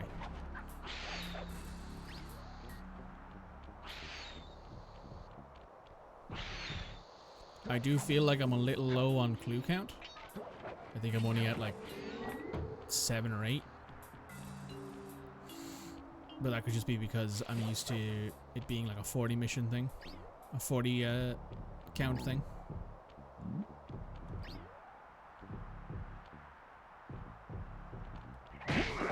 Got him. Alright, we're at 11. Don't know if that's high or low compared to where we usually are, but it feels about right. I'll make that 14. A little bit over half of them, actually.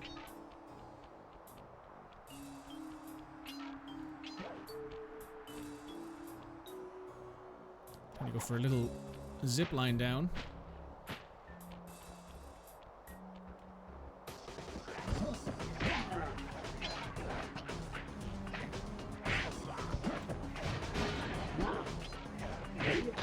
Now we have over half of our clues. That's good.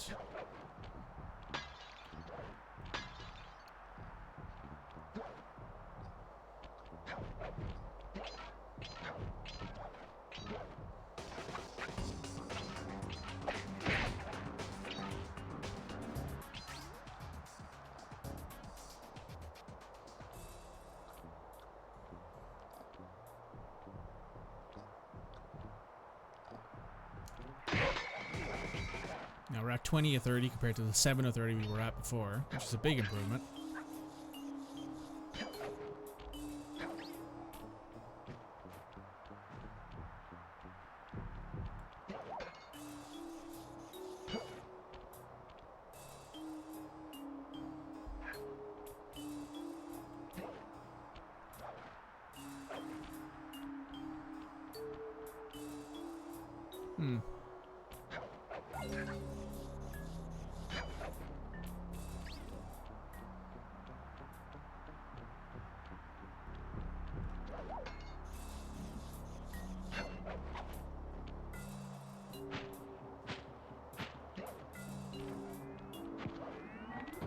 Ah, here we go.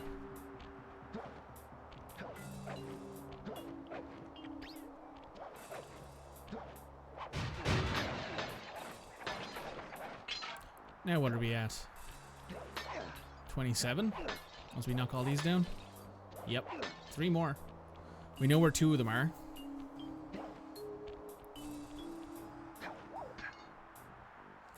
Bum, bum, bum.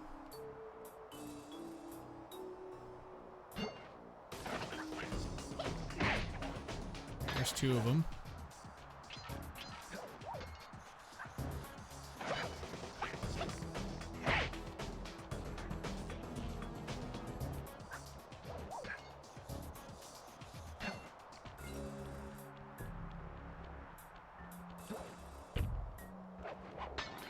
Oh, there's 30. Press the circle to enter the vault code.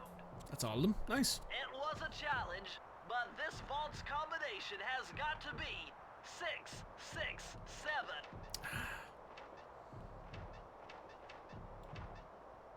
No praising Satan today.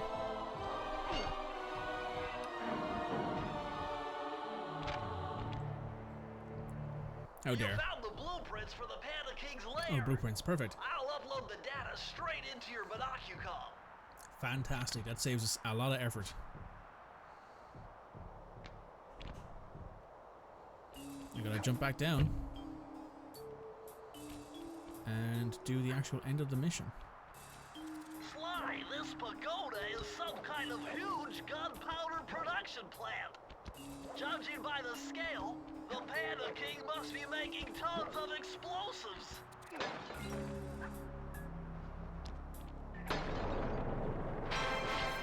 Joke's on you. It's Satan Daily. Me too. It's a good time. I highly recommend it, in fact. It's good for the skin. You know? Right, let's pop this bad boy open.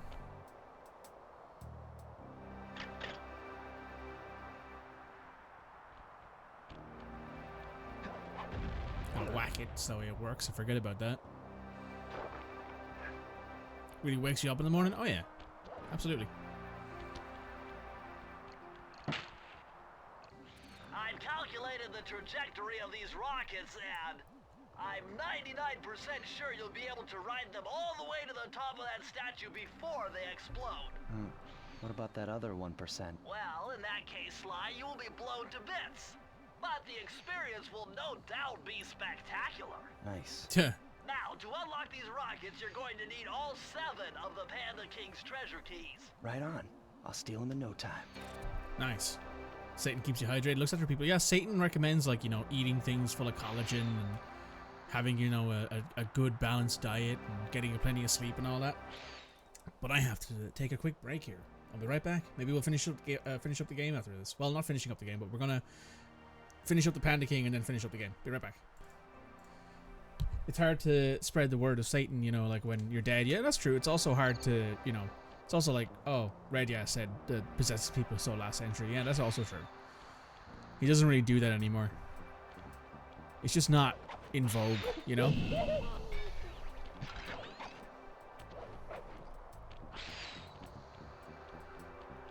Oh, Desperate Race. This is what I was thinking of. This is the second, sorry, this is the 4th of all 4 Murray missions. What are you doing down there? Well, I'm minding my post when I notice a snow cone stand, and I think to myself, hey, Murray, you gotta keep your energy up. So I hurry over here, and then all of a sudden, monkeys are everywhere, bugging me to race them 3 times around this track for a key. You could use the key. Think you could take them? Come on, Sly, they're a pack of monkeys. How can I lose? All right, remember, steer with the left stick and press square to use any nitro boosts you collect. Keep clear of those icy patches. Thanks for the advice, Sly, but trust me, I got this under control. Are you sure about that?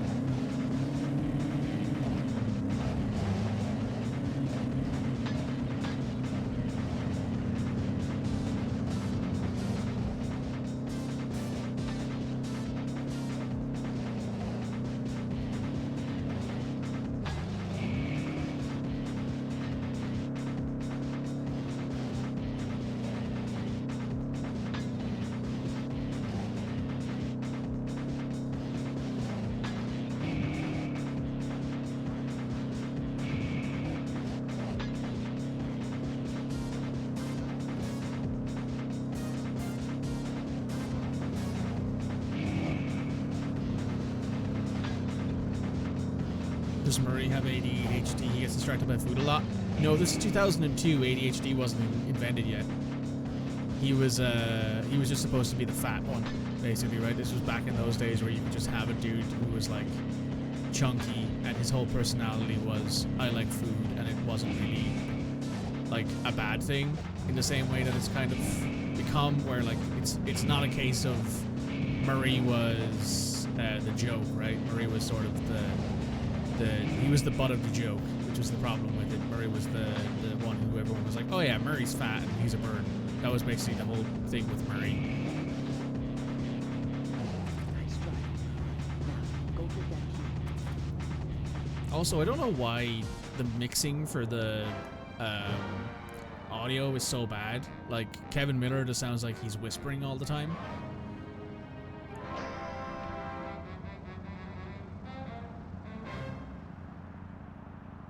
Oh, that's that done.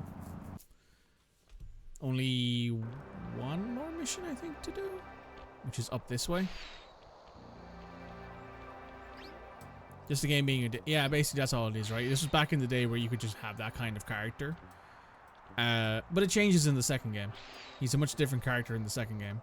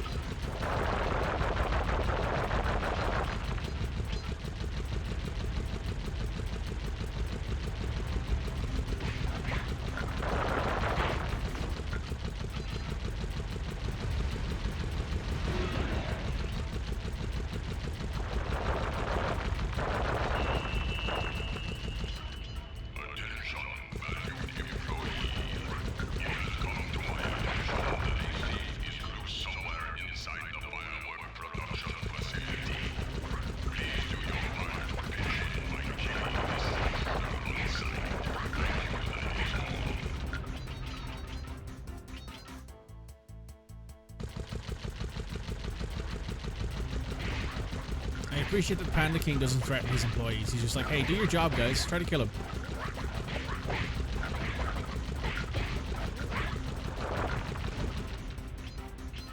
So far, the Panda King is the best boss of everyone.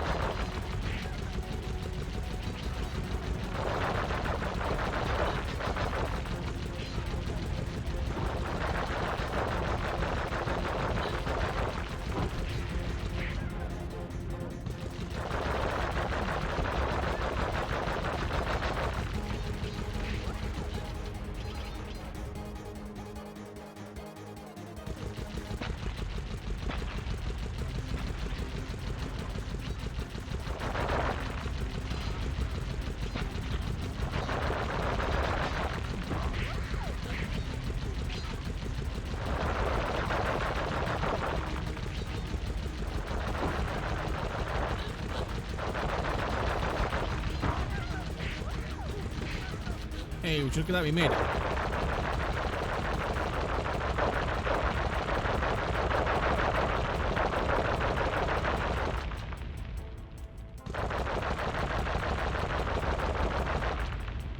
Nice. We got there. We have 6 keys. We need one more. There's one more mission to do.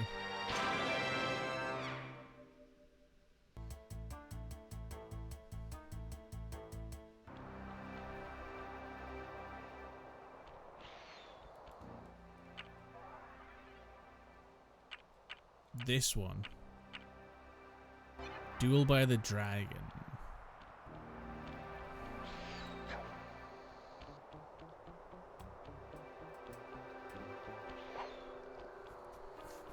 Well, where is that then?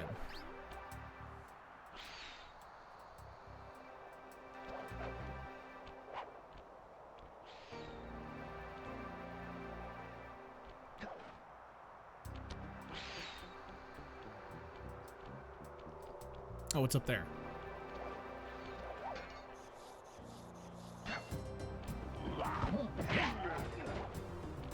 Duel by the Dragon. Oh, cool dragon statue.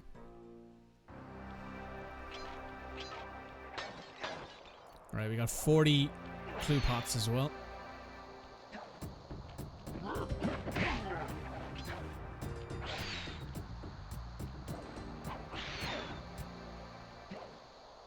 Raccoon. Oh, hello. I freeze when my heart warms at the very sight of you. Shut up, Ringtail. I don't know what you're doing here in China, but I'm sure it can't be good for whoever owns this place. You must only have eyes for me if you're too blind to see what's going on around here. All I see is a pathetic thief who's escaped justice for far too long. I'm proud to be a thief, especially when I'm stealing from a vicious extortionist like the Panda King. Open your eyes, detective. These quaint temples are a front for an illegal explosives factory. Don't try to confuse the issue. You criminals are all the same, and none of you can escape justice. Alright, wife, whatever you say.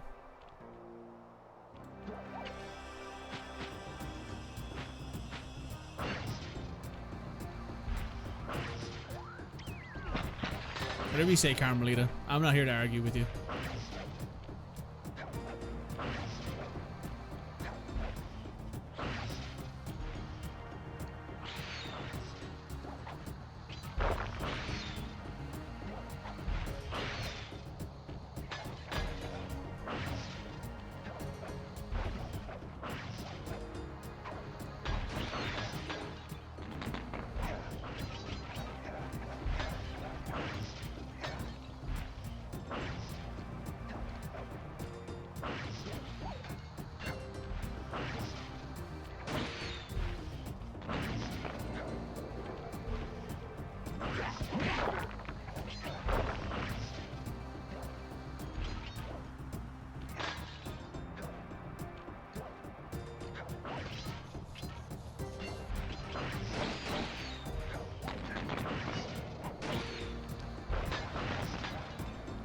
Right, we're on 19 of 40 clues.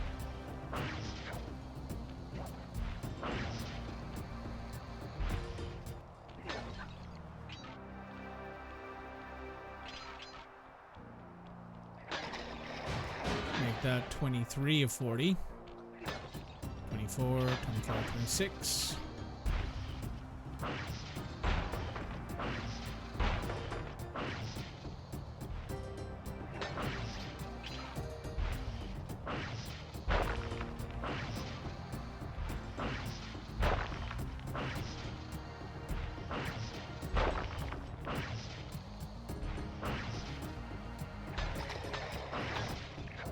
$29, $31.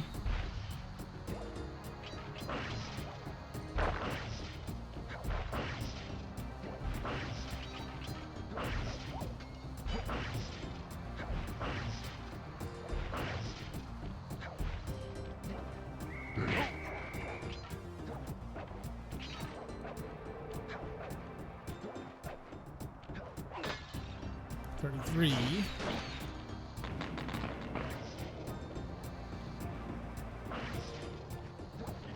I jumped into that one.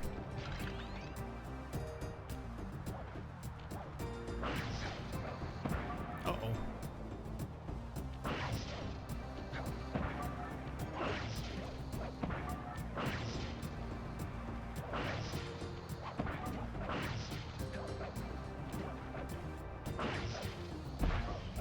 Oh, we missed quite a few.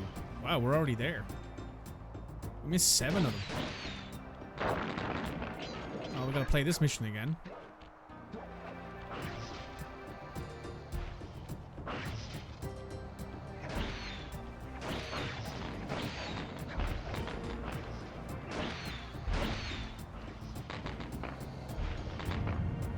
Watch your back, Cooper. When you least expect it, I'll be there.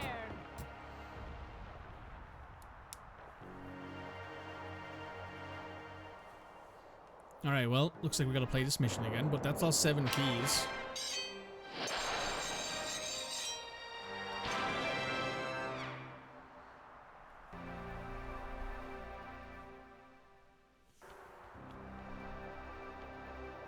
We missed 7. That's the most I think I've ever missed. Usually it's just 1 or 2. I must have like missed an entire area that had clues in it, but I just didn't know. I didn't note them. Yeah, I have to remind myself I can do this to spot them if I want to. Oh, that's right, it tells you at the bottom.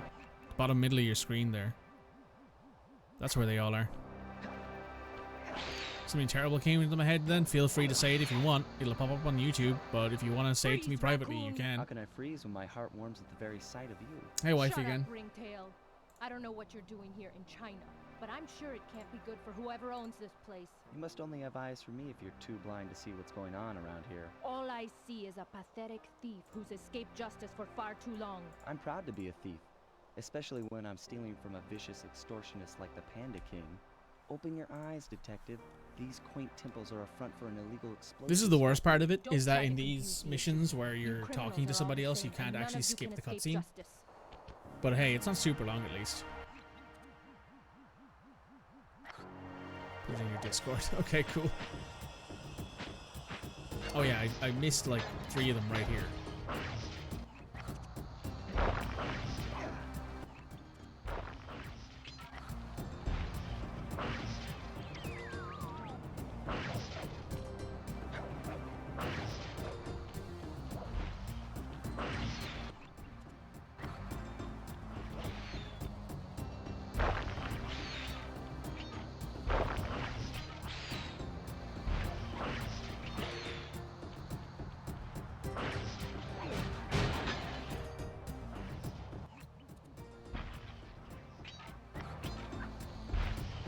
Looks like the other clues are a bit further along.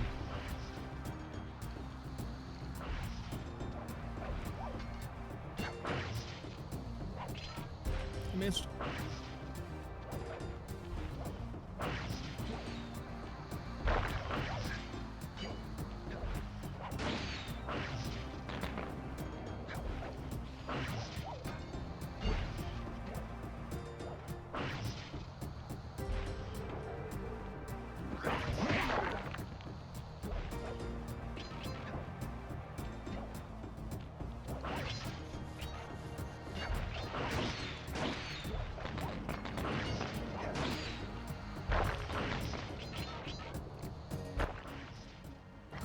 Oh, they're over there.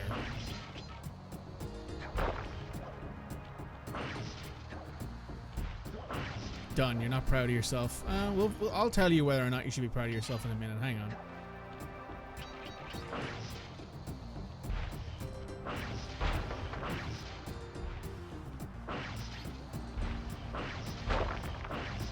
Thankfully, the extra speed helps along here.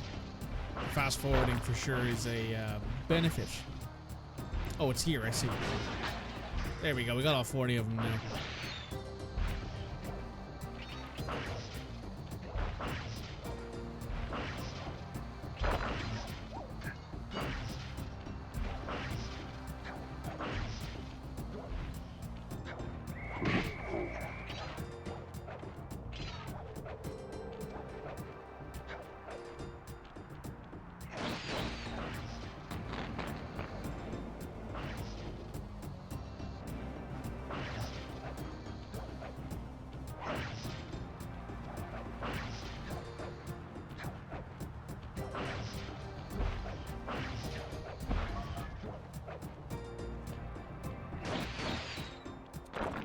Unfortunately, this vault code appears to have been written in owl dialect. I won't be able to crack the code until we meet and defeat the bird who created it. Ah, so that's the final safe of the game. So that means that we're basically, well, not that we've basically done it. We're finished more or less. The only thing that I think we have to do now is beat the Panda King and then beat the final chapter. After which point, we have to come back to do this. Now let's see what Red put in the Discord, shall we?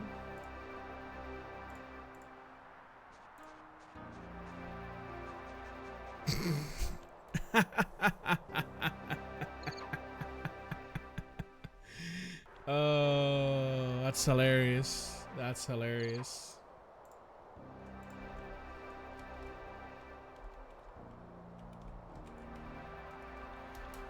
Oh.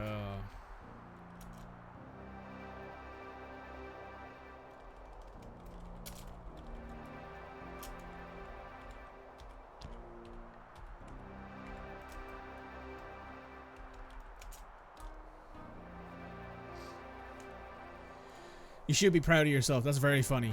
That's very funny. Well done.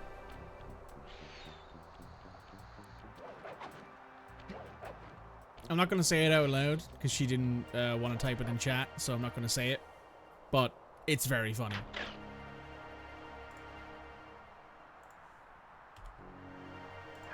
Right, time to hook on here and get this mission done. See that ring on the bundle of fireworks? Hook onto it with your cane to hitch a ride.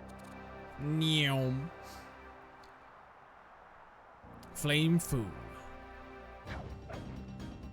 I see you carry Kane of notorious Cooper thief clan. Have you come here for revenge? To steal back the thievius raccoonus? That was my plan at first, but now I'm more interested in putting an end to your avalanche extortion racket. Why should you care if I bury a few worthless village in snow? You are a thief, just like me. No, that's only half right. I am a thief from a long line of master thieves, while you're just a frustrated firework artist turned homicidal pyromaniac. Hard line, that one. Child, you shall pay dearly for your You can, you're just conserving the algorithm. I mean, that's fair. Still, That's fair. To honor your Cooper ancestry, I will send you to your doom with the beauty of my new firework technique, Flame Foo. So I'll wait until we beat the boss to say what Red said, because it's very funny.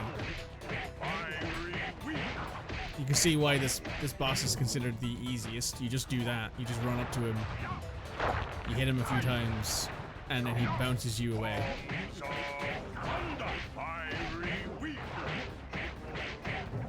This is the entire fight. This is why we kind of, well, it's been confirmed that it's been confirmed that Panda King was supposed to be the first boss fight in the game, and he is easy enough that I can see why that would be.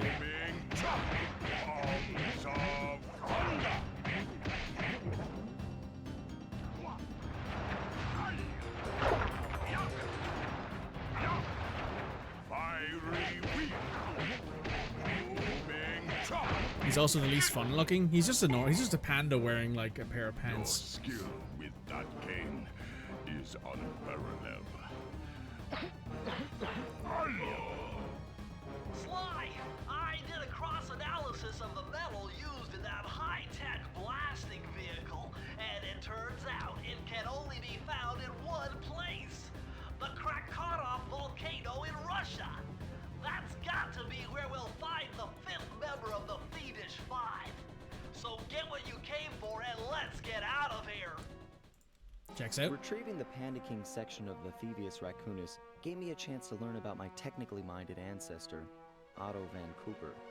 Not known for his physical dexterity, Otto relied on vehicles to aid him in his criminal endeavors. Armed with his designs, I was sure Murray would be able to make some cool modifications to the team van. Ah, a turret. Fair. A frustrated Inspector Fox, having missed me coming down the mountain, threw the Panda King in jail, thus putting an end to his avalanche protection services and ensuring the safety of mountain villages throughout China. My gang and I took a little time off and did some shopping in Hong Kong. Thoroughly relaxed, we headed home to plan our next move. Yeah, she's frustrated. She's frustrated she hasn't got her hands on him for obvious reasons. Okay, partner, this is it! A trip to Clockwork's lair! The final mission of Sly Cooper. We were on our way to the Krakatoa volcano in Russia. While looking over what little information I had on the final member of the Fiendish Five, I began to notice something. In the 4 parts of the thievius raccoonus recovered so far, several of the pictures depict a shadowy owl-like figure, which looks very similar to the police images of the mysterious Clockwork. Is this a strange coincidence, or is there something I'm missing? She's looking to get a quick pegging session in, Red, right? Which, you know what? That's probably what she means when she says to watch his back.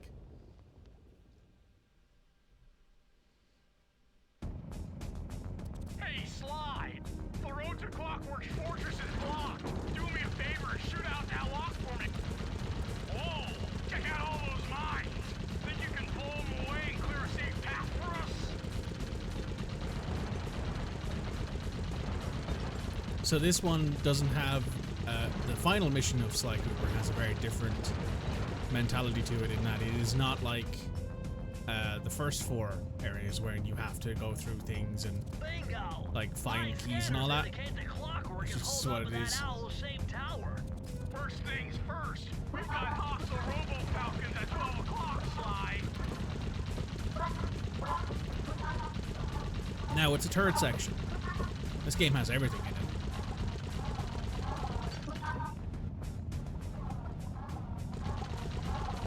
Plateau Tower, it's a giant death ray! Sly, take out those rocks or we're in trouble!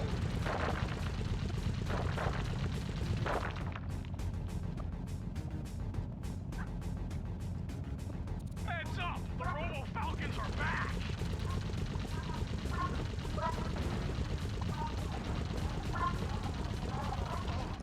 Ow. Sniped me. Thumbs up from Red on the pegging comment.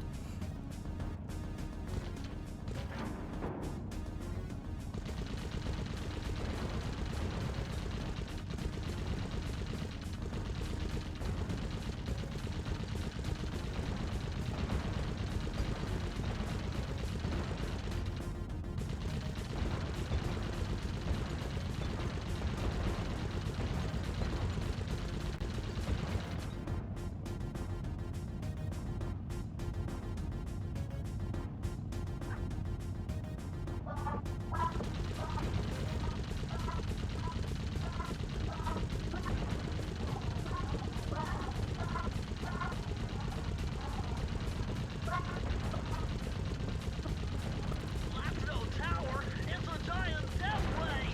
Sly, take out those rocks or we're in trouble!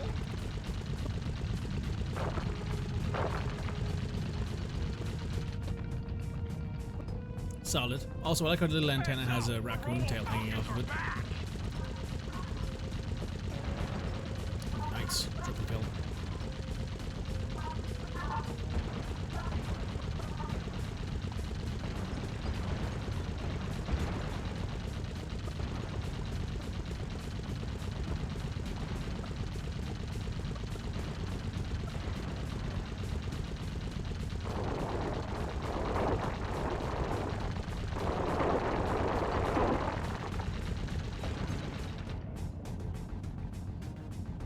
Alright, we're getting somewhere. We're getting swarmed!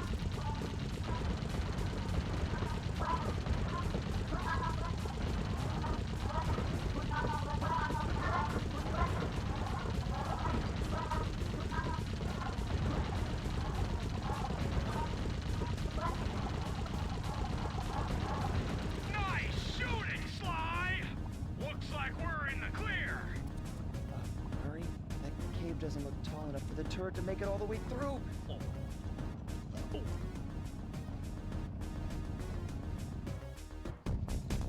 We've got to get through that security door on the far side of the cavern. The only way to unlock it is to analyze at least 60 of those hanging computers. Would have been easy to get at them if Murray hadn't thrashed our new turret. Yeah, won't be a problem. I can hack the computer's connection coupling so they'll fall to the ground. Then, Murray will have to run over them with the van. Okay, and Murray, remember to use our new battering ram by hitting the square button if anyone tries to keep you from those computers. Murray, there are only 119 computers up there, and these fire slugs seem intent on getting to them before us. The first one to 60 computers wins.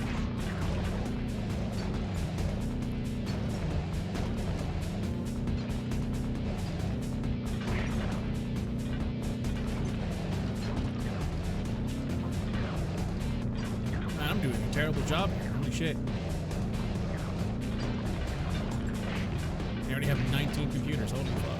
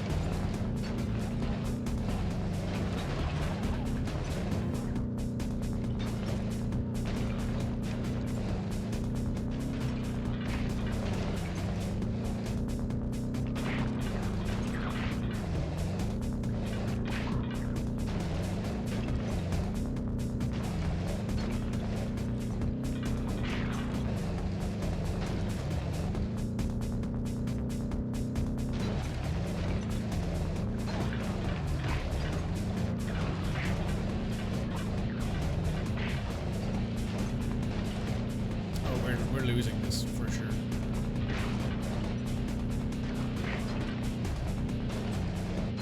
I do not remember this part of this mission being this hard. Too slow, Murray. Those fire slugs are beating you to the computers. You'll never get to them all at this rate. Remember, use the battery ram to knock the fire slugs back into the lava.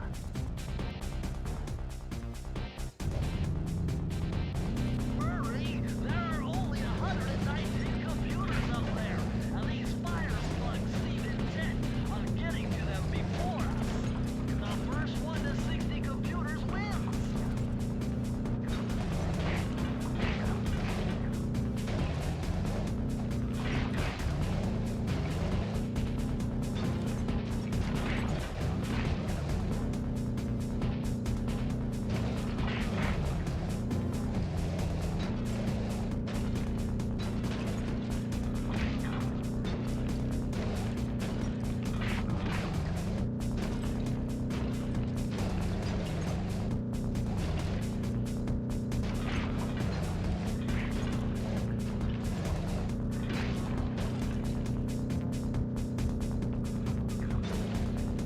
Right, now that's going a lot better.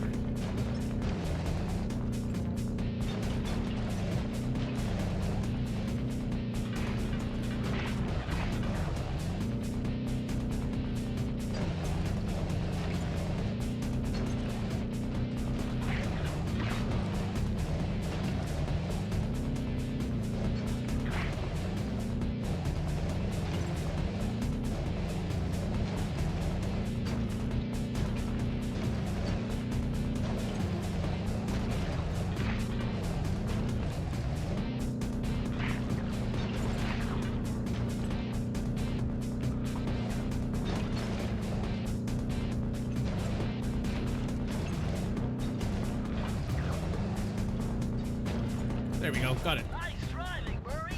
Now we have enough data to open the security doors. Just past them is the control room to Clockwork's Death Ray Tower.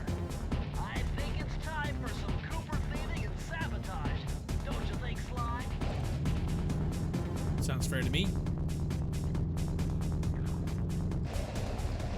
Daring rescue. Careful, Sly. Oh, hello. Those tiles are booby-trapped. You better get out of there. Hold on. That's Carmelita. She looks trapped. Serves that cop Hey, wife. right. She's been dogging us from the start. It's just a misunderstanding. No comment. We've got to free her. Are you crazy, Sly? Clockwork probably stuck her there to trap you. But if I don't do anything, Carmelita's doomed. Besides, stealing just won't be any fun without her. Sly, your ridiculous raccoon logic sends shivers up my shell. But if you're determined to go through with this, that barrel will undoubtedly help, though I have no idea how you'll get up there. Dude, a spire jump here, a rail slide there. I've done this a million times.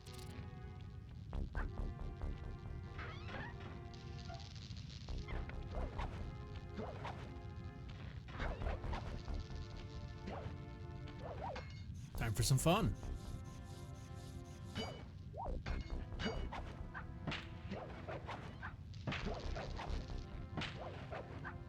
Nice.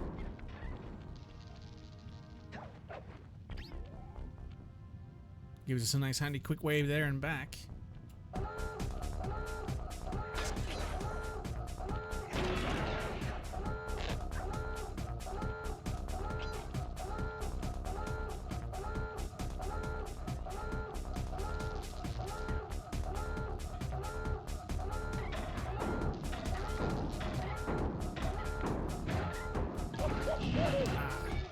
Took the wrong step. Step at the wrong time. Yeah. I was kind of stuck in the middle there. I made a bad decision stepping into the middle of that. Every time you say hi, wife, I whip my head away from work to see what M's in chat. That's rather sweet. That is rather sweet. But no, I'm talking to the hot fox lady. Apologies. Though I think Ems would probably agree with me that in fact she is wife. That Carmelita is wife. I should specify that statement. I haven't seen Ems for a while. What's she been up to?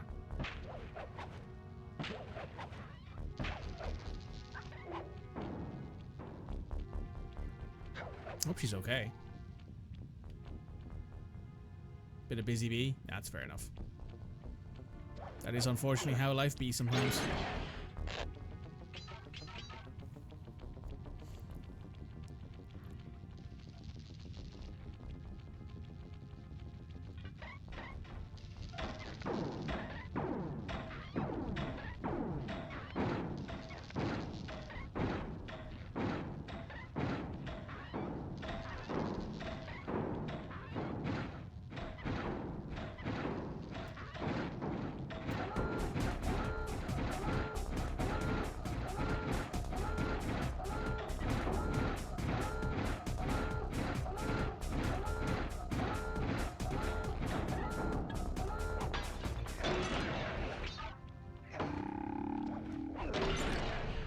There we go. Oh, yep. Sly Cooper. I should have known you were behind this. You got me wrong, Miss Fox. I'm here to rescue you.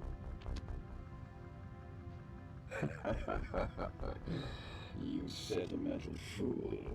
Empathy has always been the downfall of the Cooper clan. I knew this was a trap. Looks like I'm going to have to do some fast and furious hacking to shut down that gas before Sly's brain is turned to cheese. Cheese. Grommet. Bentley comes through. Haven't had to do this in a while.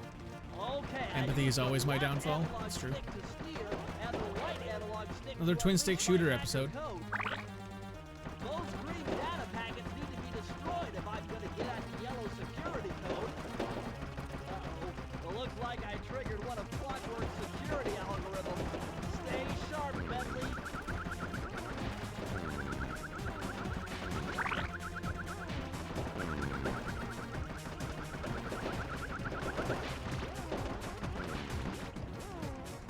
Bentley's just being a good guy trying to save Sly and his wife.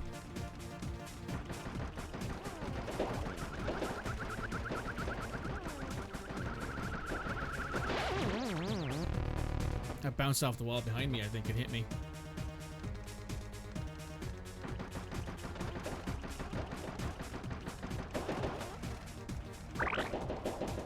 Level 2!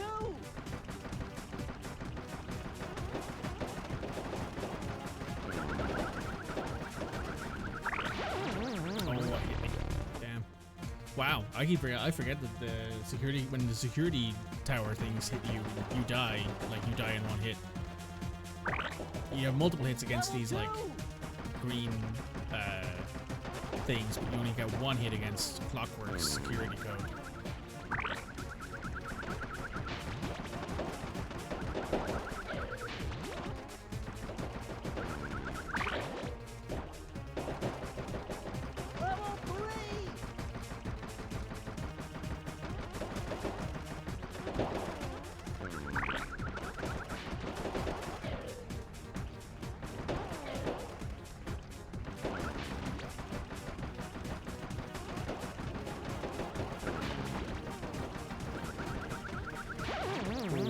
Right into that one. Come on now, this shouldn't be so hard, Mike. Come on, you can do this. There we go. Level 2!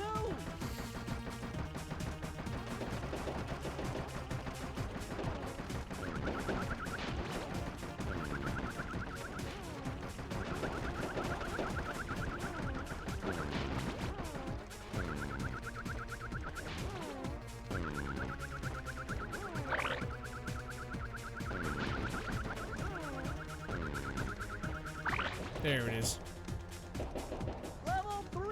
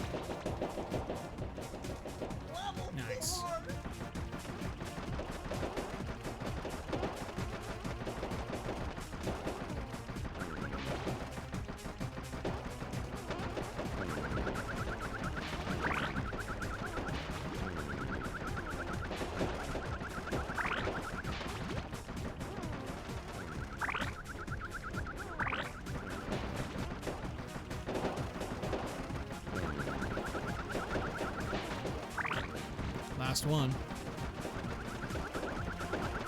Got it. Success. I'm the best. No cone can stand before me. Nice. Back to a daring rescue. Sly, I was wrong about you. Break me out of this force field by smashing its base, and I'll make it up to you somehow. Hello. How you doing, Miss Carmelita Fox? Also, I love how the coins in Clockwork's lair look like have Sly's face on them. I don't get it, Cooper. I've hunted you for years, tried to throw you behind bars, but when you get a chance to leave me in a cage, you set me free. Why? Carmelita, we may be on opposite sides of the law, but you're not my enemy. Now, the homicidal robotic owl that built this death ray and nearly gassed us to death, that guy's on my list. I see your point. All right. Until Clockwork and his evil schemes are destroyed, I suggest we work together. Together at last. 'Cause you're pretty. Indeed. Yeah, that's basically it. Huh, wait. I need that cane. It's been in my family for generations. Don't worry, Ringtail. I'll cover you while you get it back. If you can, make your way to the top of the death ray. I stashed my jetpack there before Clockwork nabbed me. Now that we're a team at all, I hate to leave your side. Hold on. This truce is only temporary. Once we beat Clockwork, I'm coming after you. Really? Well, maybe I'll give you a 10-second head start. That's nice of you, isn't it? 10 seconds. Maybe she likes him.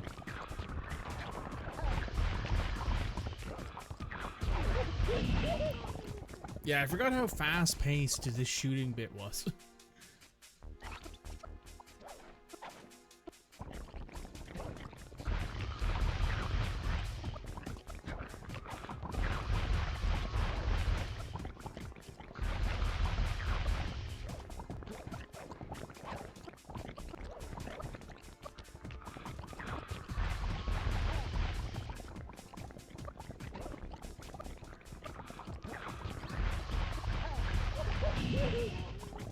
Fucked up.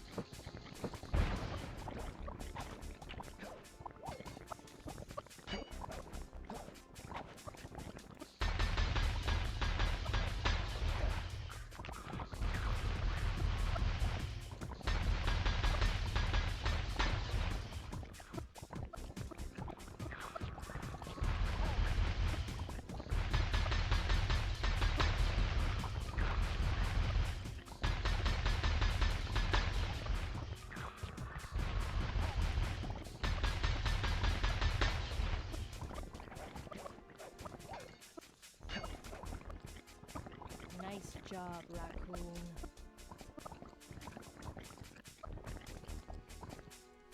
Sinking Peril. This is one of the hardest missions in the game. Carmelita's jetpack right where she said it would be. The magnetronic support field for the death ray got destroyed as you were making a run for your cane. You'd better hurry. This whole thing is about to fall apart. I'm on it. Well, that's not great.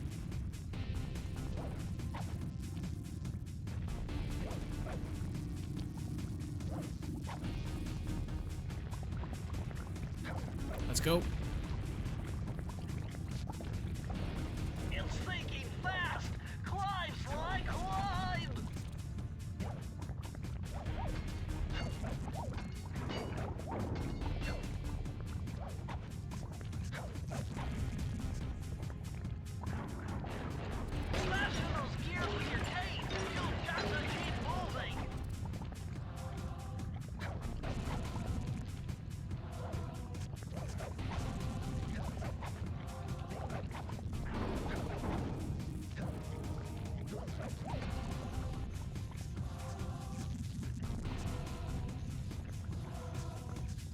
The way she calls you raccoon, yeah. Oh, fuck. I fell into the lava. Damn. That was a good run, too.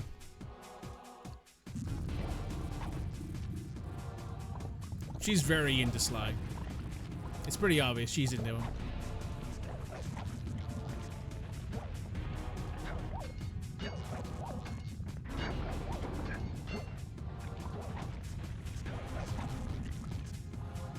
Then again, he's... I don't know if he's well, at this point, it's not. You're not quite sure if he's really into her or if he just likes flirting with her because she's on the opposite side of the law, or if there's something else going on there. But I think it's cute.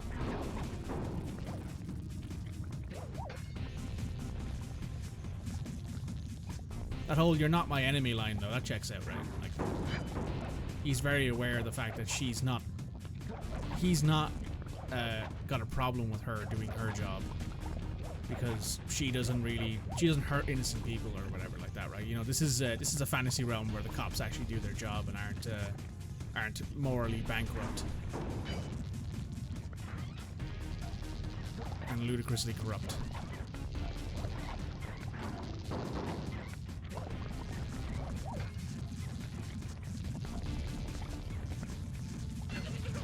Oh, I think I almost had it.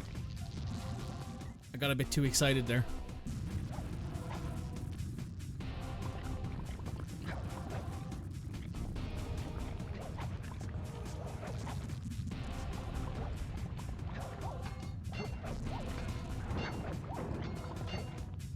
This is also probably the hardest of the Sly Cooper games. I think everyone would agree with that. Anyone who's ever played any of the Sly Cooper games would know that the hardest one is always the first one is the hardest one, because of the fact that it's like one hit, one kill. You don't get any chances if you fall into anything until you get all of the thievius raccoonus pieces. At which point you can like fall into water or into bottomless pits without dying. That makes the game notably easier, but it's still not like, you know, necessarily really easy. That was a bad jump. It locked me to the opposite side of the spinny bit.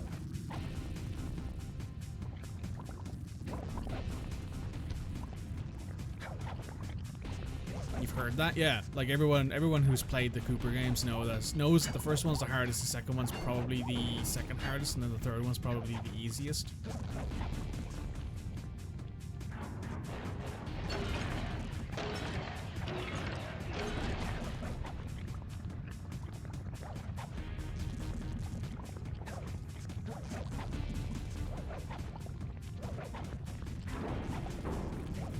Kind of the opposite of some other games out there where the first one's the easiest and then it gets harder and harder as the games progress because they add in more mechanics.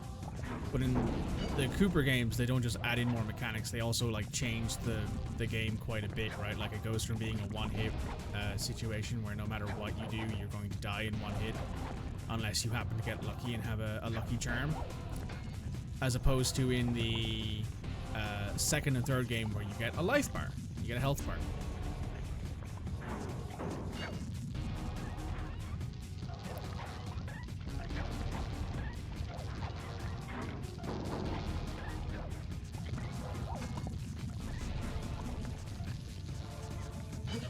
Oh, come on. Same place again.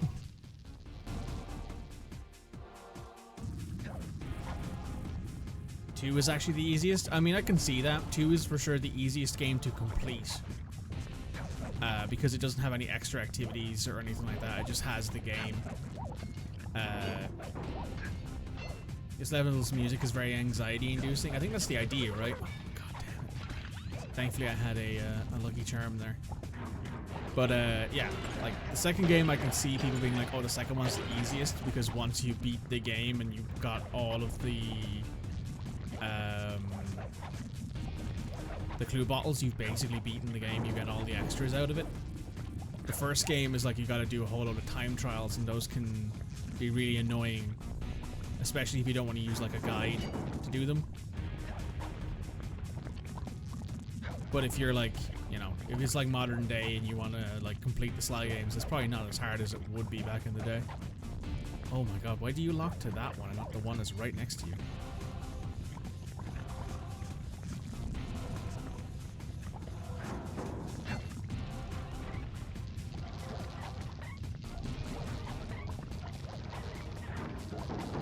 Oh boy, yep, we weren't getting to that one.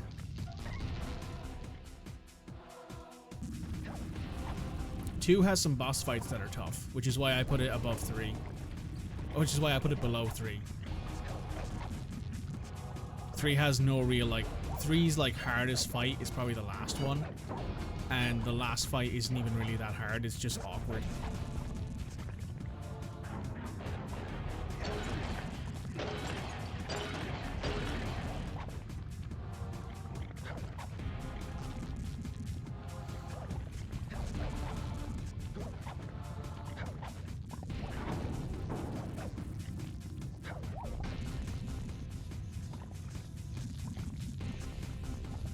Most of the way there. Come on. We can do this.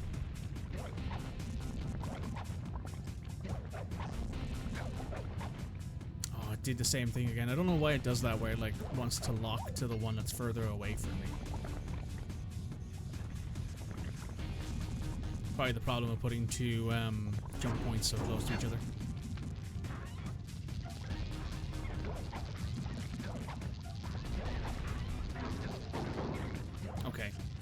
Take it slow here.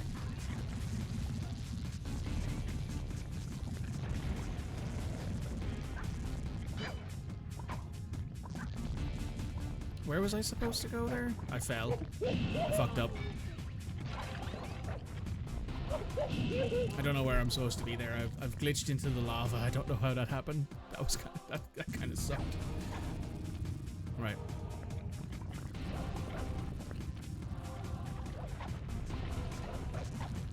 That was weird.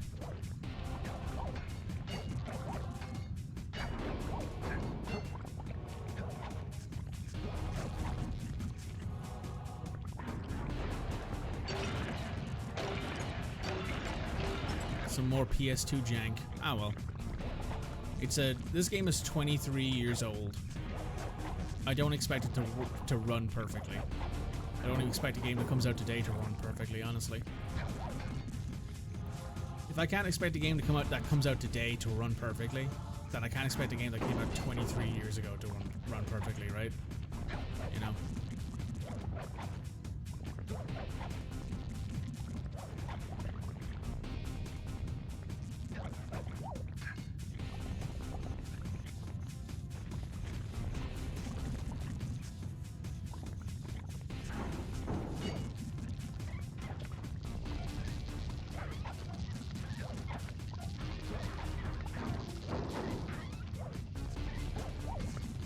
Take it nice and slow, we got plenty of time. Damn it. Okay, we have a lucky charm there, that's okay, we're fine. We're fine. Up here? Yeah, here we go. I got it. God, we were so close like 3 or 4 times. A strange reunion. Okay, that jetpack is easy to fly. Use the left analog stick to aim and steer, and press the We might be square done by the time button you get back, Ray, but don't worry about it. Sly, behind you! Oh, hey, Clockwork. Sly Cooper, you have escaped my gas chamber and destroyed my death ray. Remarkable. You Coopers always find a way to beat me. Always? So that was you in the background of all those old pictures in the thievius raccoonus. How old are you? Perfection has no age. What? You're immortal? Revenge is the prime ingredient in the fountain of youth.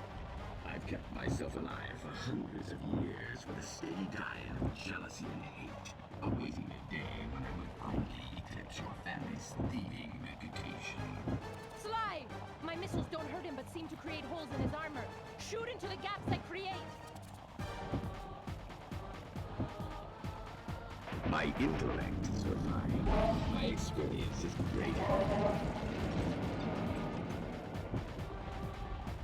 You cannot escape me.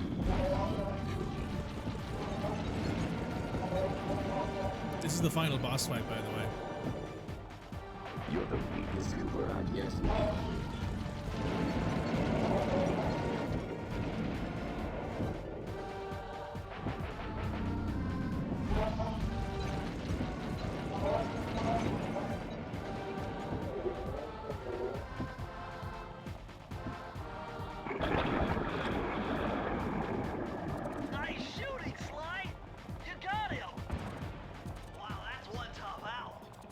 don't get it. You're so familiar with my family, you must have known my father had a son. If you hated the Coopers so much, why did you let me live when you stole the thievius raccoonus? Because I wanted to show the world that without your precious book, the Cooper line was nothing. Ah, well, there's where you're wrong. The thievius raccoonus doesn't create great thieves. It takes great thieves to create the thievius raccoonus. Enough, Sly Cooper. It ends here. I will finish you like I finished your father. And the Cooper line will be erased, and the only master thief will be Clockwork. Okay.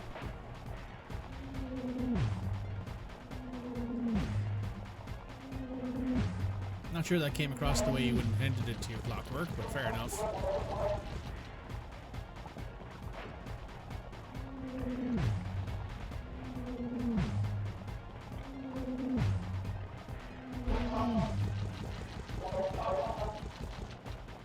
My skills are superior.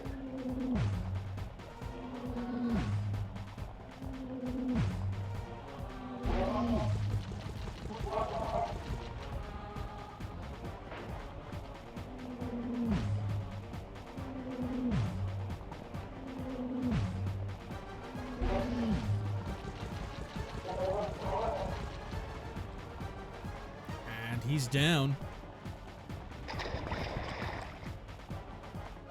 Now's your only chance, Sly! You've got to get to his head and destroy it before his auto... I am. 7.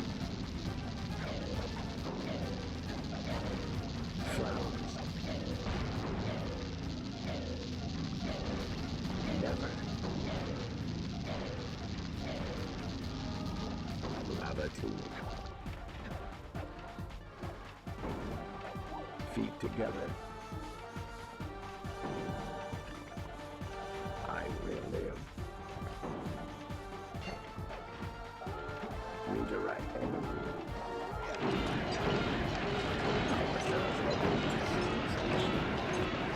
Cooper, you will never be rid of me. Clockwork is superior.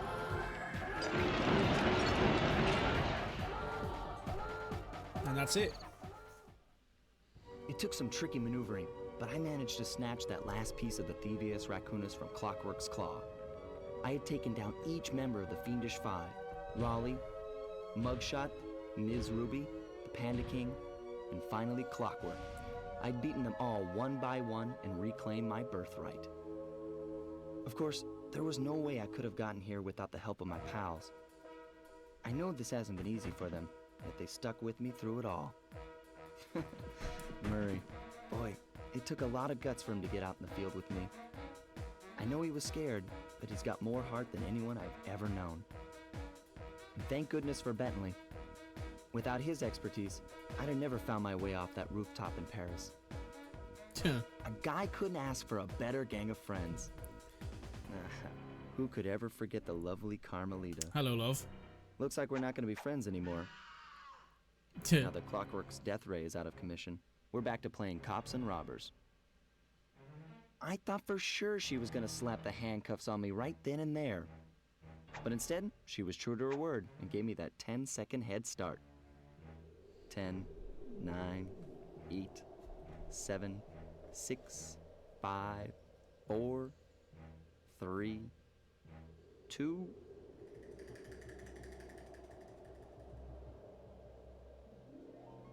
1. Smooch. She's so into him.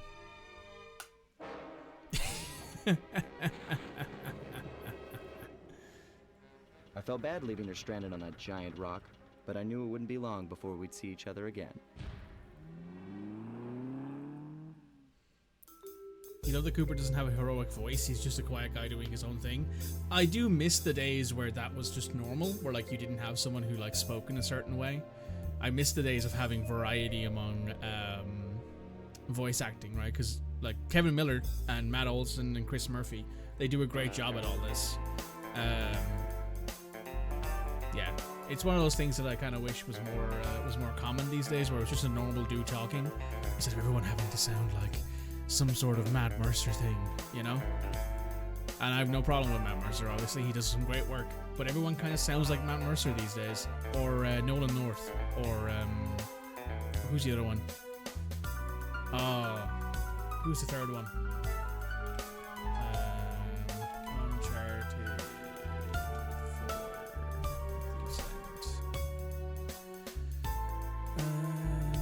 What's his name? God damn it, what's his name?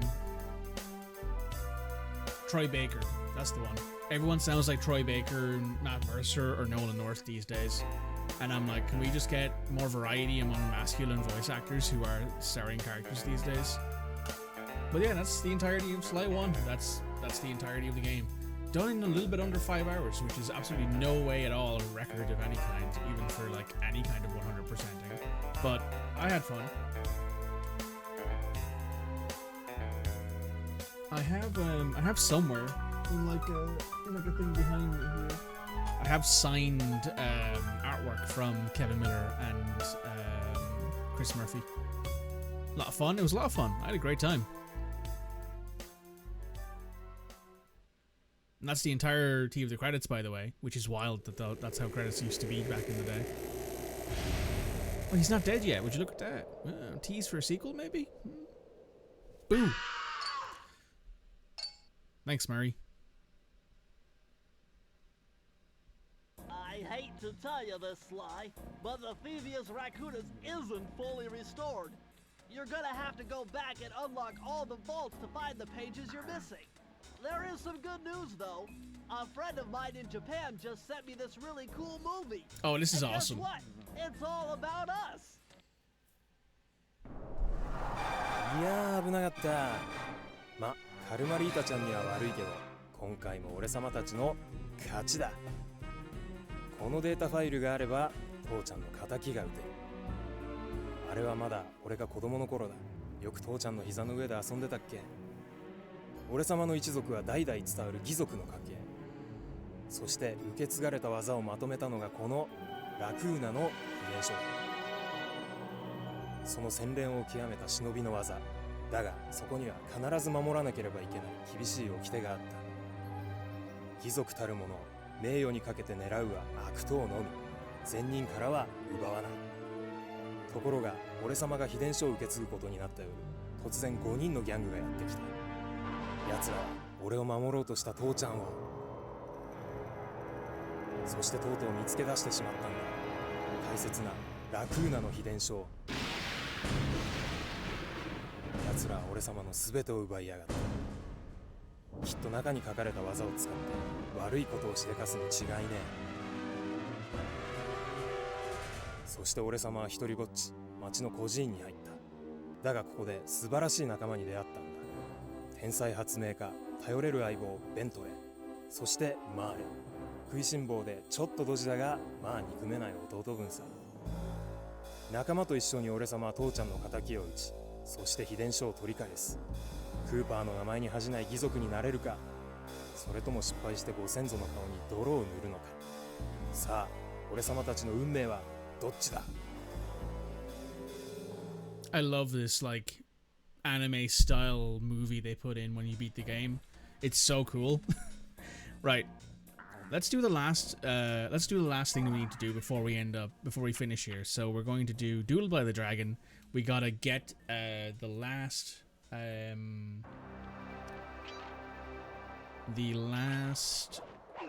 vault, and then we can call the stream.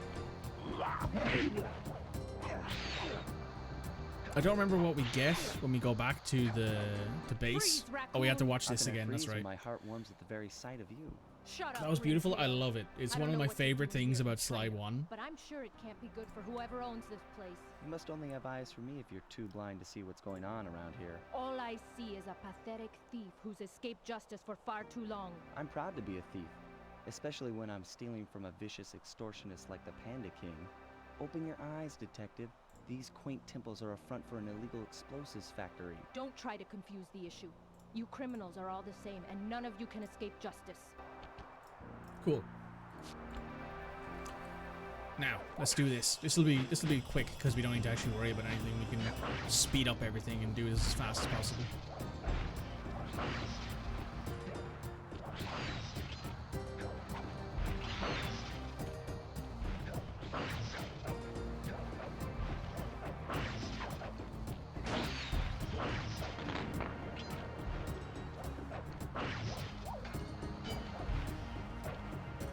Oop, I jumped too far.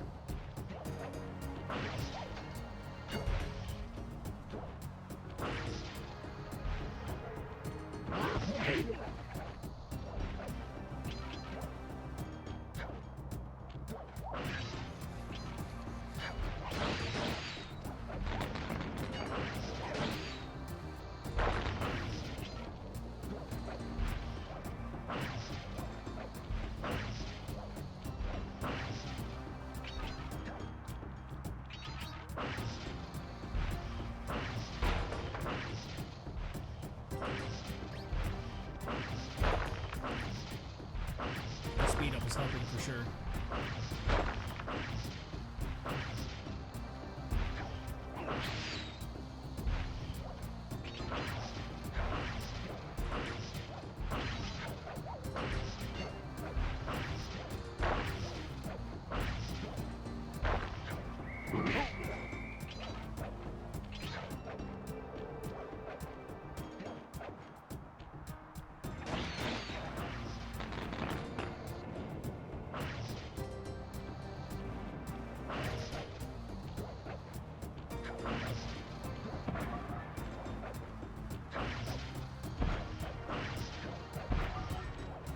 Right, let's grab this. Press the circle to enter the vault code. Multiple blood vessels burst in my brain while figuring this out. The code had better be 231.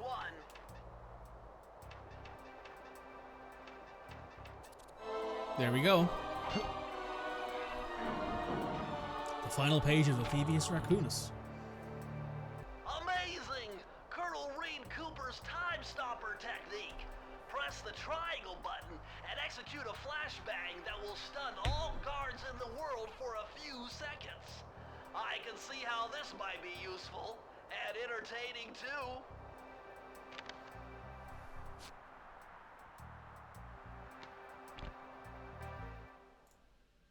At long last, the thievius raccoonus restored to its original state. The first time I held the whole thing under my arm since I was 8 years old. The same weight that all my ancestors had felt beneath their arms as they had passed it on. Although, while other family members may have been great thieves, they all inherited the book. I got a chance to earn it. I had taken down the Fiendish Five, having used the moves my ancestors taught me, and become a master thief along the way. The time had come for me to chronicle my own adventures into the great book.